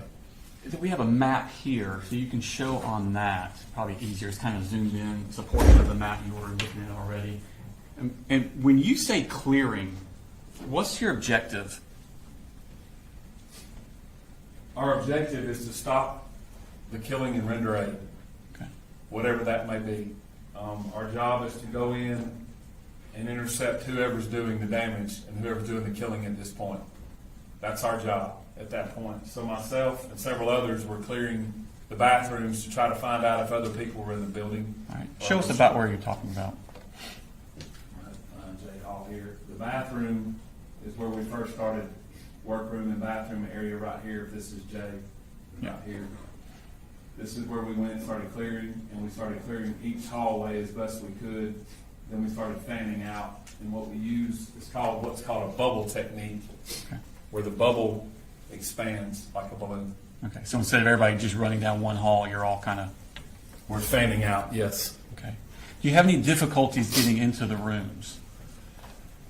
Yes. Our teachers and our students and staff are trained that all the doors should be locked or closed and no access to those rooms. Okay. So it's very difficult. And at that time, during the chaos of what's going on, the teachers are trained, do not let us get in the room, even though they're asked to. What did y'all do to overcome that? We have keys that are able to let us in the doors after we are able to clear the building later on. So, in essence, the teachers and the kids are left to their own defense, so we can go to the next room and clear it and make sure that room is safe. That's the difficult part. Once you've cleared for safety purposes, what's your next objective? Our next objective is to secure what we have, secure the scene, and secure what we have at this point in time, and render aid in this case. And that's what we did. We started rendering aid with our RTFs. Okay. What specifically did you do in the rendering aid part? Obviously, there were numerous people there. I began checking the area, and I came across one of the victims in the hallway. She was laying on the floor. Myself and Captain Rob Curott with the Winder Police Department at the time began rendering aid to her. You know what her name was?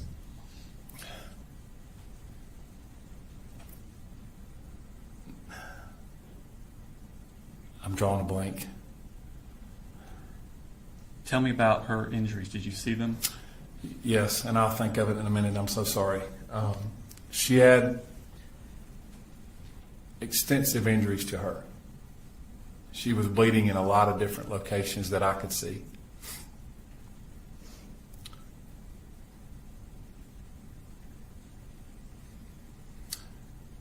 She began talking to us, and I said, let's calm down for just a little bit. And Captain Curott and I were talking to her. And what we have in our RTF bags are what's called a drag bag.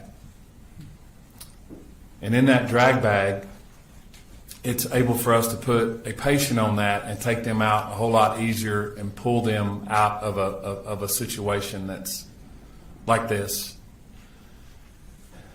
We rolled her over, and I noticed that she had extensive injuries to her forearm and wrist. Devastating injuries.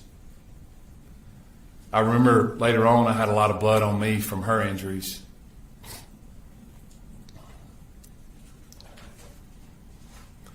I was trying to calm her down, and we got her on the bag, and we started taking her out of the school, out of J Hall where we entered, myself, Captain Curott.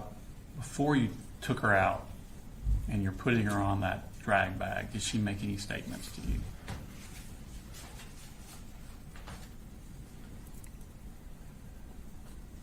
She said, do not cover me with that sheet. Don't cover my face.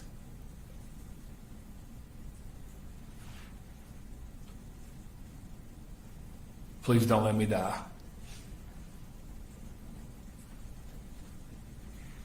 And I said, we're not going to let that happen. And I remember asking her name, and she said, Natalie.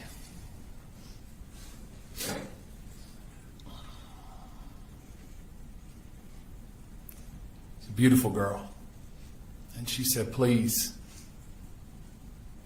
don't cover me. I said, we're not. Did you do any sort of medical type procedure with her? We did. So as we exited the building,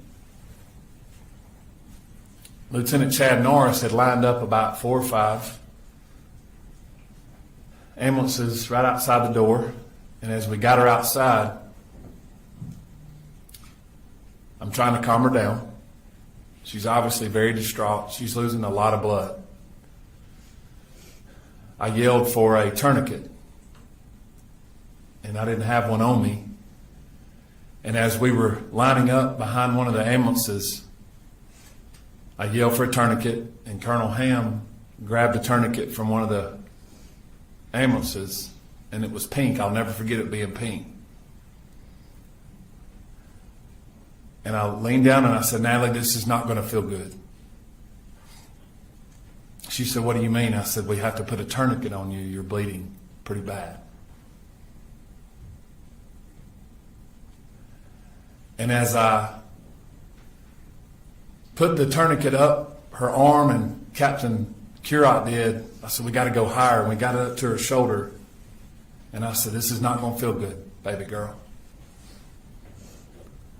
And I grabbed her hair off of her face, and I said, just hold on for just a second. He tourniqueted it down, and she screamed extremely loud, and I said, it's going to hurt, but we have to do this.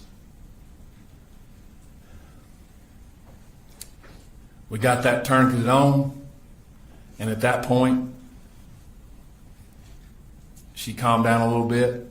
I told her she's going to be okay. I said, the next time I see you, we're going to talk.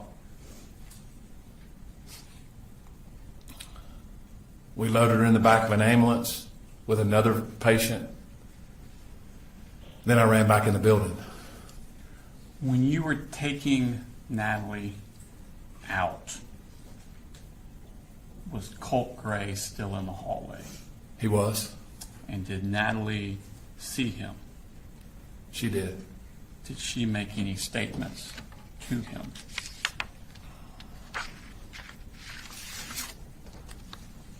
She cursed him and called him some curse words pretty loudly. So Natalie is left in the ambulance. You go back inside. What do you see then? I began assessing the situation as best I could to try to locate. We had many RTF teams in there at that point, rendering aid to people. I walked just beyond the bathroom, and there was a copy room, if you will, and there was a victim that ended up being Miss Irmy in that room that was deceased. I walked down to the left, down, I believe it was K Hall or I Hall. Don't recall which hall it was, but I walked down and I located Coach A. By Coach A, who do you mean? Coach Aspinwall, I'm sorry. That's fine. Coach Aspinwall, we called him Coach A. Leaned down to try to find a pulse because I didn't know if RTF had found him, and he did not have a pulse. I then walked back down the hall. They were rendering aid to Coach Phoenix in an ambulance at that point. They had gotten him out. He was at the classroom beside where Coach Aspinwall was at. I went back down the hall and located the room where Colt had initially shot Natalie and the rest of the victims, and where Christian was laying. And Christian was deceased as well. Was Christian also on September 4th, 2024 under the age of 18? Yes, he was. Okay. What did y'all do at that point? We made the decision to try to evacuate the building as best as possible to get the remaining students and the teachers out of the classrooms as best we could. It was a very difficult decision. Probably one of the decisions that I regret is walking the kids and the students and the staff through that hallway. But I wanted to get them out of the building as quickly as I could and not have them in those classrooms where we had them locked in until we could get it cleared. What was your regret about it? We had to walk the kids to the crime scene.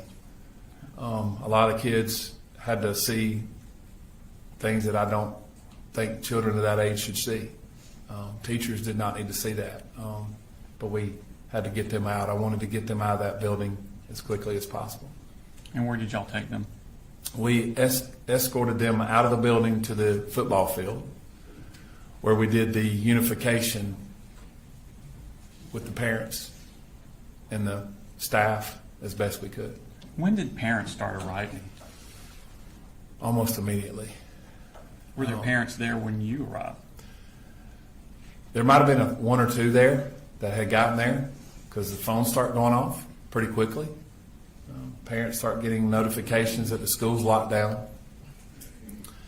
When I exited J Hall after all that was done, I walked back out to the area where we had the EOC, which was where I parked at the flagpole. At the time, Chief Schumann was the fire chief. I saw him walking towards me, and I just stopped. I was overwhelmed at what I saw, the people and the parents and the cars and the emergency response. Just completely overwhelming. He said, "Stop! Don't walk anymore. Let me walk to you." And he hugged me and said, "Are you okay?" And he noticed I had a lot of blood on me, and I said, "I'm fine." But we talked, and that's when I noticed that thousands of parents and people were showing up at one time, and we were trying to decide how we were going to manage through the school system getting parents and kids and loved ones together. Okay. Tell me about the law enforcement response. It was quite overwhelming. There was over 140, 150 law enforcement officers that responded, agencies from all across North Georgia, federal agencies that showed up, state agencies that showed up. And that's just well over 150 just in the first hour. Did you request assistance from the Georgia Bureau of Investigation on this case? I did. I felt that I could get, they could assist us in what we were going to deal with as far as the size of the crime scene and the timing. And so I called Director Hosey, the director of the GBI, and I asked him to show up. And he said, "I'll be there within the hour." And he provided unlimited resources. Okay. Was at some point after you finished doing what you're doing, did you retreat to, I guess what's best called a command center? Where was that located at? We decided to put the command center in the library, in the center of the school. We had a lot of Wi-Fi there, and we could separate everyone out with patrol or law enforcement, EMS, fire, and we could have GEMA, EMA directors and folks like that. So we made that decision to have it inside the school instead of outside the school. Okay. While you were in this command center, did you start getting tips or calls about possible other shooters? We did.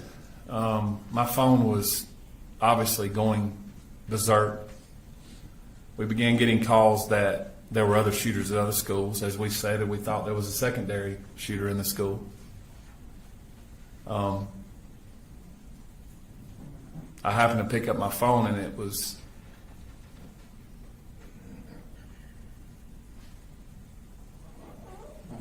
my daughter, who was at the other high school, Windabarrow. And she said, "Daddy, are we okay?"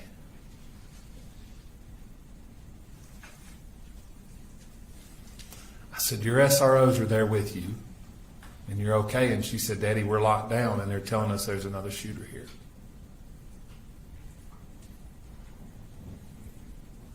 You know, as a dad, you're supposed to protect your children, and I couldn't do anything.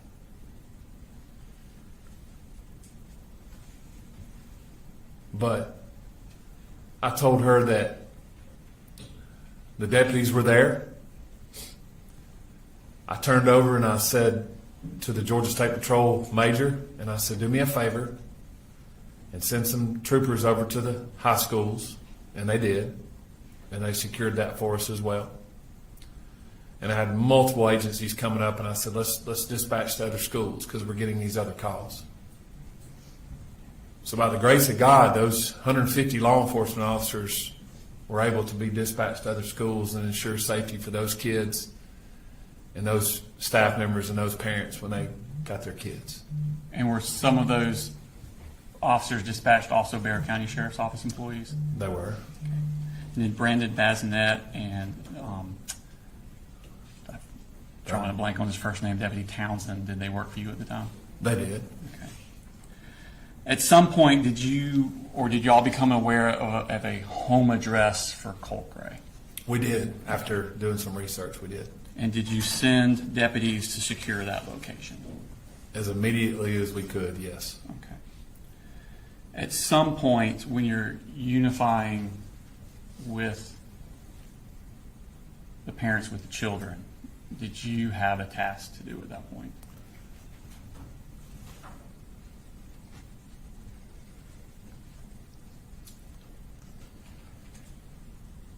So we knew that we had 4 people brutally murdered.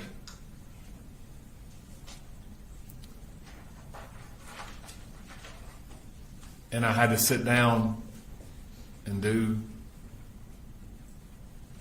this 25 years, probably the most difficult thing I've ever had to do is tell 2 sets of families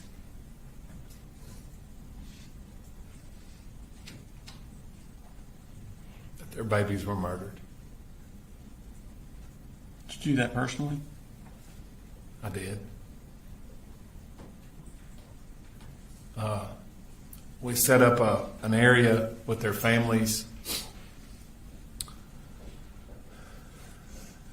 and I met with Christian's family first. I recruited a couple of school personnel because there was a language barrier between myself and Christian's family, and I had to tell them that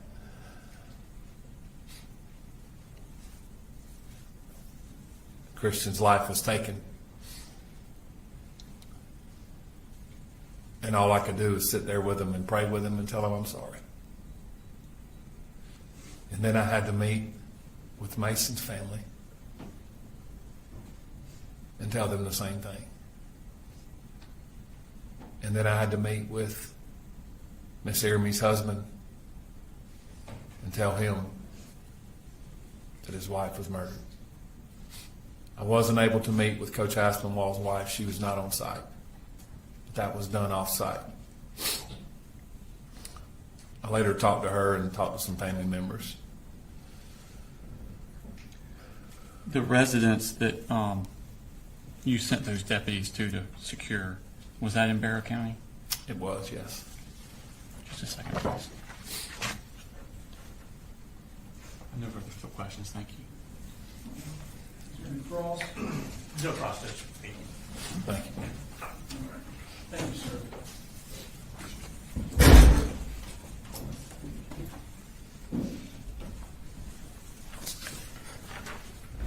All right, let's go ahead and take a 10 to 15 minute break. We'll discuss the case. Be in recess.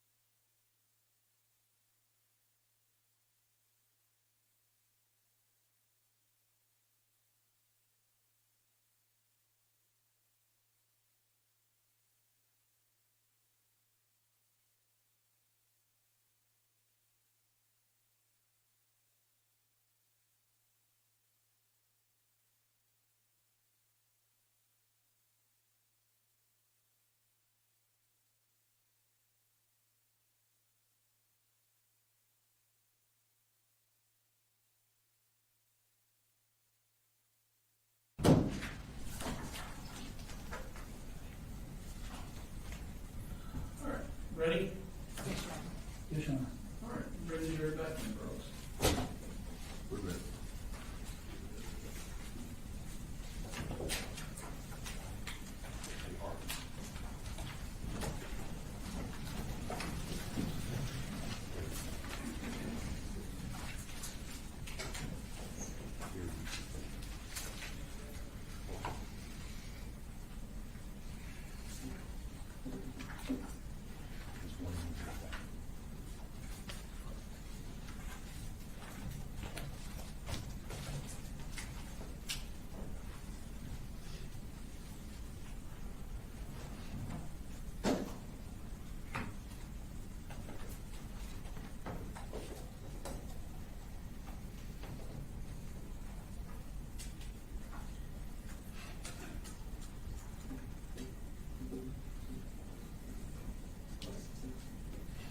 They're coming out.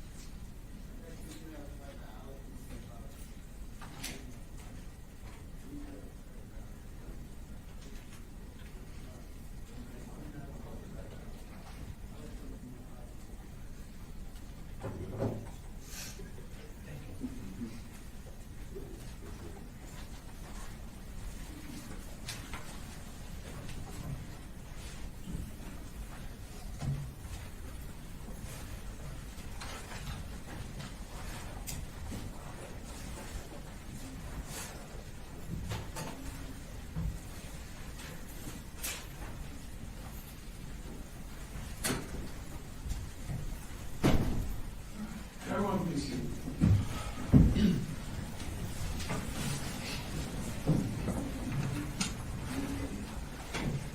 State y'all's next witness. State called Daniel Catapano.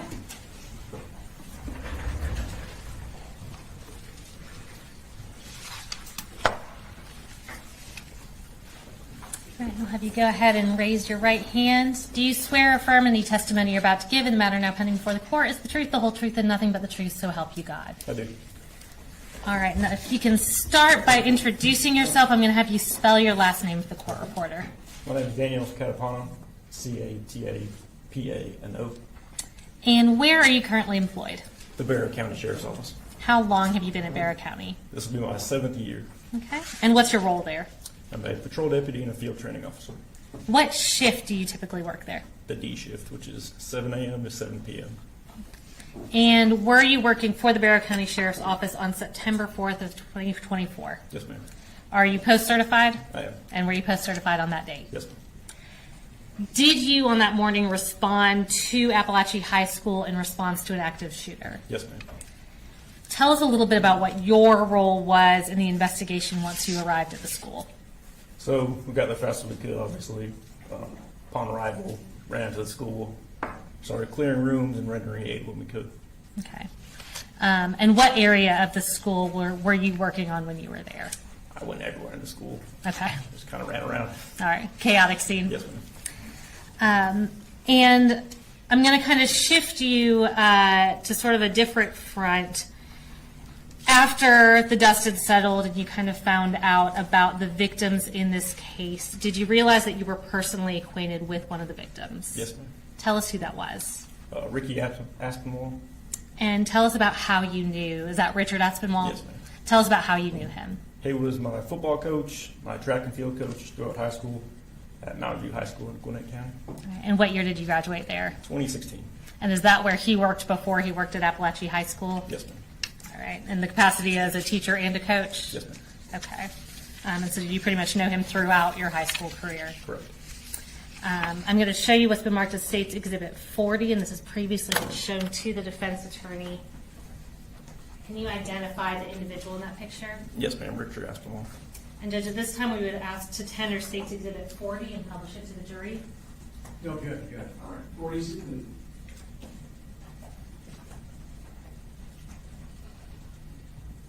And is the individual in that picture Richard Aspinwall, who you knew as Ricky Aspinwall? Yes, ma'am. no further questions, the defense may have some questions for you. Good afternoon. Sir. Just got a couple of questions for you.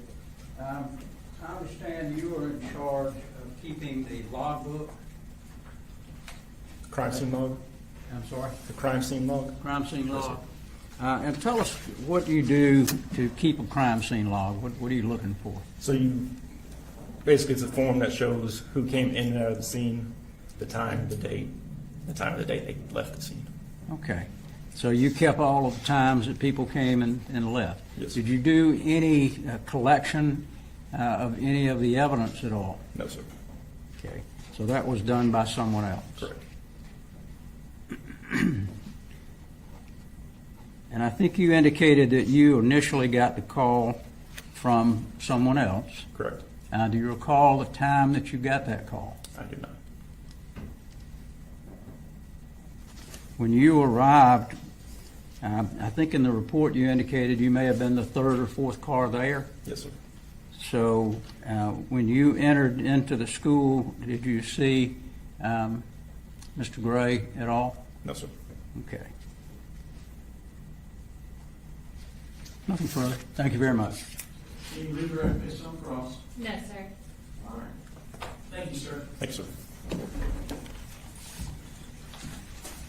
sir. Take calls Cassandra Ryan.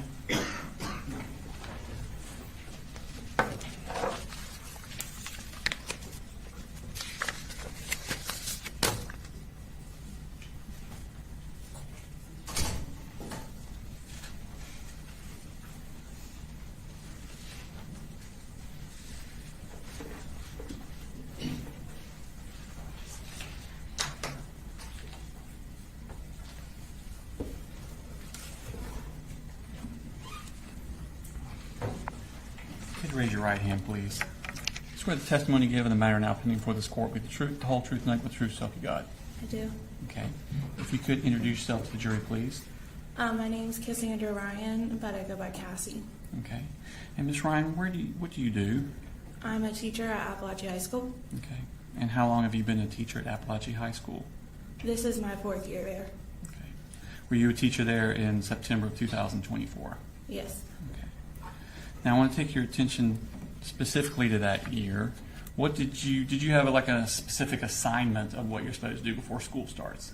Yes, I had, we call it front loop duty, but basically we're just waving the students in the morning during their drop off. Okay. And is that the bus entrance or the car rider entrance? Car rider. Okay. And then at first period, what do you do? Do you have a job then? That was my first period planning, and I had a teacher that pushed into my classroom, so I just planned while he taught his class. Okay. There's a map next to you. It's a kind of a partial map. Could you show the jury where, there should be like a little pointer. This is? Okay. Yeah, that's official. If you could show them what classroom you were in for first period. Okay. Is that the classroom you stayed in throughout the day? Yes. Okay. Mm-hmm. But you're not teaching this first period class? I'm not. Who is teaching that class? Mr. I can't remember. That's okay. That's okay. So first period, you're not teaching? No. Okay. What about second period? Yes. Okay. What course are you teaching? Algebra 1. Okay. And is it in that same classroom? Yes. Okay. Is there another teacher in the room with you for second period? Yes, Coach Edwards. Okay. And why is Coach Edwards also in the class with you for that class? It's a co-taught classroom, so there's one teacher in there that is the math certified teacher, that would be me, and then there is a special education certified teacher in the classroom because the roster has a significant amount of students that have specific learning disabilities that can range. Okay. So Mr. Edwards would help those students out while you're teaching the entire class? Yeah, he's in there to support them through the learning, mainly during like independent work. Okay, thank you. So you showed the class that you have. Who's in the class next to you? To the left or right? As you're facing out of your door to your left. Miss Greer. Okay. And do you know Miss Greer? I do. Okay, how do you know her? We started teaching together, and we became friends as well. Okay. Now, I want to take your attention to September 4th of that day. What were you doing when students came into your classroom? I was standing at the front of the door because we had a new seating arrangement. We do that when we change units, and so we were going into Unit 2. So we change up the seating arrangements for the students. So the kids have assigned seating? They do. Okay. And on that particular morning, you had changed the assigned seating? Correct. Okay. And how do you record this? I made like a chart in Canva of the layout of my classroom, and all of my desks were numbered. And then I use the roster of my students, and I list the seat number on that roster of each student. Okay. I'm going to show you a Smart State Exhibit number 67. Ask you to recognize what this is. That's the roster that I used for various things, but there was the seating numbers on this as well. Okay. So are you using that to check when they come in and also telling them where to sit? Yes. Okay. I'm going to show you. Does that accurately reflect the seating chart you had that day? Yes. Your Honor, this time I'm tender state exhibit number 67 in evidence. No objection. 67 submitted. I'm going to show you Smart State Exhibit number 37. Published 67. So the numbers on the left are the seating numbers, or the ones on the right? The numbers on the right. That would be correspond to a seat in your. Yes. Okay. Show you Smart State Exhibit number 37. Actually recognize what that is. This is a roster of my classroom. Okay. And were those the kids that were present in your classroom that day? September 4th, 2024. Yes. Okay. And were all of those students on that day under the age of 18? Yes. Was Stephen Edwards also in your room on September 4th, 2024? Yes. Okay. Your Honor, tender state exhibit number 37 into evidence this time. No objection. 37 submitted. Okay. Now I'm going to show you what's marked as state exhibit number 38. Actually, identify what that is.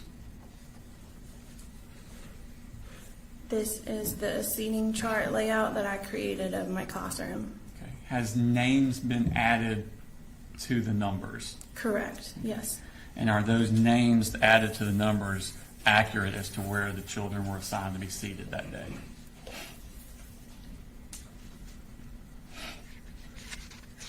Yes. Okay. Your Honor, I tender state exhibit number 38 into evidence. No objection. So as we're looking at 38 on the screen, if you could identify first where the front door is. Like the point? Yeah, that you can use the pointer Is that- behind you. Oh, okay. We used to have it where you could touch the screen, but that seems more difficult. So the pointer would probably be better. This is the door Okay. And where would you generally be teaching from? up here. Okay. And where would Mr. Edwards be? He wandered around the room, but this was his desk here. Okay. Is the other desk your desk? Yeah, like this is my desk, or that was my desk. This was his desk. Okay. And he just wandered to whichever child needed his help at the time? Yes. Okay. Just kind of observed. Did you, when the kids came into the classroom after you've assigned them their seat, do you do anything else with them as they're coming in? We do a warm up, and so that is on the board for them to get their materials out to get started on the warm up while everyone's coming in. Okay. And at some point, did y'all start class? Yeah. Okay. And what class again do you teach? Algebra 1. Algebra 1. Okay. How about was the class going that day? What's the structure of the class? So we begin with a warm up, and then we kind of structure into the beginning part of our lesson. and I set timers on the board for students to be able to know like how much time they have for each specific part of our lesson. And then we would do about a 30-minute lesson and then go into like an independent practice time. What's independent practice time? Where they work on problems on their own. But this particular day, it was structured slightly different. So they had like 10-minute intervals where we were working through kind of difficult problems. The beginning of a unit is always typically the hardest because it's the first time they're seeing the material. And so the goal was to work through like chunking pieces of the material. And when they're doing this individually? No, they're able, so the reason why the groups are together is they're able to work with the people around them. Okay. What are you doing while they're working on these things? Typically when they're independently working, I'm circling the room just to kind of see where they're at, maintain behaviors, making sure they're staying on task, and helping any students that need help. And is Mr. Edwards doing basically the same thing? Yes. Okay. Tell me about restroom breaks. Okay. How does that work? So you can see next to the door, there's a thing that says sign out. Okay. In the bottom left corner? Yes. That is where there was a chart where the students sign in and out to go to the restroom. But after the warm-up, students are able to ask to go. And typically Mr. Edwards would be the one, addressing who was going to the restroom. And they knew what order they were in. So once that person came back. I was about to say, is there only one at a time out of the class? Correct. And so they have to sign their name, where they were going, and the time that they left. And there was a pass that they would take when they left the room. Okay. Is there any sort of procedure about what to do with the door? When they left the room, typically the goal is to have them shut the door. So at Apalachee, we have a shut door policy. So, and a lock door. So when we open our doors in the morning, we're careful not to twist it to where it's able to be like opened from the outside. Okay. So when they came back, how would they get back in? Someone would have to let them back into the room. Okay. Now, at some point during that morning class at September 4th, did something happen that was out of the ordinary? Yes. Tell me what you first noticed. At 10:30ish. Sure. Okay. So I had just started, one of the timers had gone off. I don't quite remember where we were in the lesson. But I remember like hearing a loud hit or something, and looking over. And looking over where? Toward the door. Is that where the sound came from? Yes. Okay. What did you see? I don't recall exactly what I saw, but I knew that I saw something that made me jump to the floor. So it was something disturbing. What? Was it something disturbing that you saw? Yes. Was it a person that you saw? Yes. Okay. What about this person was disturbing to you? He was holding a weapon. Okay. Do you remember what this person looked like? I don't. I'm sure you're not a gun aficionado. Maybe you are, but can you describe the weapon you're referring to? It just was a long gun. The only thing I remember about the person is that he had unnatural bleached hair. Okay. But that's all I could see. Had you ever seen this person before? No. Okay. When you hit the floor, first off, on the thing about where were you on that chart? I was at the board in between this first L. So kind of in the middle of that L? I was speaking to Tyler at seat 21. Okay. And did you dive somewhere, or did you just drop to the floor where you were? I dropped to the floor where I was, and I remember being faced towards the door and coming up in front of a bunch of book bags. Okay. And what happened at that point? So at that point, there was gunfire that started happening. and I could feel like debris and bullets going over my head. What was happening inside the room? Inside the room, What were the other students doing? the students began to duck down. A lot of desks were moving around. And it was hard to hear because once the gunshots started happening, it kind of messed my hearing to where it just, all you heard was like ringing for a little bit. How many gunshots do you think you heard? A lot. And was it like a few and then a break and then a few and then a break, or was it? No, it was like a rapid, the whole thing.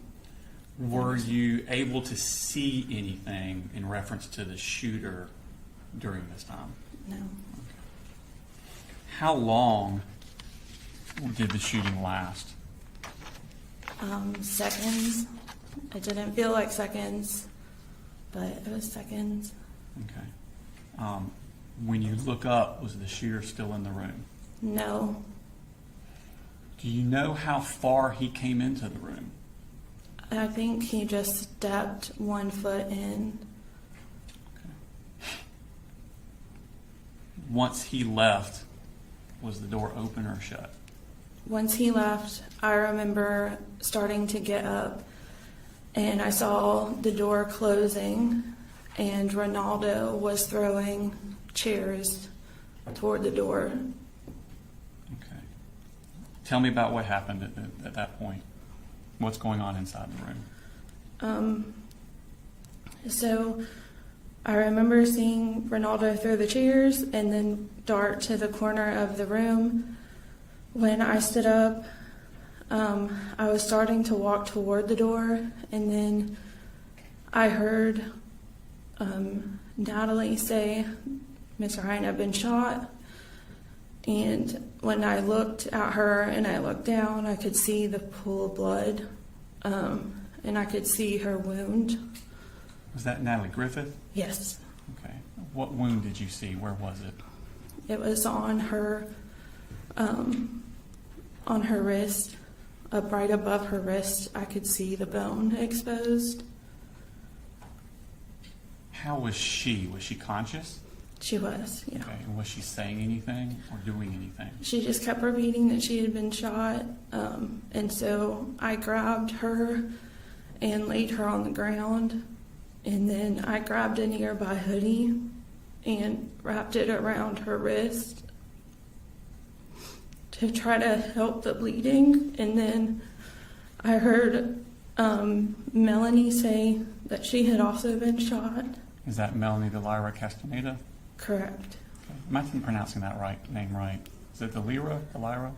I think it's Castaneda. Okay. And did you see her wounds? I could see that she had been shot through the shoulder, and I saw the blood there, but I couldn't see the actual flesh of the wound. Okay. And how was she? She was very quiet. I think she was scared, but I've known Melanie for a little while before, and so she does have a very calm demeanor, and so she was very calm and quiet, and just grasping her shoulder. Did she appear to be in pain? Yeah.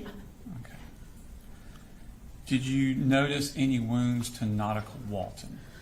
I did. So once I had laid Natalie down and I put Melanie next to Natalie, there was a group of girls that were already in the corner, and one of them, Hayden, had asked if we should move the smartboard in front of the door, and at that point I was trying to assess what was happening, and so I then saw Nautica on the ground, and she was quite frantic and grasping at the back of her leg.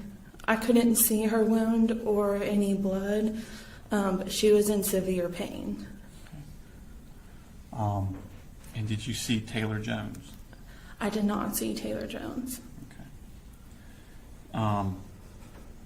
Were you aware of any injuries to Jackson Beaver or Ronaldo Vega? I was aware that Ronaldo when, after the police had come in, he had said something that he was also injured.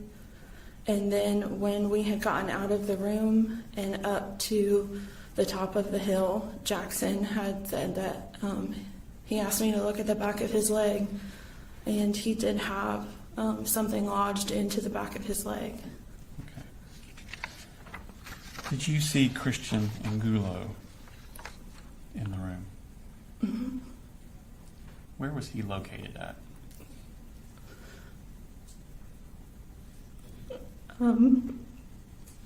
He was in front of the door.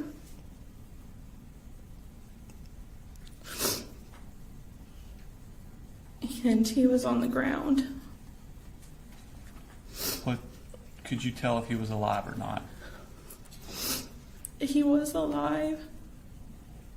And Coach Edwards said that we needed to make a barricade around him after everything, all the shots had fired.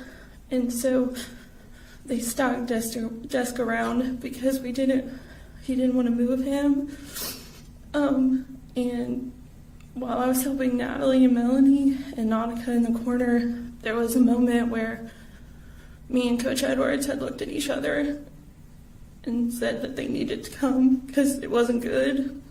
And when they came finally, they had pronounced him dead while we were here. It shows Mark State Exhibit number 39. Recognize that. Yes, that's Christian. Is that an accurate representation of Christian Angulo? You are on Interstate Exhibit number 39 in the evidence. Yes, sir. 39. Could you tell where he had been injured at? I didn't get close enough to him to see where he had been shot. How long did y'all stay in that room before the police came? It was quite a bit of time. I would say probably 20 minutes. Okay. How did they get in the room, the police? They had a key. Then they had to push through all of the stuff that they had piled in front of the door. Y'all had barricaded stuff in front of the door? Ronaldo did. What did they do when they came in first? They had their weapons drawn and were telling them to put their hands up, but I had stood up out of the corner and walked in front of the middle of the room and said, "No, we need help." Okay. And did medical personnel start coming into the room? They did not. So I had started to tell them where everyone that I knew was hurt. And they had, at the beginning, asked me to help carry Natalie because there was only a few of them. And then more ended up coming into the room.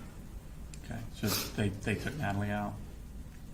I didn't see them take Natalie out. So when they came in the room, they flipped the lights on. And that's when the students had noticed Christian on the floor. And they knew he wasn't with us anymore.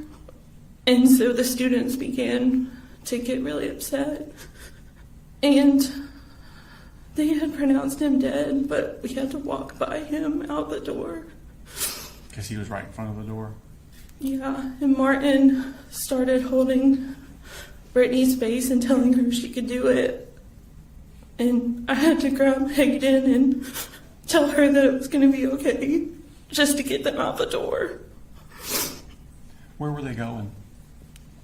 They were exiting us up towards the right, up the top of the hill after you leave J Hall. Okay. Did you stay at the top of the hill very long?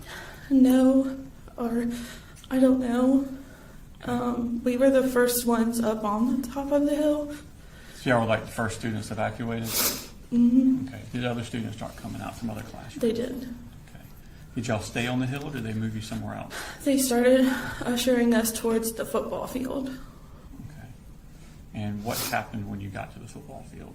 I started ushering students to the football field and waving my hands, and I came across 2 students that I had taught before, and they came up and hugged me, and they said, "Miss Ryan, why do you have blood on your hands?" And that's when I noticed that I had blood on my hands. And so, I just hid my hands because I didn't know where to go wash them yet. And we got up to the top of the hill. I can't really remember what they were wanting us to do, but we just got all the students to the middle of the football field. At some point, did you realize that one of your students was missing? Yes, a student approached me and asked me where Mason was. That they had looked online and saw that he was in my classroom. And so I began helping them look for him. And at one point I came across Miss Schumerhorn. Mason's mother? Yes. Okay. And we began looking for Mason, and Miss Lee, which was his advisor, came and helped start looking for him. And we were thinking that maybe he heard what happened and had ran. Why did you think that? Because he had done that before. Not in high school, but in his earlier education. Does he have a learning disability? He does. Okay. How long did y'all look for Mason? Hours. I'm going to show you Smart State Exhibit number 68.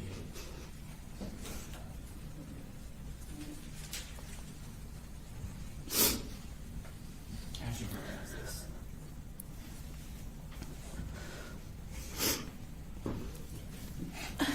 That's my sign in and out sheet. Is that the piece of paper you said was on the board where kids would sign out to the bathroom? Mm-hmm. Who was the last? Does it accurately reflect the sign-out sheets you had in your room that day? It does. Your Honor, Tender State Exhibit number 68 in the evidence. No objection. All right, 68. And who signed out last? Mason. Thank you.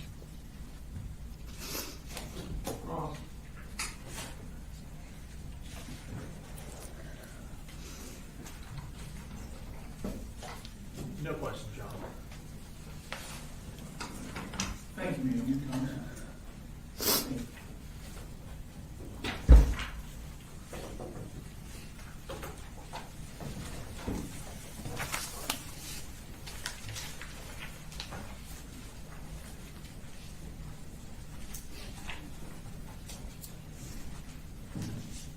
Folks, do you know why the other monkeys there? You said what? Do you know why that's there?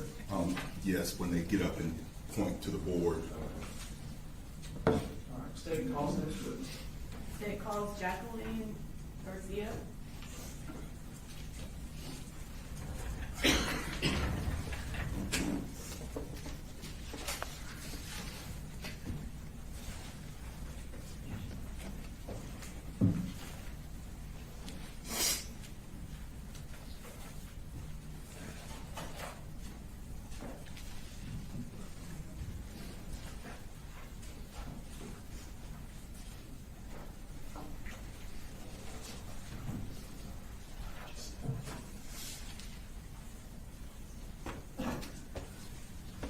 Please raise your right hand. Do you swear to tell the truth, the whole truth, and nothing but the truth to help you God? I do. Can you, if you'll speak into the microphone and introduce yourself to the jury? I'm Jacqueline Garcia. And what do you do? I am a police officer for Auburn Police Department. How many children do you have? I have 4. And can you tell us their names and ages? Madeline, she's 18. Melanie, she's 16. Jaylene is 15, and Anthony is 8. And for the 2024 school year, where were they all in school? Madeline, Melanie, and Jaylene were at Apalachee High School, and Anthony was at Yargo Elementary. Okay. And as far as your 3 that were at Apalachee High School, what grades were they in? Maddie was in 12th grade, and Melanie and Jaylene were in 9th grade. And is Fort Yargo Elementary also close to Apalachee? Yargo Elementary is right next door. Back in September of 2024, were you in law enforcement then? I was just starting. Okay. Prior to going into law enforcement, what were you doing? I was a teacher at Cadence Academy across the street from Apalachee High School. Okay. And I'm going to pull up State's Exhibit 3.2, which is an overview of the school. Okay. I'm sorry, 3.3. Can you tell the jury on there where Cadence Academy is in comparison to where the high school is? So it is And right there across. should be a pointer over there. Yep.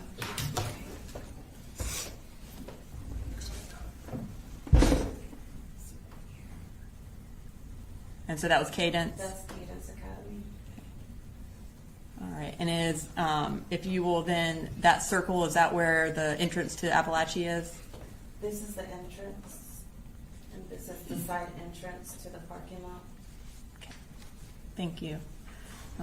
So on September 4th of 2024, were you working at Cadence Academy? I was. Okay. And I think since you started law enforcement shortly after that, was this one of your last weeks there? Yes, I had just put in my 2 weeks notice. Were all of your children at school on September 4th? Yes, they were. For Melanie, who was her second period teacher? Coach Ryan. And who was Jaylene's second period teacher? Miss Greer.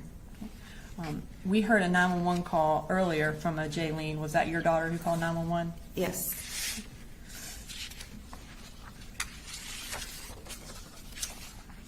While you were working that day, did you become aware that something was happening at Apalachee? Yes, I was. How did you become aware of that?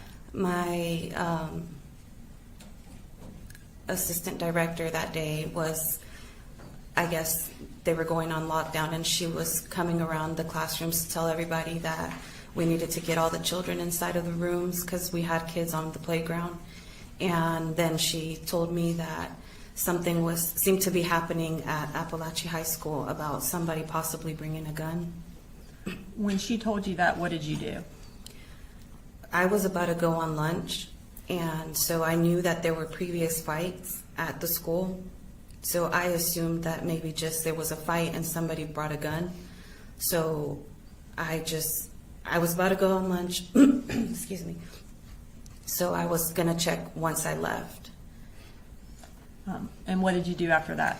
I ended up leaving to go to lunch, and I saw there was my previous lieutenant who was directing traffic right in front of Cadence, and I saw a lot of police officers, and so that got me really worried, and I ran towards the road to my previous lieutenant to ask him what was going on. And tell me what you mean by previous lieutenant. He was my lieutenant at Statham Police Department. So prior to working for Auburn Police Department, did you first work for Statham Police Department? Yes, I did. So I assume at this point he wasn't your lieutenant, but you already knew him because you were in the Correct. process. I was in the process. What did you do when you went and talked to him? I ran and I asked him because, again, he's from Statham and he's over here in Barrow County's district, so I was kind of confused, so that worried me a bit to see him there because he's from the city of Statham. So when I asked him what was going on, he said there was an active shooter, but he was contained. At that point, what did you do? At that point, I called my husband, I think, and then I started calling my girls.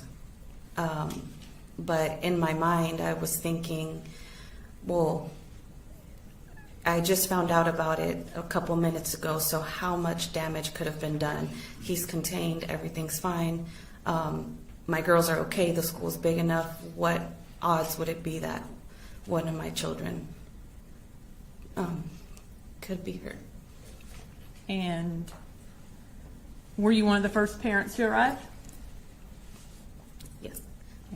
As you're there, are more parents arriving? Yes, as I am there, there was actually one parent there first, but parents just started coming and coming and coming within seconds. Well, it felt like seconds, but more and more parents started to show up. What were they doing when they showed up?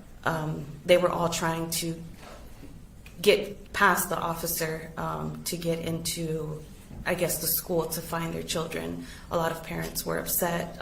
Parents were crying. Parents were yelling. I mean, it was getting kind of out of control.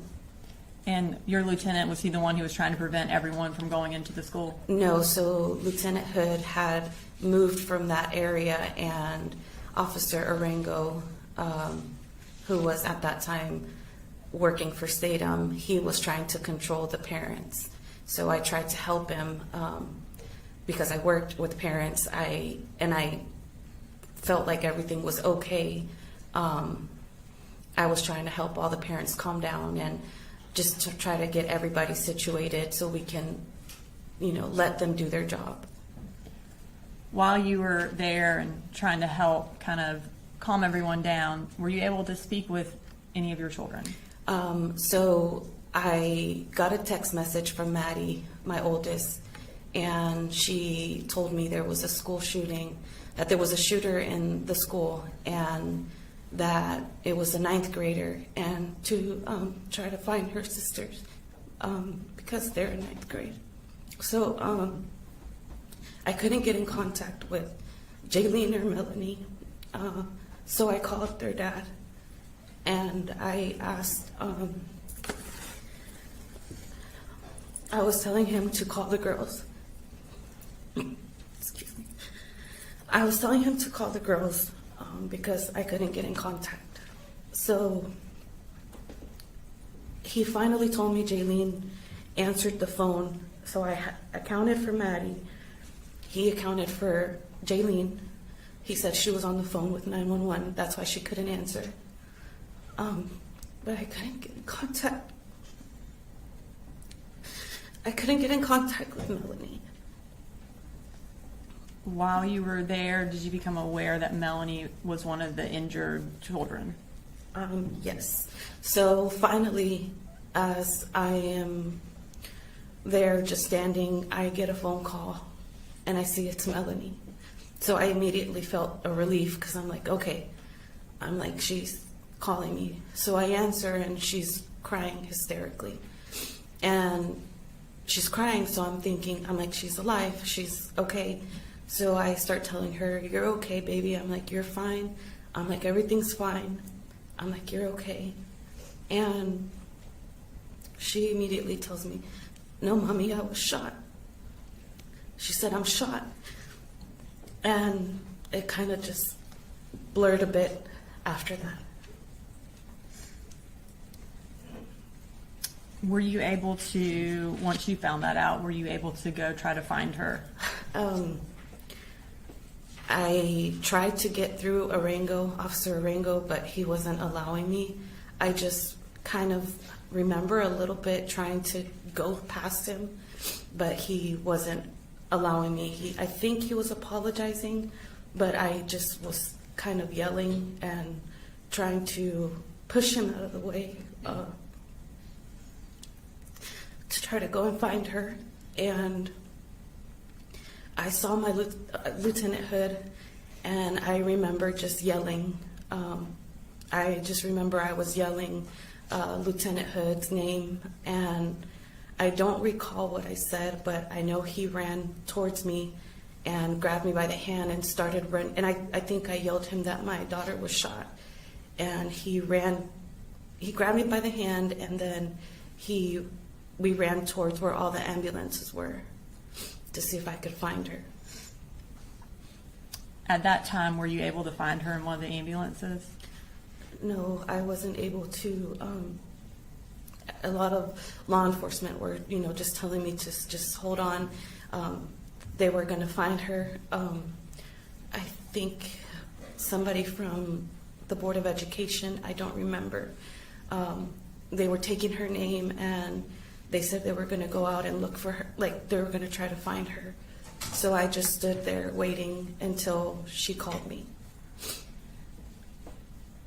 When she called you, was she able to tell you where she was headed? Yes, so she called me and she told me she was already in the ambulance and that they were going to go to Northside Gwinnett.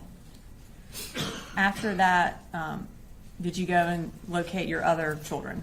After that, I was trying to make phone calls to let everybody know what was going on. So I was gonna run. I was running through the parking lot back and forth because I was trying to get my son.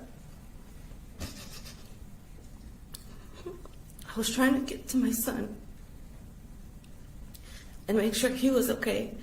So I was running in the parking lot, just back and forth. I didn't know where to go, so I called his school and they said they would keep him. So then my brother was going to go get my girls, but I remembered that he wasn't going to be able to get them. So from the front of the school, I ran all the way to the back to the field to go look for Maddie and Jaylene. And by field, you mean the football field? The football field. Tell me what it was like on the football field, who all was there, and what was happening. So when I got to the entrance, I feel like I was just telling everybody that I needed to find my girls, a lot of the officers, and I needed to find my girls, and they were just directing me to the field. And finally, when I got to the front, I had to explain that my other daughter was shot and I needed to get my girls because they were not letting students leave at that time.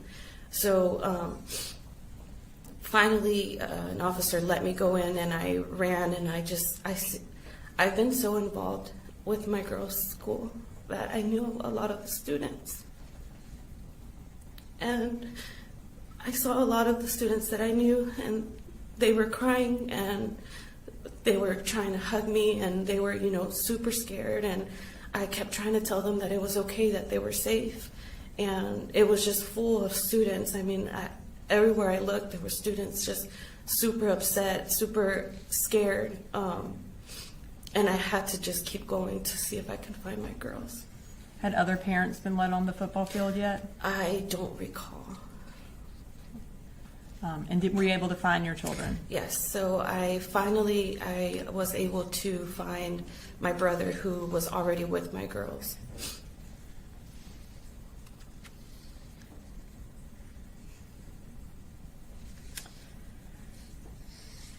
So you mentioned that there was Officer Arango who was present at basically the entrance to the school where you originally went. Yes. Did he have a body camera on at the time that you were there? Yes. Have you had an opportunity to watch that body cam? Yes. Okay. And is it a fair and accurate recording of what happened when you ran across the street from Cadence up until the point that you left to go find Melanie? Yes.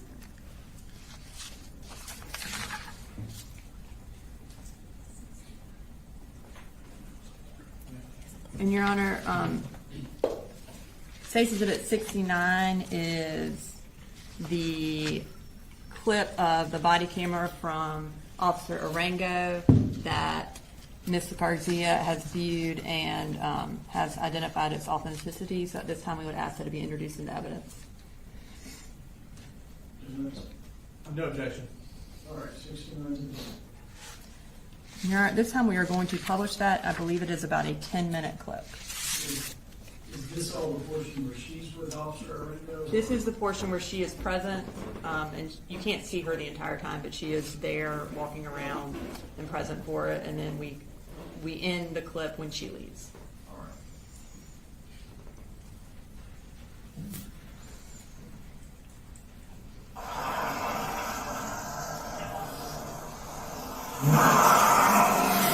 And is that you there? Yes.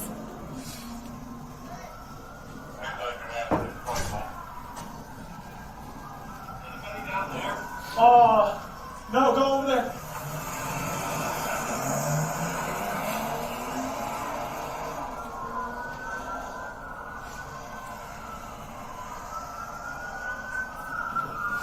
Yes, sir, the school's on lockdown. What?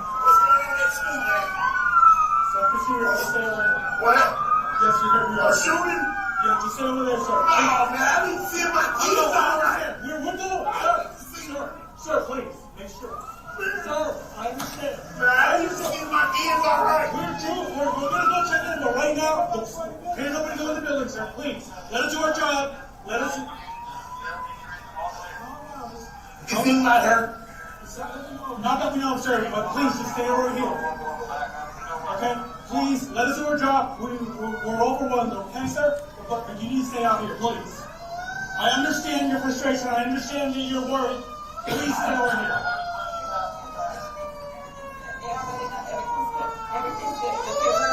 Just please go out of the way, please.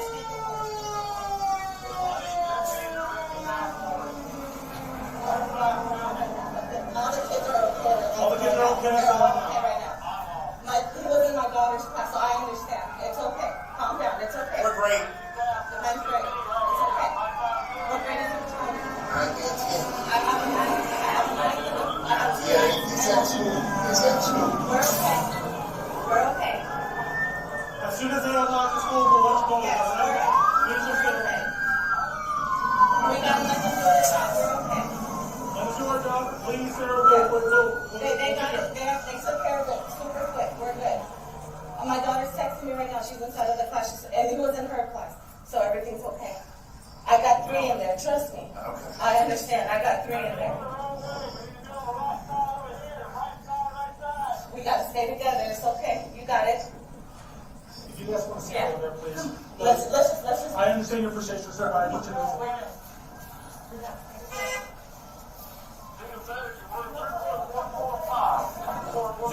Señora, quédese ahí un momentito, deja que hagamos nuestro trabajo y ya se entiende muy bien que su hijo sabe pero necesito que ustedes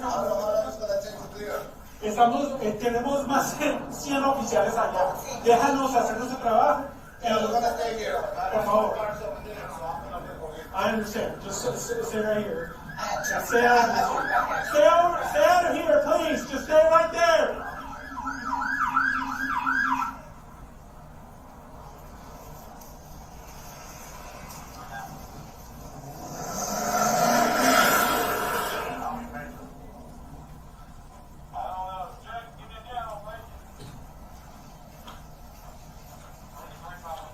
Okay, sir. I understand you want to go in and make sure it gets off out there. Let us do our job first. We're clearing everything. We got one.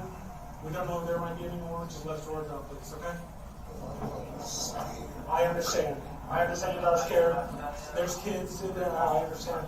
But we have over 100 officers in there. We want to make sure everything's safe. And once as of right now, we don't know. Ma'am, I understand you're. Okay, I understand you guys are scared and everything. We have over 100 officers in there. We all responded very fast. But please stay over here for right now. Yeah, it's controlled right now. As far as I know, there might not be. Just as long as it gets controlled. Yeah, it's controlled. We all have. Ladies, gentlemen, please pay attention to me. Stay over here. I know you guys are scared for your kids. Just stay over here. We have over 100 officers in there. We're sweeping the halls. Let's just do our job, okay? As of right now, I don't know if anybody's hurt or not. But once we figure it out, we'll let you guys know. But please let us do our jobs. We can't have parents just rushing to school because we have over 100 officers in there and we don't want anybody to get hurt, okay? Just stay over here. Señor, quédese aquí un momento. Si hablan español, escúchenme. Entiendo, tenemos más de 100 oficiales allá adentro, lo que necesitamos. I understand, ma'am, just stay over here. If you're off duty, just stay over here, please. But right now we have over 100 officers in there. I need you to stay here, okay? Let us do our job. Let us clear it out. And once we have something, I'll let you know. Just please, let us do our job, okay?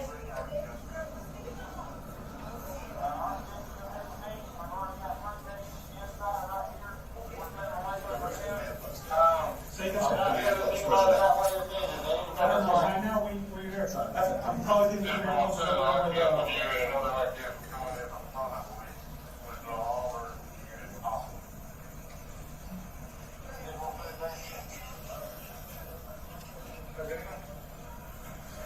And are those all the parents that are showing up and people just kind of parking wherever they can? Yes.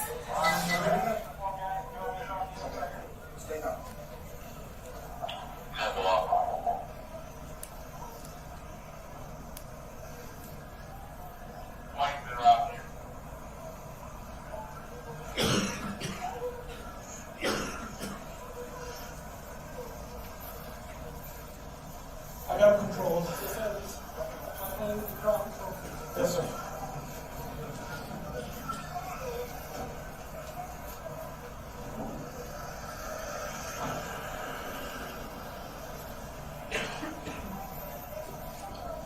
Yes, sir.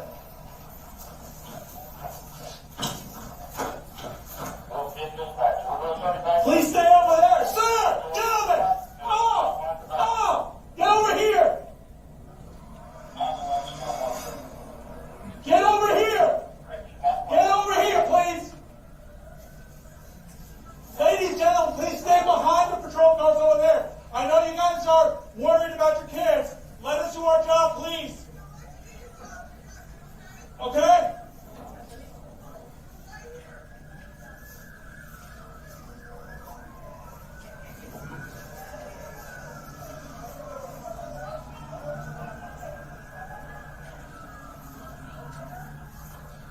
Gentlemen, please let us do our job. Stay over here.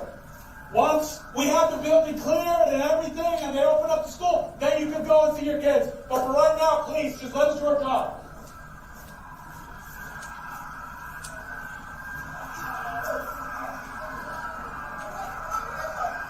Just, right now you can just stay over here, keep over here. I understand.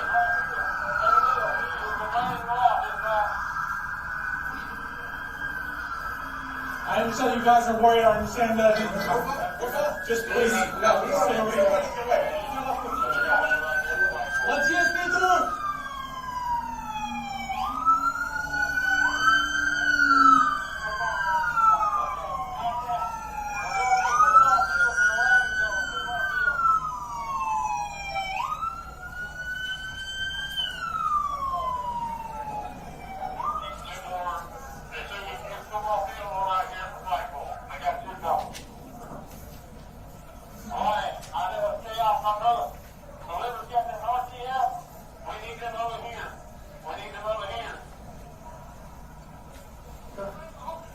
Yes, sir.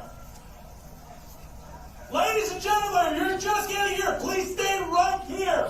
Do not go through. Let us do our job. I know you guys are worried about your kids. I understand.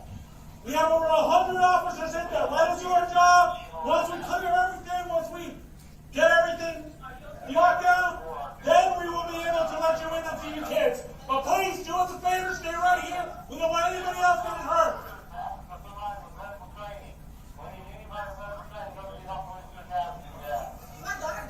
Please let me go back there. I'm sorry. Please, no. I just go back there, please. No, please let me go back there. Please let me go back there. I understand. I can't let you back there. I'm sorry. Please, I'm going to go. Gentlemen, ladies.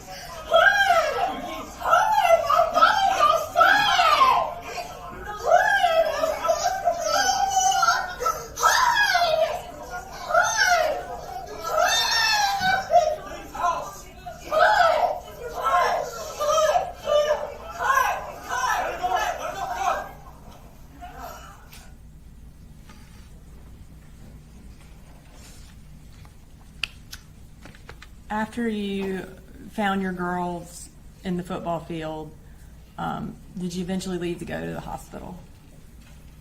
Yes, Did you see any other parents as you were driving to go to the hospital? I did.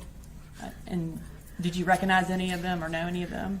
At the beginning, I didn't. As I was driving off, I remember there was one person in particular that I saw as I was driving. She just looked so scared, and she was running, and she looked scared. She was crying. She was running, and just her face just stuck with me for, I don't know, she just looked so scared. And after that, I ended up finding out that was Natalie's mom. Natalie Griffith's mom? Yes. And when you say she was she running down the street to try to get to the school? Yes, she was running down Tom Miller because they were no longer letting people park. They had closed off the streets, and I don't know where she parked, but she was running down Tom Miller, but she just had the most worried face. And I remember when I passed by her as I was driving, I just thought, I don't know, her face just embedded in my memory. She just looked so scared. You indicated earlier that Melanie first went to Northside Gwinnett. Was she eventually transferred to another hospital? Yes, so she originally was at Northside Gwinnett, and then she was taken to Children's, I think it was Emory or Decatur, I don't recall. The Children's Hospital of The Atlanta? Children's, yes. Where was your daughter injured? She was injured in her left shoulder. While she was at CHOA, did she have to receive surgeries? Yes, she did. And how many? I think it was 2. How long was she in CHOA? She was in CHOA, honestly, I don't even know.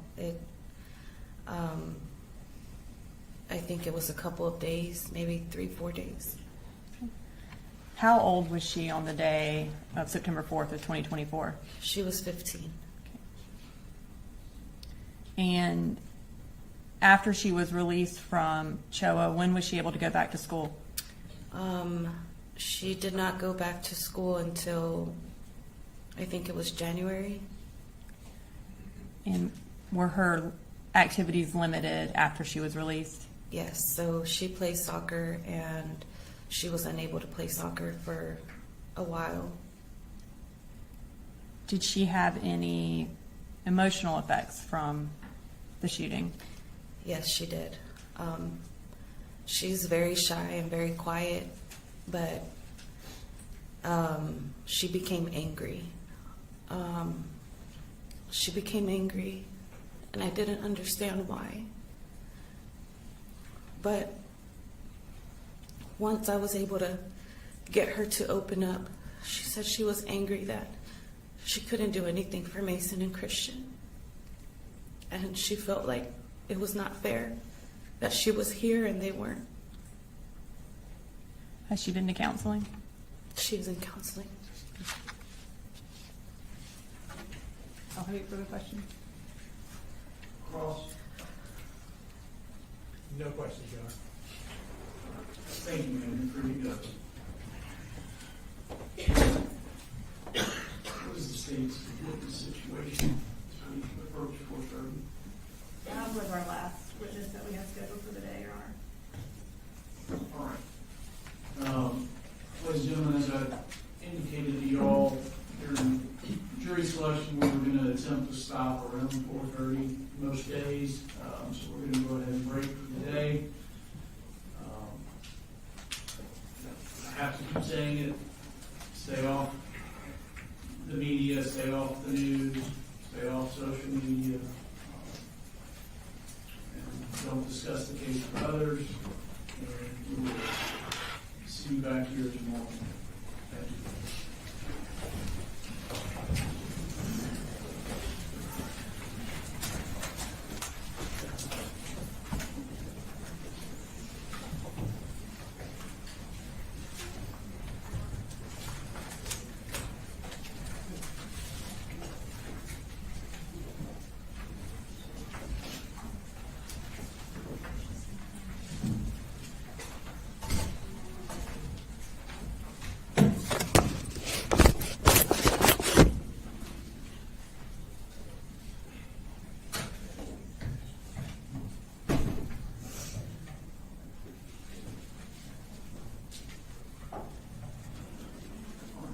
Is there anything we need to address?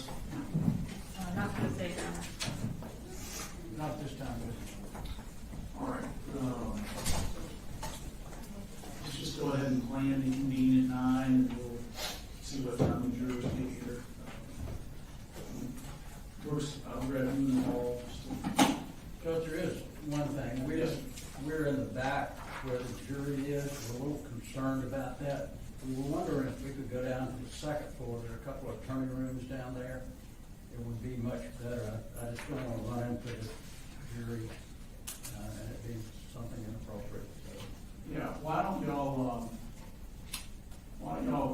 in the state come to chambers for a minute?